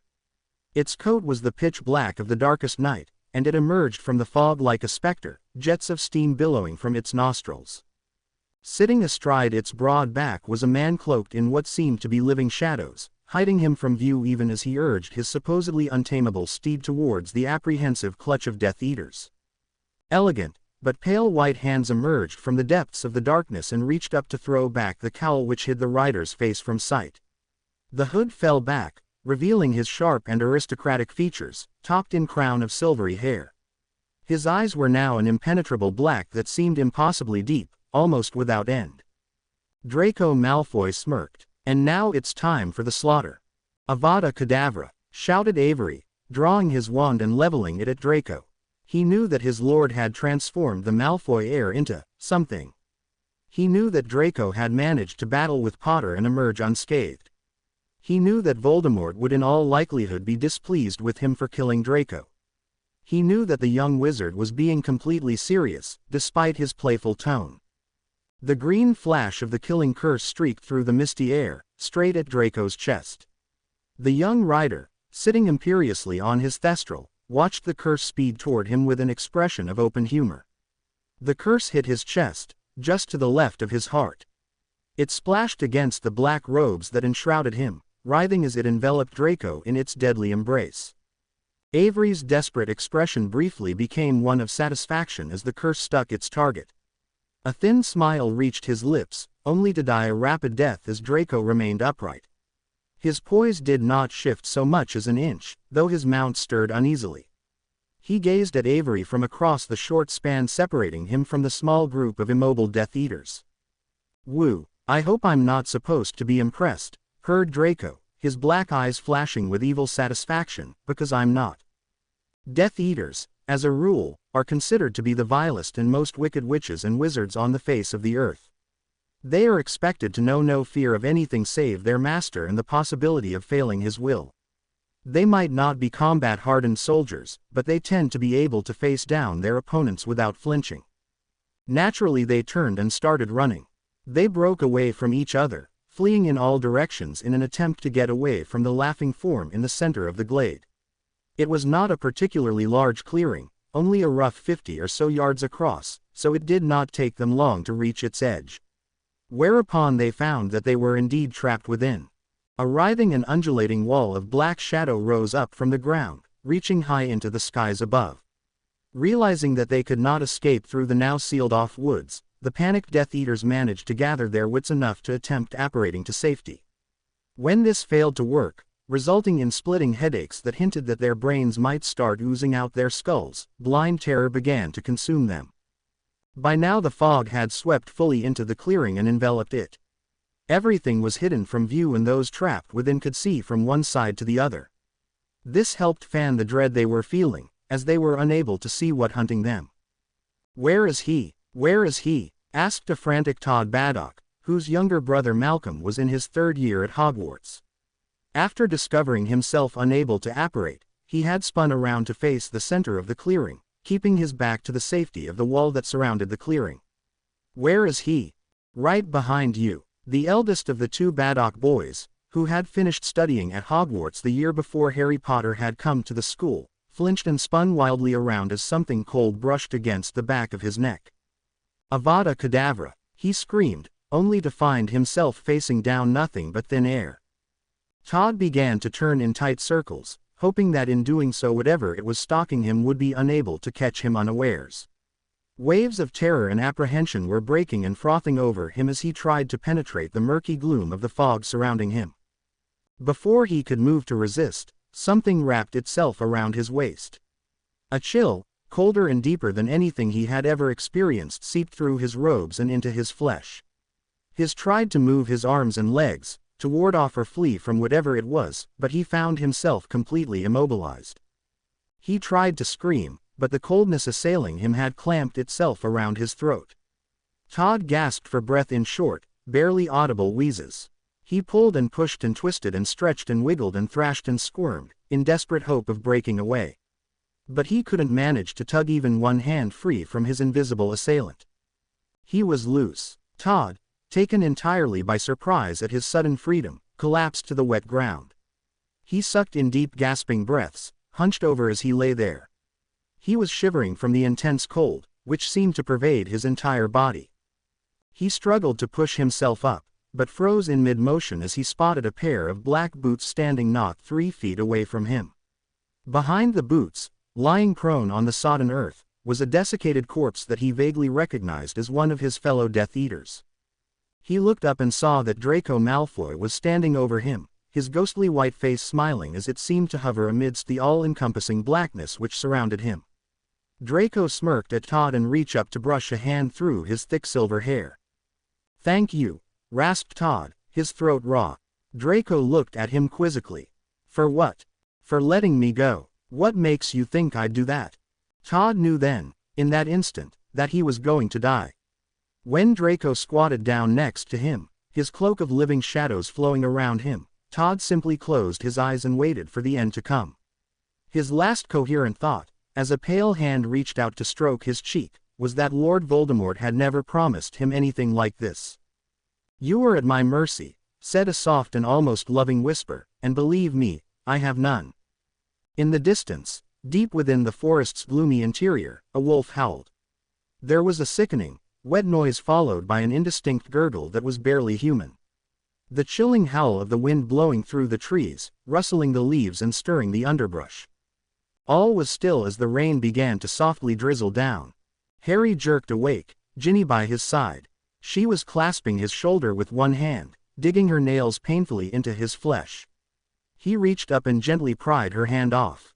She turned to look at him, her face so pale that every last one of her smattering of freckles stood out in stark relief. He licked his lips and swallowed, trying to wet the dryness of his mouth and throat. "Dear Lord, Harry," Ginny whispered hoarsely, "he killed them all." "Yes, I know," he agreed, "we were expecting him to go rogue, out of Voldemort's control, but I didn't think it would happen so soon. He has clearly been spending a great deal of time communing with the shadows within his depths," observed Isis. "The more the well draws on his source the faster his descent into madness," agreed Sun Tzu. Ginny was breathing deeply in an effort to slow the rapid beatings of her heart. She looked at Harry and shook her head in bewilderment. "How did we see that?" she asked. "Tom wasn't there, so how did we see what was happening?" Harry sighed and leaned back into the pillows. "I don't know. That was the Order's doing, Harry," admitted Merlin. Ginny looked up at Harry in surprise and asked, "You did that?" "Not ours exactly," Merlin responded. He then explained, "The Order itself is not sentient, but it does possess an awareness of sorts. It deemed it necessary for us to witness what was transpiring there." "You saw it that too?" asked Harry. "Unfortunately," replied Joan, her French accent thicker than normal. Ginny ran her hands through her hair, throwing it back. Satisfied that her hair was out the way, she turned to Harry and asked, "So what do we do?" Harry glanced over at her and felt his mouth go dry again as he saw her properly. She had foregone wearing one of her nightshirts or nightdresses, choosing instead to wear a simple faded orange Chudley Cannons t-shirt, which had once belonged to Ron. Now, thanks to the cold sweat that had gripped them both during their vision, it clung to her body in the right places, causing Harry's mind to stall momentarily. Clearing his throat, and focusing his attention above her shoulders on her face, he pondered their options for a moment. "Professor Dumbledore has told me more than once that his door is always open," decided Harry. He stood up and started pulling on his dressing gown, handing Ginny hers as he did so. "Let's see if that offer still stands." They hurried out of the sixth-year boys' dormitory, not particularly worrying about whether they made much noise or not. There were so many silencing charms around Harry's bed and between it and the door that a herd of hippogriffs could stampede through the room unheard. Harry led the way down to the common room, one of Ginny's hands grasped in his own, vaulting the stairs 3 at a time. It was actually quite an impressive feat that Ginny managed to keep her balance during this rushed descent. The common room was empty, as they expected it to be at 2 o'clock in the morning. Without pause the couple pushed open the portrait of the fat lady and slipped out the portrait hole. "Ah, Harry," asked Ginny, after they had sneaked their way through the patrolled hallways of the school and into the final passage leading to Dumbledore's office, "do you know the password?" "Nope," he replied with a grin, "we'll have to guess." They stood in front of the stone gargoyle which guarded the entrance to the headmaster's office for nearly 5 minutes trying to guess the password. After exhausting most of the more common wizarding sweets that they knew of, Ginny began trying to think of any obscure delicacies that could be the answer, while Harry started working through what Muggle sweet he knew. Mars bars, blood-flavored lollipops, Snickers, tooth-flossing string mints, humbugs. With a shiver the gargoyle shifted out of the way, nodding for them to enter. Ginny beamed up at Harry as they bustled through the exposed entrance and half ran up the moving staircase. They reached the top, almost crashing into the closed door in their hurry, and nearly tripping over each other in their haste to knock on the door. "Come in," called Dumbledore's voice through the door. Ginny twisted the doorknob and pushed the door open, stepping into the room with Harry right beside her. Dumbledore, who was standing by his fireplace, fully clothed in a set of vibrant purple robes, smiled at them. "Harry, Virginia, what brings you here at this time of the night?" Harry, who had paused alongside Ginny just inside the doorway, took note of the room and its occupants. Professors Snape and McGonagall were seated in plush chairs in front of Dumbledore's desk, and a wizard he recognized as Mundungus Fletcher was standing on the other side of the fireplace. "Do not worry," assured Dumbledore, "you can trust everyone present with anything you have to say." Ginny nodded their acknowledgement and then cut to the chase, stating the reason for their visit before Snape's disapproving scowl could deepen. In a bland tone of voice she said, "Draco Malfoy just killed a dozen of Tom's Death Eaters." She could not have achieved greater consternation if she had tossed a rampaging chimera into the room and slammed the door shut. Snape was out of his chair in a swish of black robes, while McGonagall had clutched a hand to her beeps. Fletcher, who had been smoking on an old, decrepit-looking pipe, started choking after hitching his breath at the wrong time. "I see," said Dumbledore gravely, peering at the two teenagers over the rims of his spectacles. "Perhaps you could be so kind as to—" The headmaster was interrupted as Fawkes, his phoenix, hopped off his stand in the corner and glided across the room to settle on Harry's shoulder. "Hello, Fawkes," Harry greeted as the phoenix made himself comfortable. "Lord Phoenix, Lady Phoenix," trilled the crimson and gold bird, dipping its head, "it is gratifying to see you both here on this troubled night." "Thank you, Fawkes," Ginny returned, "but what do you mean, troubled?" "Albus and the others have been waiting," replied Fawkes, nodding his head towards the others in the room. Severus brought warning of an attack to come. Remus, Sirius and others of our cause are laying in wait to challenge the Dark Lord's followers. Dumbledore was staring at the two students, and his phoenix, with frank astonishment as Fawkes finished explaining. H's shared a look with McGonagall and Snape, before shaking his head and then clearing his throat. "The two of you can understand Fawkes." Harry and Ginny simply nodded. Dumbledore shook his head once again, with a tired smile, and then asked them, "So, once again, what brings you here at such an early hour?" "Is what Fawkes told us true?" asked Harry in return. "Are Sirius and Remus waiting to ambush some Death Eaters?" "That's right," grumbled Snape, looking decidedly unhappy. Harry shared a look with Ginny. She said, "You'd better get them out of there. Now, Draco just killed all the Death Eaters that were gathering in the forest by the village, and I don't think he would be opposed to killing any of our people as well." Alternating with each other, Harry and Ginny began to take turns explaining what they had seen in their vision. With help from the Order they were able to recall great amounts of details, and Harry was able to identify Avery as the leading Death Eater.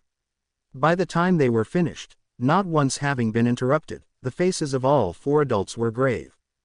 "I'd always hoped, always believed, that Draco would be able to escape his father's shadow," asserted Snape, sinking into his chair. He sighed dejectedly, as if defeated. "It would seem I may have been mistaken." "At least I lived long enough to hear that," thought Harry. This took Ginny by surprise, and she was unable to repress a short burst of giggles that earned her puzzled looks from Dumbledore, McGonagall and Fletcher. Snape simply glared at her, which in turn gave her cause to glare at Harry, blaming him for her lapse. "What?" he asked, trying to lighten the mood. "I didn't say a thing." "What are we going to do in the meantime?" Ginny asked Harry as they stepped out from behind the gargoyle leading to Dumbledore's office. "I was thinking we could maybe stop by the kitchens on our way," suggested Harry. Ginny looked at him incredulously. "You can't be hungry after that." "No," he admitted, "but I was thinking that maybe a nice hot cup of mint tea would help me get back to sleep." He looked at her and raised his eyebrows in a suggestive manner. "Or at least present us with something to while away the hours before breakfast." "Harry Potter, what are you suggesting?" she asked in an innocent tone as they quietly walked down the corridor, silhouetted in the flickering torchlight. "Nothing," Harry replied in an equally innocent voice. Ginny shook her head and coyly asked, "So, when we get back into bed, you're going to behave yourself?" He pretended to think about it before admitting, "Probably not." "Good." The two teenagers strolled down the hallway, arms linked around each other's waists. The faint murmur of their conversation grew steadily softer as they moved away. Neither of them noticed a pair of cloaked figures detach from one shadowy corner which offered a clear view of the entrance to Dumbledore's office. The figures, cautiously keeping out of the scattered torchlight, watched until Harry and Ginny disappeared from view. "Come on," said Gregory Proteus, motioning his wife in the general direction of their quarters. "I'm going to get a big pot of black coffee ready." "I thought you hated coffee," observed Hilary as they started walking. Gregory nodded and then gave her a helpless shrug as he explained, "I do, but I remember being exceptionally bouncy next week and my excuse was that I indulged in great quantities of extra strong coffee." "I thought you refused to believe that the future is predetermined." Gregory's smile is a wan one. "This isn't the future, love." Dumbledore was slightly perturbed by the fact that, for the first time in many years, he had missed breakfast in the Great Hall. He had simply not shown up, choosing instead to remain in his office and spend the time rapping his knuckles pensively against the top of his impressive oak desk, Fawkes perched behind him on the tall back of his chair. His mind was wandering about, thoughtfully contemplating recent events. The past, the present and the future were all becoming entwined, affecting each other in ways that he had not expected or prepared for. So many unforeseen developments had presented themselves over the summer and first week of term that the proverbial chessboard had effectively been swept clear. Gregory and Hilary Proteus, showing up on his doorstep with the most unlikely tale he thought he would ever hear, but vouched for by a letter he could not refuse. The revelation that Draco Malfoy was now the wizarding equivalent of a Muggle time bomb, with more than enough destructive power to bring about the end of the world. 100 witches and wizards dead, but no signs or indications that anyone had been missed. Was Cornelius truly so blind, or did he ulterior motives, as Percy Weasley suggested? Severus, report that Voldemort was frankly delighted by the success of his sacrificial lamb, but also troubled with the news that Draco had failed to return. The imminent withdrawal of Hermione from Hogwarts. It would be the loss of possible the brightest witch to have attended the school, yet he could do nothing to prevent it. Harry and Ginny's recent assertion that Draco Malfoy had indeed gone rogue, apparently having decided that Voldemort would make a better servant than master. Remus and Sirius' confirmation that a dozen Death Eaters had been found dead 3 miles north of where they'd been lying in wait. All 12 had been brutally butchered. Yes, the chessboard had definitely been swept clear. In fact, it was now an entirely different game with entirely different rules. And, if the defense against the dark arts professors were to be believed, the stakes had just become that much higher as well. Even worse was the problem that a great many of the pieces were not obviously white or black anymore and were moving about the board of their own volition. Professor Dumbledore. Dumbledore looked up at the voice and soft knock. Standing just in the entrance to his office was Fleur Delacour, Hogwarts' new professor of ancient runes.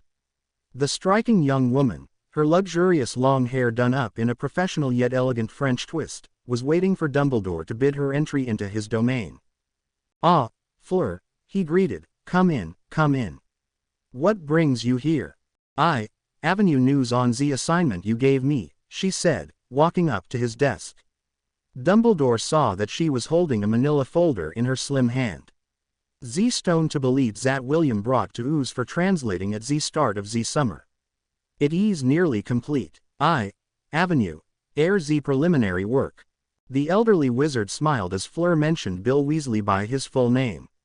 He had noticed that the two seemed quite taken by each other when they had spoken in his office. Taking the folder Fleur held out to him, Dumbledore briefly recalled his meeting with Bill at the start of the summer holidays, only minutes before Molly had frantically called him through the fireplace with news of Vernon Dursley's attack on Harry. "Excellent work, Fleur," he praised. He set the folder to one side of his desk and planned to owl Bill sometime before lunch to let him know the work was almost completed. He smiled across the desk at her and asked, "Would you care to join me for a cup of tea, my dear?" "Non, Professor," Fleur refused.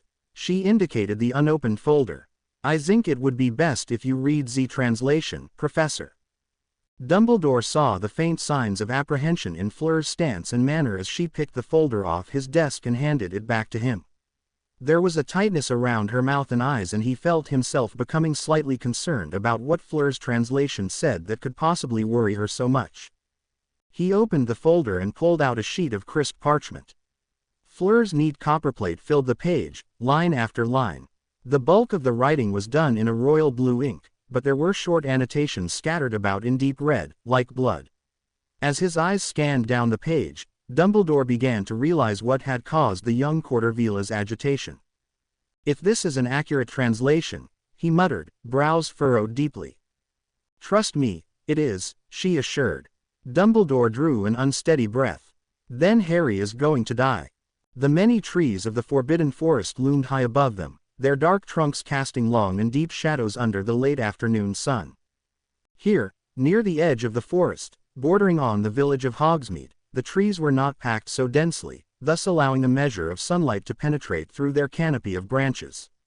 Shafts of rich gold slanted down from above, glowing softly and providing such a stately atmosphere that those who ventured into the forest at this time were often put in mind of a grand cathedral. "Yes, it does almost look something like that," agreed Harry, when Ginny voiced this observation. He and Ginny were strolling serenely down the path they had found earlier. Ginny turned her head to look at him and, seeing the peaceful smile on his face, wished that her animagus form was able to smile so that she could join him. It was now the end of October and Halloween had crept up on them all. Harry, as a treat for the occasion, had arranged permission from Professor Dumbledore for Ginny and him to enter the forest. They had gone under the pretense of wanting to practice and hone their animagus transformations, which they had not been able to perform since leaving the burrow. They had spent the bulk of the day leisurely walking through the depths of the Forbidden Forest. After finding a nice, large clearing several miles into the forest, they had lunched on a small picnic basket Dobby had prepared for them. The couple had then spent several hours lounging on the grass and making up for the myriad interruptions that always seemed to plague them when they were together at the school. Now, as the sun was dipping low above the horizon, they were making their way to Hogsmeade, from which they would follow the path up to Hogwarts. Ginny, whose animagus was smaller than Harry's and thus able to navigate between the forest trees, had transformed for the short trip. "It's a good thing we have this bond," she told Harry as they approached the edge of the forest. Through the trees they were just able to see some of Hogsmeade's buildings. "Otherwise you'd never be able to understand me when I'm like this." At least we now have a use for it beyond helping you cheat at Muggle studies," observed Harry teasingly, stroking her side with one hand. Since they were now almost clear of the forest, Ginny changed back and turned her brown eyes to Harry with a mischievous grin. "I won't tell anyone if you don't." They emerged from the forest a short distance, a wide grassy field and two short hills, from the outskirts of Hogsmeade. Ginny could see the thin trails of smoke that indicated which houses and buildings had fires burning in their hearths. Half a mile to the east, if what Harry said was accurate, was the rocky path leading up to the cave Sirius had hidden in during the Triwizard Tournament. After crossing the wide and empty field, which during the spring and summer was overrun with flowers of every color, and climbing over and down the twin hills that rolled between the forest and the village, they entered Hogsmeade from behind the newly rebuilt post office. Ginny noticed as they stepped into the street that Harry's shoulders were tensed up and a grim look had covered his face and entered his eyes. She could understand why, having shared his nightmares and remembering the screams of the owls trapped within the old post office, which had been burnt to the ground during the Death Eater attack the previous Christmas. She was in the act of reaching out to slip a comforting arm around his waist as they walked when they were almost bowled off their feet.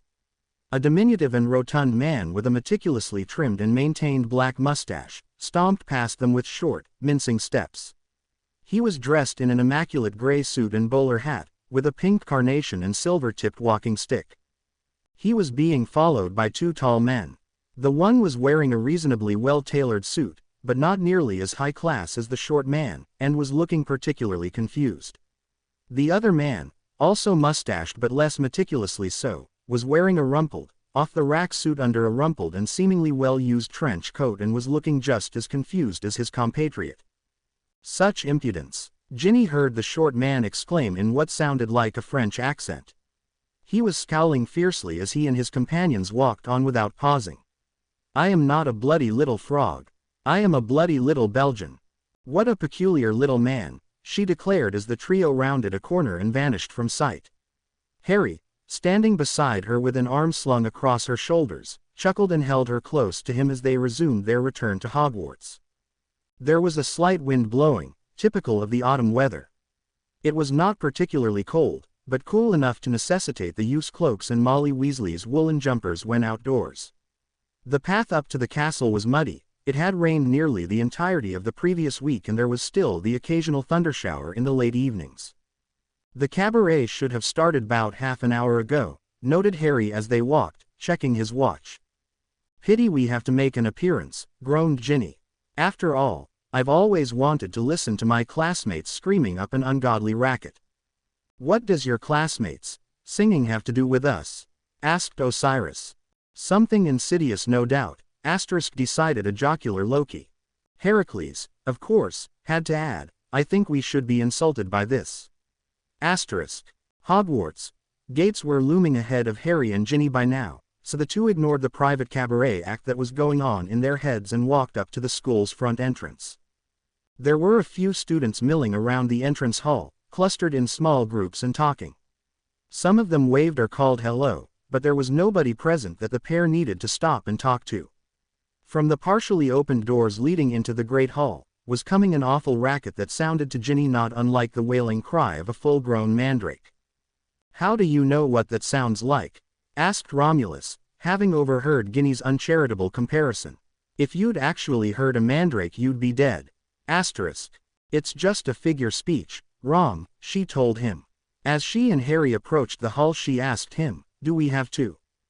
Unfortunately, he told her, placing one hand on the small of her back and guiding her into the hall, following immediately behind her. Since the end of September, when Draco Malfoy had first struck against Voldemort's Death Eaters, there had been attacks reported every few days. Roughly half of the attacks, according to evidence gathered by the Ministry, were the work of Death Eaters. They attacked in groups of 6 to a dozen, targeting single homes or particular streets. They struck during the dead of night and launched the Dark Mark when finished. The other half of the attacks, despite whatever the Ministry might say, was solely the work of Draco Malfoy. He seemed to attack randomly, without provocation or reason. When the Death Eaters hit a target, people sometimes survived and called for help, or the Dark Mark would alert others that an attack had taken place. When Malfoy attacked it was silent, swift and utterly deadly. There were never survivors and nobody was aware the attack had taken place until they came looking for the victims when they turned up missing. Even though Malfoy's presence was not officially acknowledged, he and the Death Eaters were creating an atmosphere of alarm and terror that had settling heavily over the wizarding community. Thus, in one of his not too rare moments of insanity, Dumbledore had decided to try and bolster student morale at Hogwarts by holding a Halloween cabaret celebration. Naturally, everyone with the exception of Dumbledore thought this was a terrible idea. The only redeeming feature, which was doubtless the only reason why anybody had cared to enter, was the first place prize of 50 galleons and a free full-course meal at the Three Broomsticks. Entering the Great Hall, Harry and Ginny saw a pair of second-year Ravenclaw girls finishing a short piece that was a brutally butchered version of a popular Weird Sisters song. Once they were done, as Harry and Ginny were approaching the Gryffindor table to join Hermione, the Master of Ceremonies and his assistant took to the stage. One of the Death Eater attacks 2 weeks prior had led to Professor Sprout's cousin and his wife being badly injured and their house destroyed. As such, the herbology professor had taken a leave of absence and was currently being substituted by Short and Fat Man, who despite his name, was of Greek ancestry. He was currently wearing green and white striped robes, with a vibrant-looking robe of white, black and orange thrown over his sloping shoulders. This was Professor Arbuckle Boodle Bumtrinket, accompanied by his very nervous and reluctant assistant, Neville Longbottom. "Ah, yes," announced Neville, a sonorous charm causing his normally timid voice to carry to the very back of the hall. He looked as though he had just been through a harrowing potions lesson with Snape. "Thank you, Megan and Gabby from, Ravenclaw for that inspiring rendition." Loki snorted and remarked sarcastically, inspiring. So that's what that it's called. For a moment I thought young Virginia was correct and it was indeed a pair of mandrakes. Hush now, Loki, Harry told the voice as he and Ginny sat down. Your own singing talent is nothing to brag about. Quite right, Mr. Longbottom, agreed Boodle Bumtrinket as he stood beside Neville with a piece of parchment in his hands. He looked just as enthusiastic to be up on the stage as his student did. He looked down at the parchment he was holding and read off, "Next we will be presenting a pair of 6th-year Slytherin boys." Harry, Ginny and Hermione shared an alarmed look. Vincent Crabbe and Gregory Goyle. Please give them a welcoming hand. The two hulking boys, wearing the same green dress robes from the Yule Ball 2 years before, lumbered onto the stage. Apparently they had managed to squeeze into the robes with the aid of an enlargement charm on the material in order to make up for 2 years of growth. The robes were still a poor fit however and seemed in danger of splitting at any sudden movement. They paused by the small band, which Dumbledore had procured from the Hogsmeade village court, obviously instructing them on what tune to play. They then moved to the stage center, passing Neville and Boodle Bumtrinket as they departed, and visibly prepared themselves. With an audible, and highly theatrical, clearing of his throat, Goyle began to sing. "Oh, Paddy was an Irishman. He came from Donegal, and all the girls they loved him well. Though he only had one ball. For the Irish girls are girls of sense. And they didn't mind at all. For as Paddy pointed out to them, 'twas better than none at all. Oh, Falderall and Folderay. A sailor's life is grim. So you're only too delighted. If you get a bit excited. Whether it's with her or him." Ginny found herself unable to do anything but gape in dumbstruck horror as Crabbe joined in for the chorus. The bulky Slytherin was holding his hands to his chest and attempting to project his voice in an operatic manner. He was not succeeding. With wide eyes, Ginny shared a look with Harry that clearly spoke of their mutual desire to disappear to somewhere other than the Great Hall. Anywhere. She turned to ask Hermione if the earlier acts had been as bad, as dreadful, but found that her friend had acted true to form. Being the thoughtful witch that she was, Hermione had come to the cabaret fully prepared. Somehow she had acquired a pair of the massive earmuffs used by students when dealing with mandrakes in herbology. "Oh, sirs," she thought, turning back to where Goyle was starting on the second verse, "I would give just about anything for a pair of those right now." "Give a little extra," Harry told her, "I want a pair as well." Oh, Blodwen was a Welsh girl. She came from Cardiff City. And all the boys they loved her well. Though she only had one titty. For the Welsh boys there are boys of sense. And didn't they all agree? One titty is better than two sometimes. For it leaves your one hand free. Oh, Falderall and Folderay. A sailor's life is grim. So you're only too delighted. If you get a bit excited. Whether it's with her or him. Ginny contemplated the idea of casting a silencing charm around the Gryffindor table, but she lost her train of thought when she spotted Seamus out the corner of her eye. He was sitting between Moira and Dean and had, for reasons best known only to himself, large and richly yellow chunks of cheddar stuffed into his ears.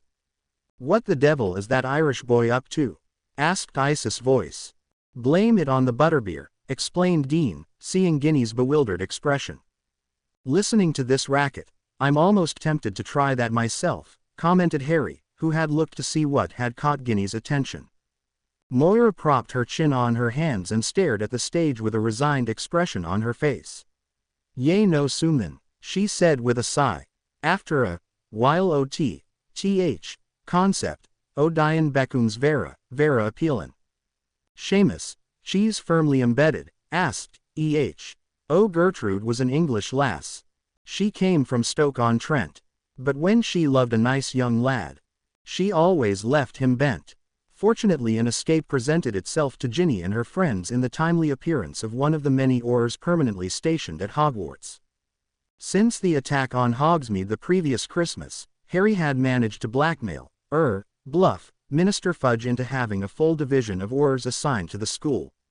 Harry and Ginny, who stepped out of Gryffindor Tower every night for an hour or two to patrol around the grounds and assess state of the defensive wards, had become reasonably familiar with many of the Aurors. Harry, Ginny, greeted a young Auror called Victor when he reached them. He had long, curly brown hair that was drawn into a messy ponytail as well as an unkempt goatee that did not suit him.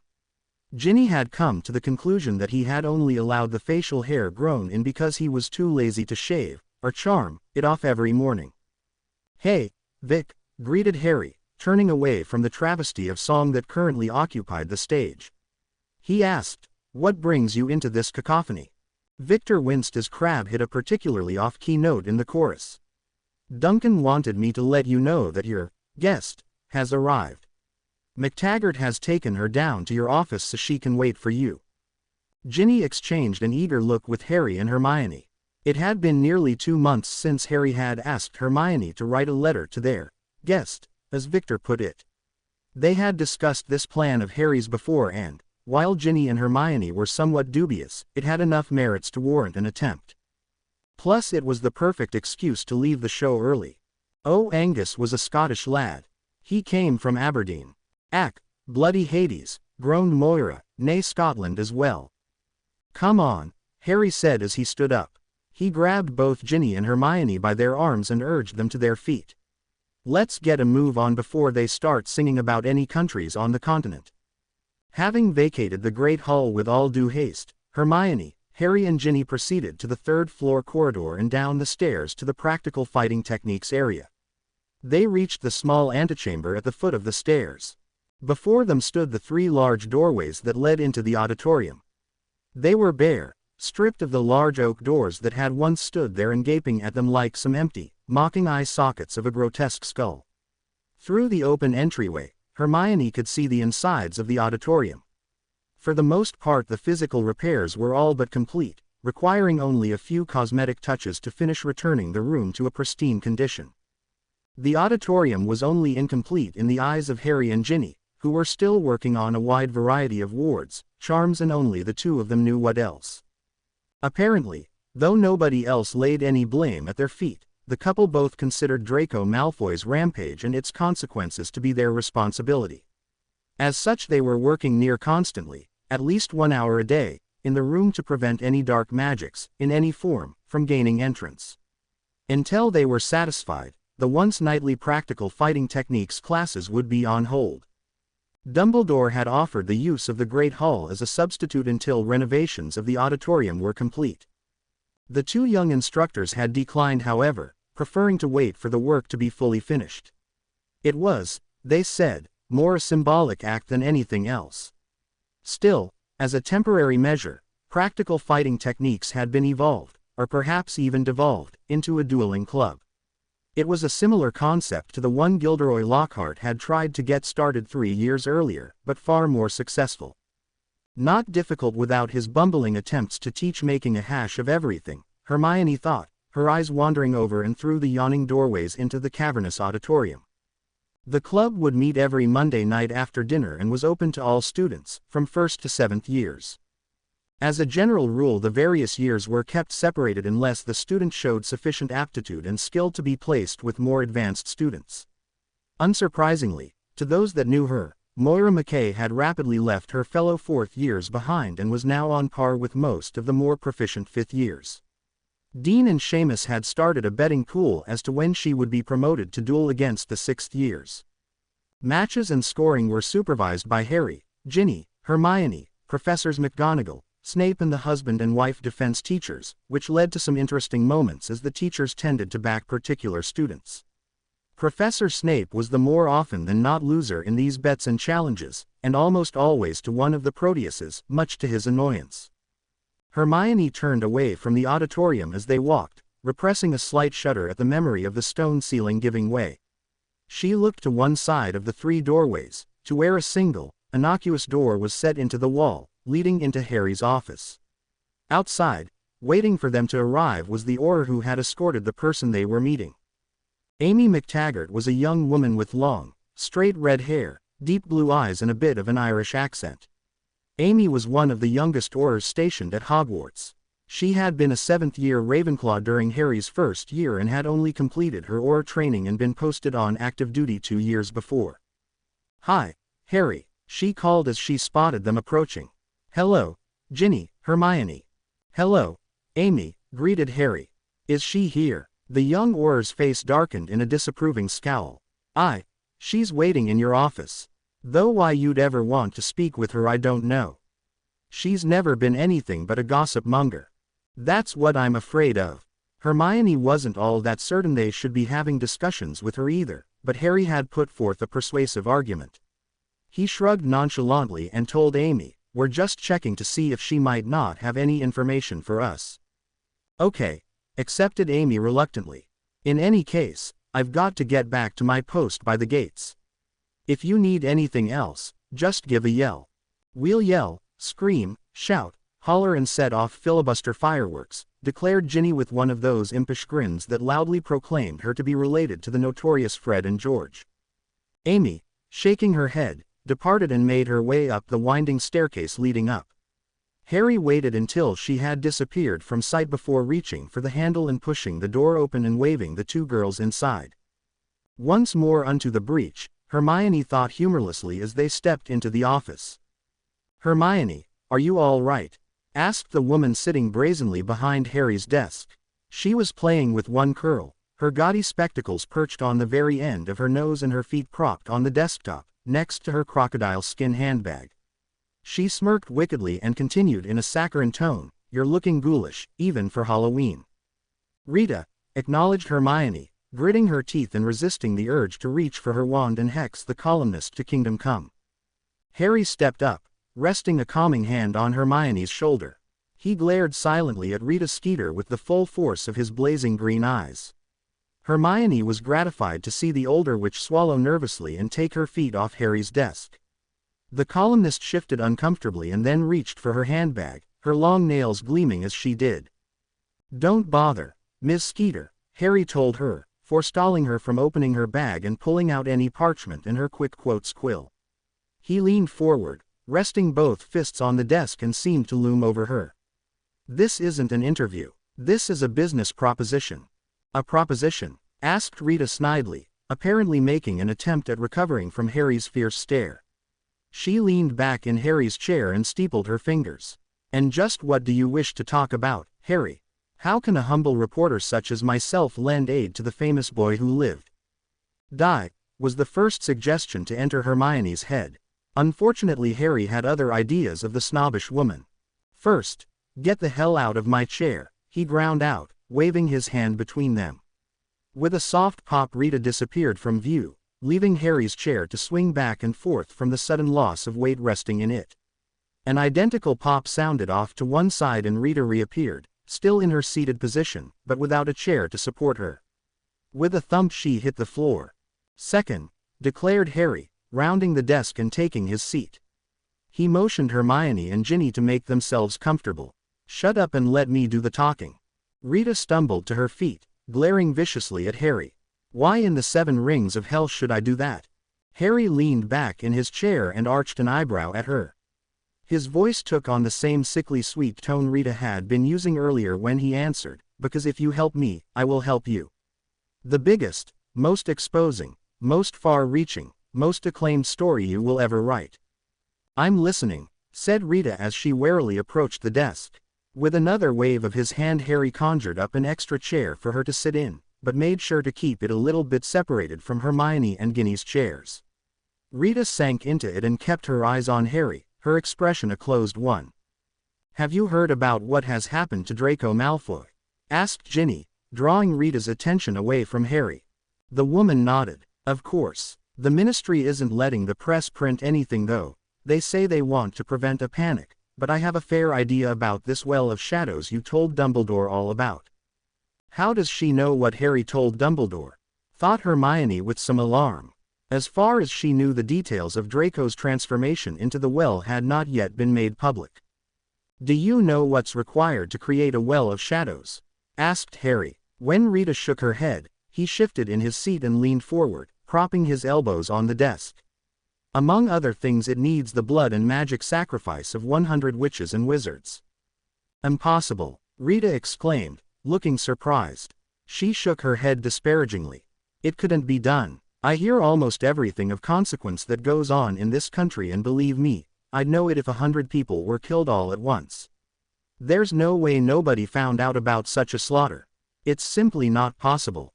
"Perhaps," admitted Harry. "That's why we asked you here tonight." Ginny stood up and sat on the corner of Harry's desk. "So far we've come up with 4 possible explanations. 1. Tom, Lord Voldemort, has been sneaky about it. He acquired the people he needed for the sacrifice from overseas, possibly over a long period of time, so that nobody in our ministry would be aware that something had happened." "Possible, but why bother?" observed Harry. Hermione turned in her chair, to face Rita more directly, and continued, 2. The sacrifices did come from Britain.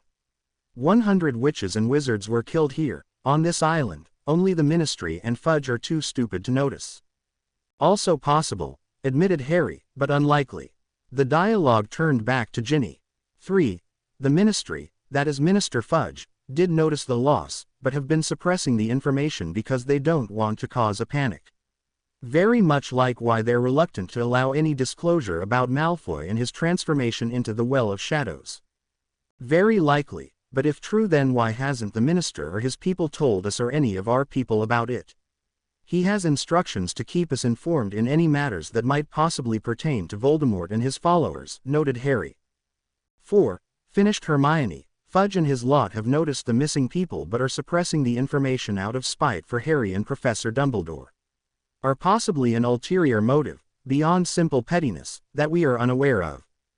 Harry looked intently at Rita. This is why I asked for Hermione to request you come here. We need someone to dig into this mess and find out the truth. Is Fudge just an incompetent idiot, or is he withholding his knowledge? If he is, then why? Rita looked at the three students incredulously. So you chose me. Who better? Asked Hermione, hating what she was about to say. You seem to have a talent for digging up dirt on people, finding whatever skeletons they have in their closets. If anyone can ferret out what Fudge is up to. What exactly do you have in mind? Harry quickly finished his discussion with Rita Skeeter. Their plans for digging into Minister Fudge's activities were finalized, and he sent her on her way after what was probably the single most polite and candid conversation he had ever had with the Daily Prophet journalist. Of course, that was not saying all that much considering his previous encounters with her. Shortly after she left, there was a soft knock on the door to Harry's office. Ginny, who had been pacing restlessly, quickly opened the door and let Remus Lupin inside. Following on Remus' heels was the large, shaggy black form of Snuffles. Once the door was closed, Sirius transformed and was greeted by Harry with a firm hug. "You okay, Harry?" he asked as they separated. "I've been better," Harry replied wryly. "We all have." Sirius sighed and ran a hand through his tousled hair. "I'm sorry it took us so long to get here." "Don't let it bother you, Sirius," Ginny said, indicating for the two men to seat themselves. "We understand that you had your hands full keeping an eye on Tom and his Death Eater's movements." Remus, taking a seat next to Hermione, asked, "How's Ron? Any changes in his condition?" Hermione answered quietly, "No." Sirius knelt down beside her chair and rested a hand on her shoulder, giving a comforting squeeze as he told her, "Don't worry about it, Hermione. You know Ron, even when he's down he doesn't ever give up.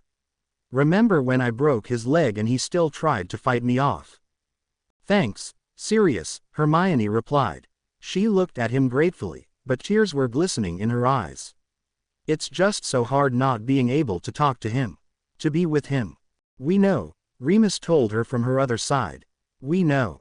"I hate this feeling," Harry thought, watching as his godfather and sometime professor comforted his friend.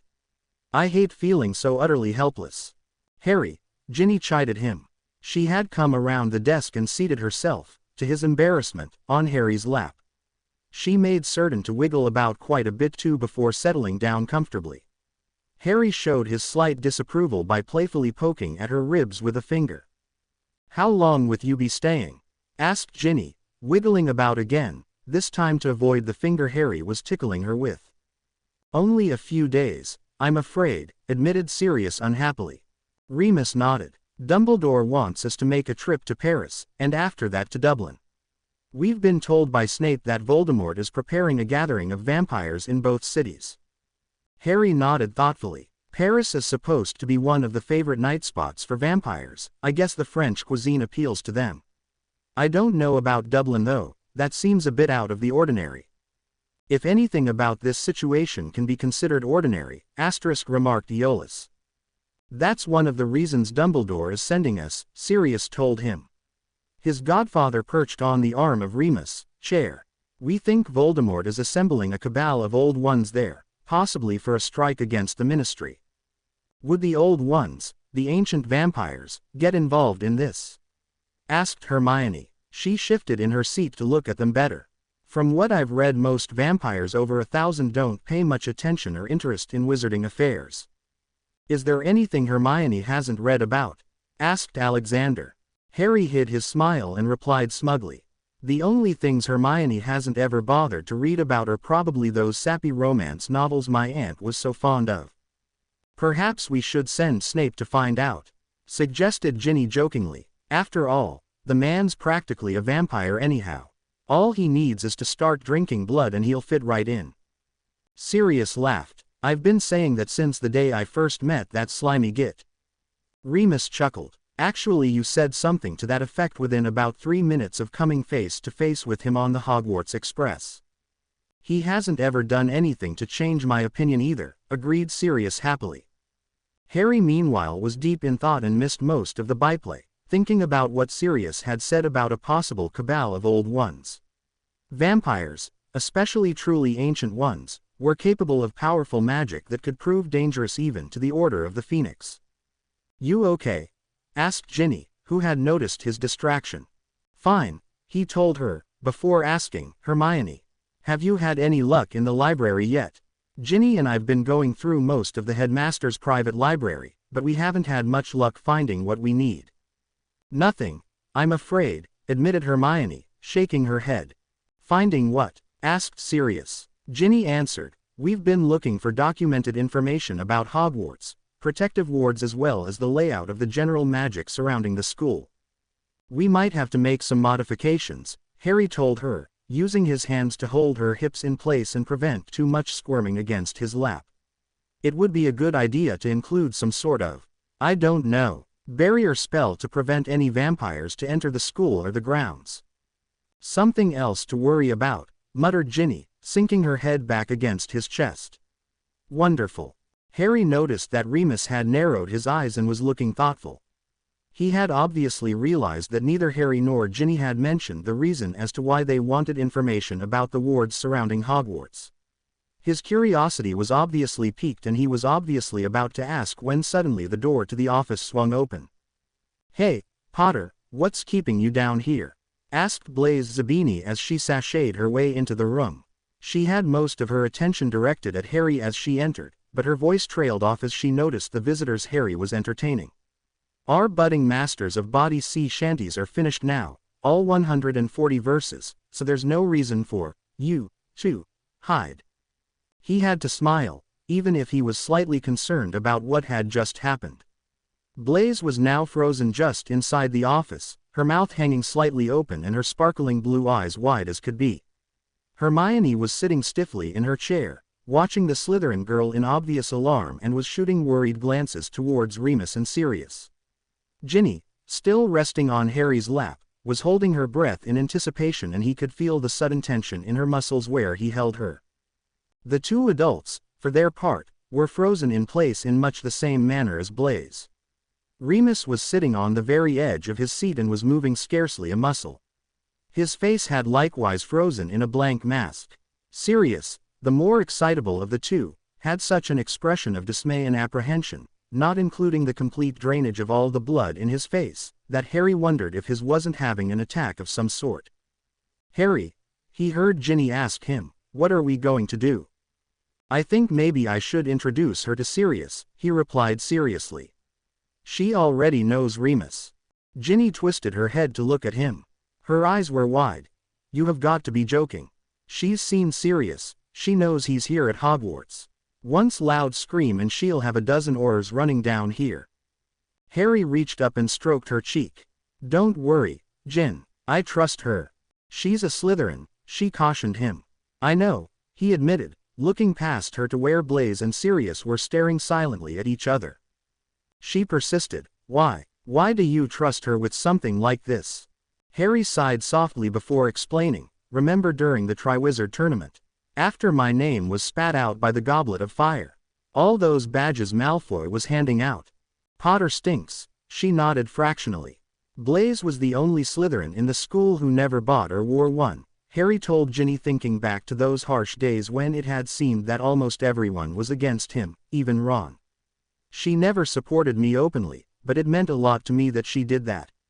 Besides, the cat, or rather the dog, is out of the bag. What would you suggest we do if we can't trust her? Obliviate her memory of walking in on us. That's probably not a bad idea, she muttered silently. After a moment she sighed and shook her head just enough to let him know her decision as she leaned back against his chest. Well, at least now we have an ally in Slytherin that's not Snape. Harry chuckled, returning his attention to the still frozen forms of Hermione, Remus, Sirius and Blaise. He waved a hand from Blaise to Sirius and back, finally breaking the long silence.